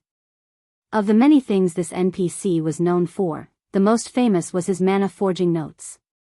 It was the capital Alba Gray had relied on to become a famed smith in the first place. In fact, his mana forging notes were one of the reasons that the Ten Saints Empire had become as powerful as it was now. The various superpowers had fought tooth and nail for a single leaf of Alba Gray's mana forging notes. Some had even offered to trade fragmented legendary items for the pages. With Alba Gray standing before him and offering him a favor, Shifeng had to secure the very item that made the NPC so famous. The hero took a long look at Shifeng, and the silence stretched until it felt awkward. Is the request too much? Shifeng anxiously asked. You have a very good eye, young adventurer. You know what is most valuable, Alba Gray praised. Unfortunately, I've stored my mana forging notes in the Ten Saints Empire's Imperial Library. Not even I have the authority to retrieve them, and unfortunately, the materials I would need to create a copy no longer exist in this world. Sure enough. Although Shifeng was disappointed, he wasn't surprised. The Ten Saints Empire treated Alba Gray's mana forging notes as a national treasure. The notes were even more valuable than a legendary item. Just as Shifeng was about to give up and wondered if he should ask the famed smith to craft him a custom-made fragmented legendary item, Alba Gray opened his mouth to speak again. But don't be too disappointed. Before I penned the official mana forging notes, I created a few drafts. Although I have lost many of them, I do have one volume of my drafts with me. If you don't mind, I can gift you this volume, Alba Gray informed Shifeng as he retrieved an ancient booklet that radiated faint traces of mana. The booklet was old and tattered, but it felt somehow timeless, as if very few things in this world could destroy it. Thank you, Lord Hero. I will take good care of it, Shifeng said as he accepted the booklet. He was still disheartened that he couldn't obtain the full compilation of the mana forging notes. He was surprised and pleased that he could obtain one of the notes volumes. Alba Gray had relied on his mana forging notes to become a famed smith. A single volume could easily rival the value of a legendary item. There's no need to thank me. If you need help in the future, you may contact me through my communication crystal, Alba Gray said, smiling. He then transformed into a streak of light and disappeared from everyone's vision. Read latest chapters at Wuxia EU System. You have earned Alba Gray's admiration. Alba Gray's favorability of you has increased by 10 points. System. Alba Gray's favorability of you has reached 100 points. You have become Alba Gray's friend. Blackie and the others were confused as they watched the exchange. They didn't understand why Shifeng had asked the hero for a tattered notebook, and based on their guild leader's expression, he seemed ecstatic about it. As Shifeng stored the mana forging notes draft volume in his bag, Yan Tianqing approached with a white energy crystal in hand. Guild leader, this crystal Ulunium dropped is very strange. Even with my master appraisal skill, I couldn't appraise it, Yan Tianqing said, a hint of excitement flashing in his eyes as he gazed at the energy crystal. Chapter 2402, Sacred Magic Temple, you couldn't appraise it? Yan Tianqing's words piqued Shifeng's interest. Immediately, the swordsman used omniscient eyes on the crystal. In God's domain, very few things defied appraisal at the master rank. Only special items could not be appraised by a master appraiser. Generally, these special items were of extraordinary quality, and even the most inferior among them should be at the epic rank. 3 seconds. 6 seconds. 10 seconds. Even after 15 seconds had passed, omniscient eyes still hadn't fully analyzed the crystal. What is this item? At this point, even Shifeng could not help but be surprised. When appraising items using omniscient eyes, 15 seconds were more than enough to analyze an epic item. Now, however, the loading bar was still a long way from full. Finally, when a total of 22 seconds had passed, the white energy crystal's information appeared before Shifeng. Magic key, epic rank, a key that can open the second floor of the sacred magic temples found in Lost Ruins. Cooldown, 1 natural day. Upon seeing the appraisal results, Shifeng was dumbfounded. Guild leader, what is it? Yan Tianqing asked curiously upon seeing Shifeng's surprised expression. A magic key. A secret key that can open the sacred magic temple's second floor. Shifeng said, a hint of excitement flashing across his eyes as he gazed at the white crystal in his hand. For a moment, he even wondered if the reward for achieving an S-rank rating in the quest wasn't Alba Gray's favor, but this magic key instead. The sacred magic temple? Everyone was confused at Shifeng's words. They could be considered very knowledgeable regarding God's domain, but this was the first time they had heard the term, sacred magic temple. Judging by Shifeng's expression and manner of speaking, they concluded that it should be a very amazing place, yet they actually had never heard of it before. It's an excellent place to learn skills, spells, and magic arrays. The learning efficiency in the sacred magic temple is at least double that in the outside world, Shifeng explained excitedly. The sacred magic temple was a relic of ancient times, which normally only appeared in ancient ruins or lost towns. The location of the magic gate Shifeng was aiming for this time was one of these ancient ruins. This ancient ruin housed not only a magic gate that led to the western continent but also a sacred magic temple. This sacred magic temple was another reason why the various superpowers had grown extremely envious of the dark power that ruled over the Demonwolf mountain range in his previous life. While inside the sacred magic temple, players could freely learn the information stored there so long they had access. The information contained within the sacred magic temple was generally related to skills, spells, and magic arrays used during ancient times. While this information was outdated, it was of great help to players. Since these skills, spells, and magic arrays were the original forms of present versions, studying them would allow players to improve their control over current skills, spells, and magic arrays significantly. Hence, the sacred magic temple was a place many players sought to visit. Meanwhile, every sacred magic temple had a total of 3 floors, with the quality and quantity of information stored within each subsequent floor superior to the previous one. However, seals restricted access to the upper floors. Decoding these seals was beyond even a Grandmaster magician. To enter these restricted floors, one needed to have the corresponding key to do so. Shifeng never thought that Ulunium would actually drop such a treasure. This was simply unbelievable. Guild leader, can we learn tier 3 spells from the sacred magic temple? Blackie asked eagerly when he heard Shifeng's words. Tier 3 skills and spells were exceedingly rare. Despite grinding in the Demonwolf mountain range for so many days, they had yet to come across even one Tier 3 skill book or spell book. The Tier 3 skills and spells they possessed thus far were obtained through legacy skill points. If they wished to learn more, they would have to find other ways to do so. If he could freely learn as many Tier 3 spells as possible, then his strength would definitely skyrocket. Learning Tier 3 spells?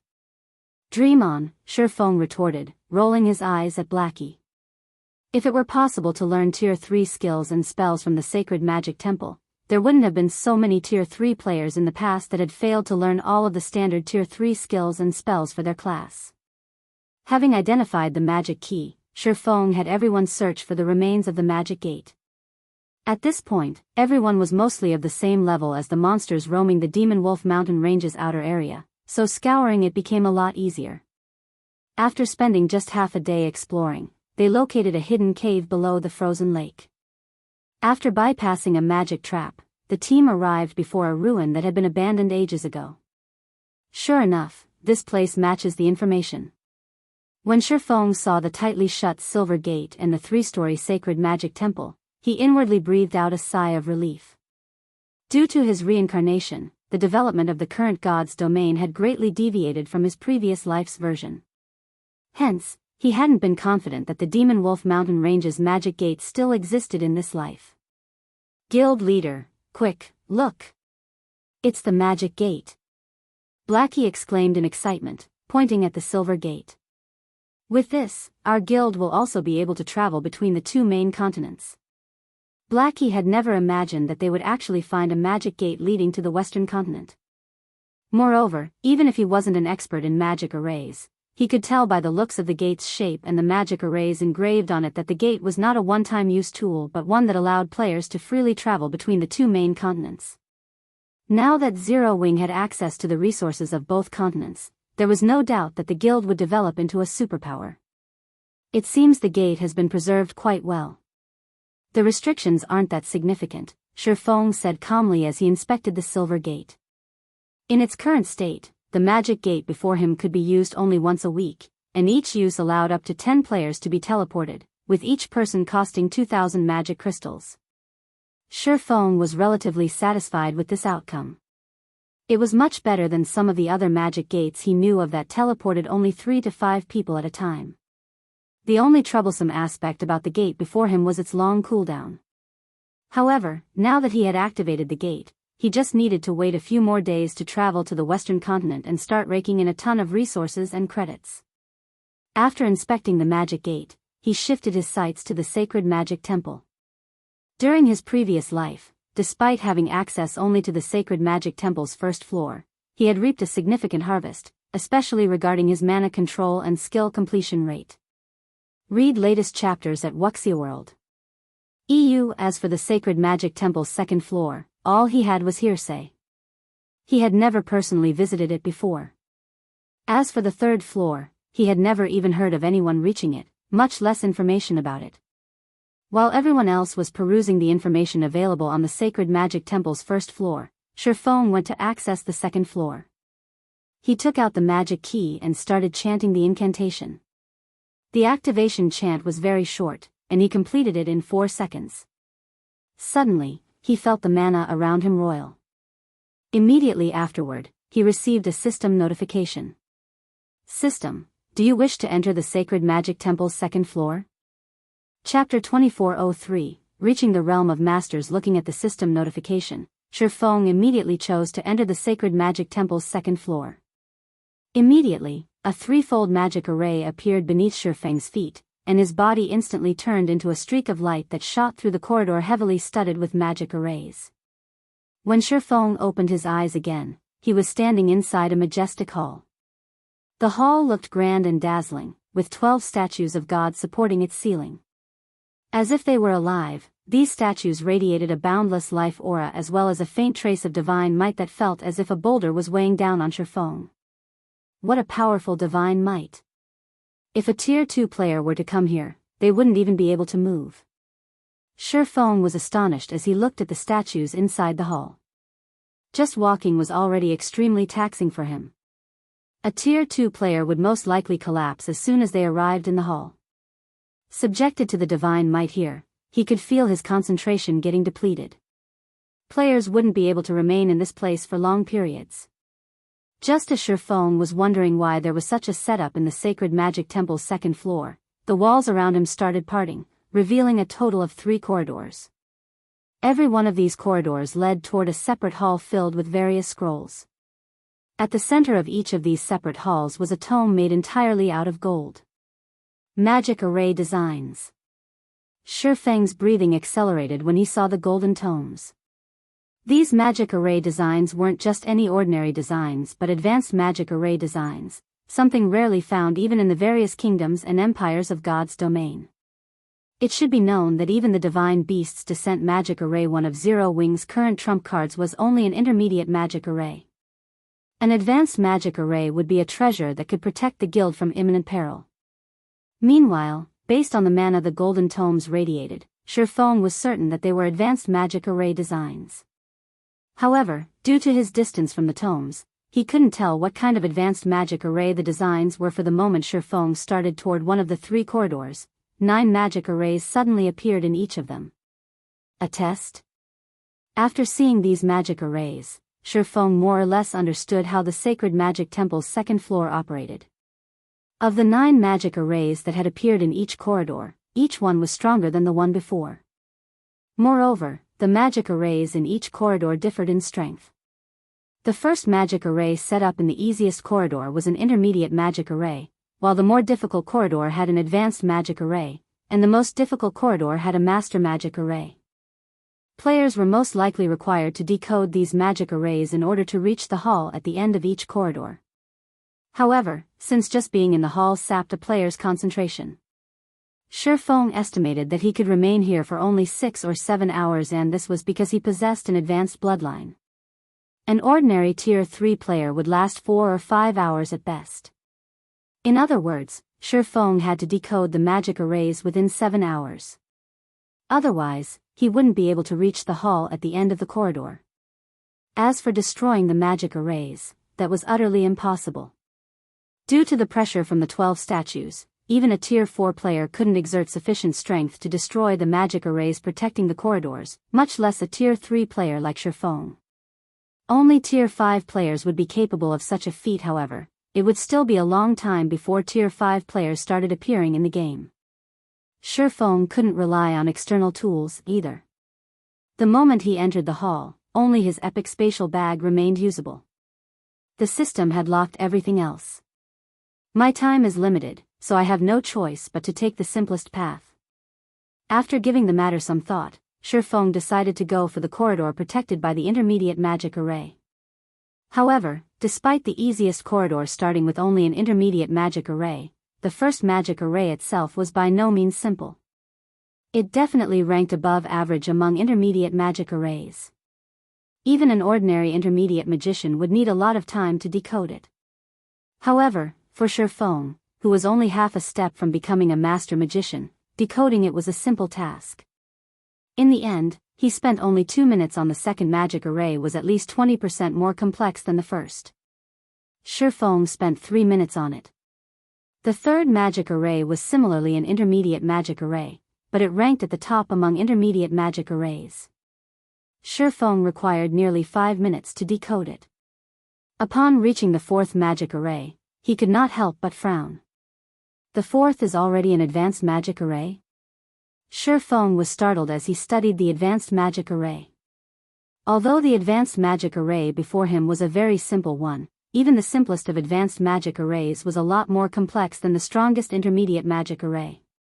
Meanwhile, if the fourth magic array in his path was already an advanced magic array, he did not dare imagine what kind of magic array awaited him further on. However, despite his thoughts, Shifeng did not stop decoding the magic array and succeeded 12 minutes later. Fortunately, the fifth magic array was not as difficult as he imagined it would be. It was still an ordinary advanced magic array, only slightly more complex. He spent 15 minutes decoding this magic array. The sixth magic array reached the standard of mid-level advanced magic arrays, requiring nearly 20 minutes to decode it. The 7th magic array was an upper-level advanced magic array. At this standard, a newly minted advanced magician would need 1 or 2 hours to decode it. Feng, though, spent only 30 minutes. The difficulty increased to the peak level standard by the 8th magic array. Feng found this advanced magic array a little tricky. However, after struggling for an hour, he still managed to decode it. A master magic array? When Feng arrived before the 9th magic array and sensed the concentration of mana within it, he felt the urge to curse out loud. There was a qualitative difference between master magic arrays and advanced magic arrays. Not only was a master magic array far more complex, but decoding it also required multitasking. Specifically, one would have to control multiple streams of mana simultaneously. Players needed to have extraordinary control over mana to accomplish this feat. However, as only one magic array remained between him and the hull, Feng still decided to give decoding the master magic array a try. The master magic array before him was very basic. Hence, it was not entirely impossible for a half-step master magician like Feng to challenge it. He merely needed to control 3 separate flows of mana simultaneously. The difficult part was that he had to control each mana flow at a different speed in order to decode the magic array's 3 sections simultaneously. If he failed to do so, then the decoding process would miscarry. After taking a deep breath, Feng started carefully controlling the mana flow of the 3 sections, making sure that the output was neither too strong nor too weak. This level of mana control was definitely beyond Tier 2 players. On his first attempt, the decoding process failed because the output for 2 sections was too high. His second attempt went awry, as he had lowered the output for the 2 aforementioned sections by too much. The difficulty of adjusting the output to a suitable level was many times greater than trying to thread a needle. However, after repeated attempts, Feng started to grasp the appropriate way of manipulating the master magic array's mana. The method was similar to how he controlled the mana inside his mana body. In fact, as he tried to decode the master magic array, he also learned to exert greater control over the mana flow inside his mana body, thereby increasing the efficiency of his mana usage, following which, time passed by rapidly. Feng's spirit weakened. Contrary to expectations, however, his focus did not falter in the slightest but grew increasingly more acute. His brain activity also continuously increased. He even forgot how to control his own body, his mind treating the mana inside the master magic array as his own limbs instead. Read latest chapters at Wuxia EU. In the next moment, 3 streams of mana flowed across the master magic array at 3 different speeds. The stream that had moved too quickly on Feng's last attempt was a touch slower now, while the stream that had moved too slowly had accelerated slightly. When the 3 streams of mana had filled up the final pattern in their respective sections of the magic array, all 3 actually arrived at the magic array center at exactly the same time. I did it! Feng could not help shouting in excitement. The moment all 3 streams of mana came into contact with each other, the magic array before him released a dazzling light. A moment later, the sound of a system notification entered Feng's ears. System, congratulations! You have become a master magician. Chapter 2404, Frightening Treasury System. You have become a master magician. Rewarding the Great Magician title. The system notification repeated 3 times. However, Feng paid no attention to it whatsoever. Instead, he shut his eyes and focused on the mana flow of his mana body. He then unsheathed Killing Ray and executed a slash. Secret technique, Lightning Flash. With just a swing of the sword, 17 sword lights crisscrossed and cut through the empty space before Feng, the attack creating a sonic boom that echoed down the corridor. No wonder the magician class is labeled the number 1 subclass. So, this is why. Feng was a little surprised by the effects of his technique. Magic arrays were the foundation for controlling mana. Many items could not exist without magic arrays. Hence, many players in God's domain would pick up the magician class as a subclass. This was especially true for forgers and alchemists, who would not be able to tread far on their path without the magician class. However, Shifeng had never thought that becoming a master magician would raise his control over his mana body to a whole new realm. Now, not only could he simultaneously control multiple streams of mana much more quickly, but his body also became much more agile. The power of his combat techniques also improved considerably.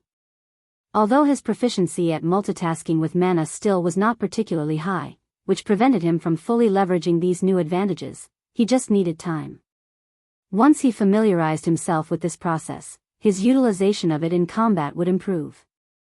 Moreover, the Great Magician title increased his maximum concentration by 10% and improved his mana control by 10%, which made controlling his mana body easier. At this moment, Shifeng more or less understood why players who had become master magicians in the past were usually very powerful. Just the minor improvement toward the mana body would allow players to exhibit much greater power with their combat techniques, skills, and spells. Not to mention, a master magician could construct basic magic arrays without the assistance of materials and use these magic arrays as a tool for support or interference. The benefits of becoming a master magician were massive. Now, if he could get Aqua Rose, Violet Cloud, and the other magical class experts of Zero Wing to become master magicians within a short period, the guild's overall strength would definitely increase substantially. Thinking up to this point, Shifeng shifted his gaze to the center of the nearby hall. Now that he had decoded the last magic array, the advanced magic array design was already within his reach. So long as he could obtain it, helping Zero Wing's members get promoted to the advanced magician rank and, subsequently, the master magician rank would be much easier. When Shifeng stepped into the hall, the contents of the hall entered his view. The hall was not particularly large, only the size of about 3 basketball courts. However, many magic array scrolls were displayed all over the hall. These magic array scrolls, ranging from intermediate magic arrays to advanced magic arrays, all came in complete sets. Every one of these magic arrays was of the barrier type. Shifeng was dumbfounded upon seeing this scene. Barrier-type magic arrays were things that the current powers of God's domain urgently needed, especially intermediate barrier-type magic arrays. Past level 100, monsters at the Grand Lord rank or above would be immune to the effects of basic barrier-type magic arrays. One needed intermediate barrier-type magic arrays or better to suppress them. However, intermediate barrier-type magic arrays were incredibly rare. Even Zero Wing had only a few complete sets. Inside this hall, however, there were over 100 sets of intermediate barrier-type magic arrays and as many as 12 sets of advanced barrier-type magic arrays. This was practically a treasury of magic arrays. No wonder nobody was willing to reveal any concrete information about the Sacred Magic Temple's second floor. When Shifeng looked at the treasure trove before him, he understood why there had been so little information regarding the Sacred Magic Temple's second floor in his previous life. One could make a fortune just selling the magic array scrolls here since the various major powers were willing to pay over 1,000 gold to purchase a set of intermediate barrier-type magic arrays. After all, not all guilds possessed as many fine gold guards as Zero Wing did. Meanwhile, without the help of powerful personal guards, raiding a level 100+ Grand Lord was an extremely difficult and costly task. However, with the suppression effects of an intermediate barrier, the raid difficulty would instantly decrease by a large margin. The expert teams of guilds would then have the ability to raid level 100+ Grand Lords. With the scrolls for an intermediate barrier at hand, teams could also start exploring level 100 neutral maps much more boldly, as they no longer had to fear level 100+ Grand Lords. While Shifeng was thinking of sweeping these magic array scrolls into his bag, his gaze still drifted to the golden tome hovering in the middle of the hall. Previously, as he had been too far from the tome, he could only tell that the magic array design was of the advanced standard. Now that he was standing so close to it, he discovered that it wasn't just an ordinary advanced magic array design. Not only was the golden tome enveloped by a dense layer of mana, but it also radiated a faint trace of divine. Although the power of this divine might was negligible and would have no effect on a player's performance, it still signified that the tome was once the possession of a god. Otherwise, it wouldn't have absorbed a god's aura. Following which, Shifeng walked up to the tome to inspect it. This is an ancient magic array design. Shifeng's breathing accelerated when he read the tome's statistics. 12 Elemental Pillars, Ancient Magic, Advanced Magic Array, requires at least 12 Tier 2 magical classes to cast. Places a seal on all enemies within a 200-yard radius. Effects will improve by 1 grade with every additional 12 casters added. The magic array can be cast by up to 36 casters.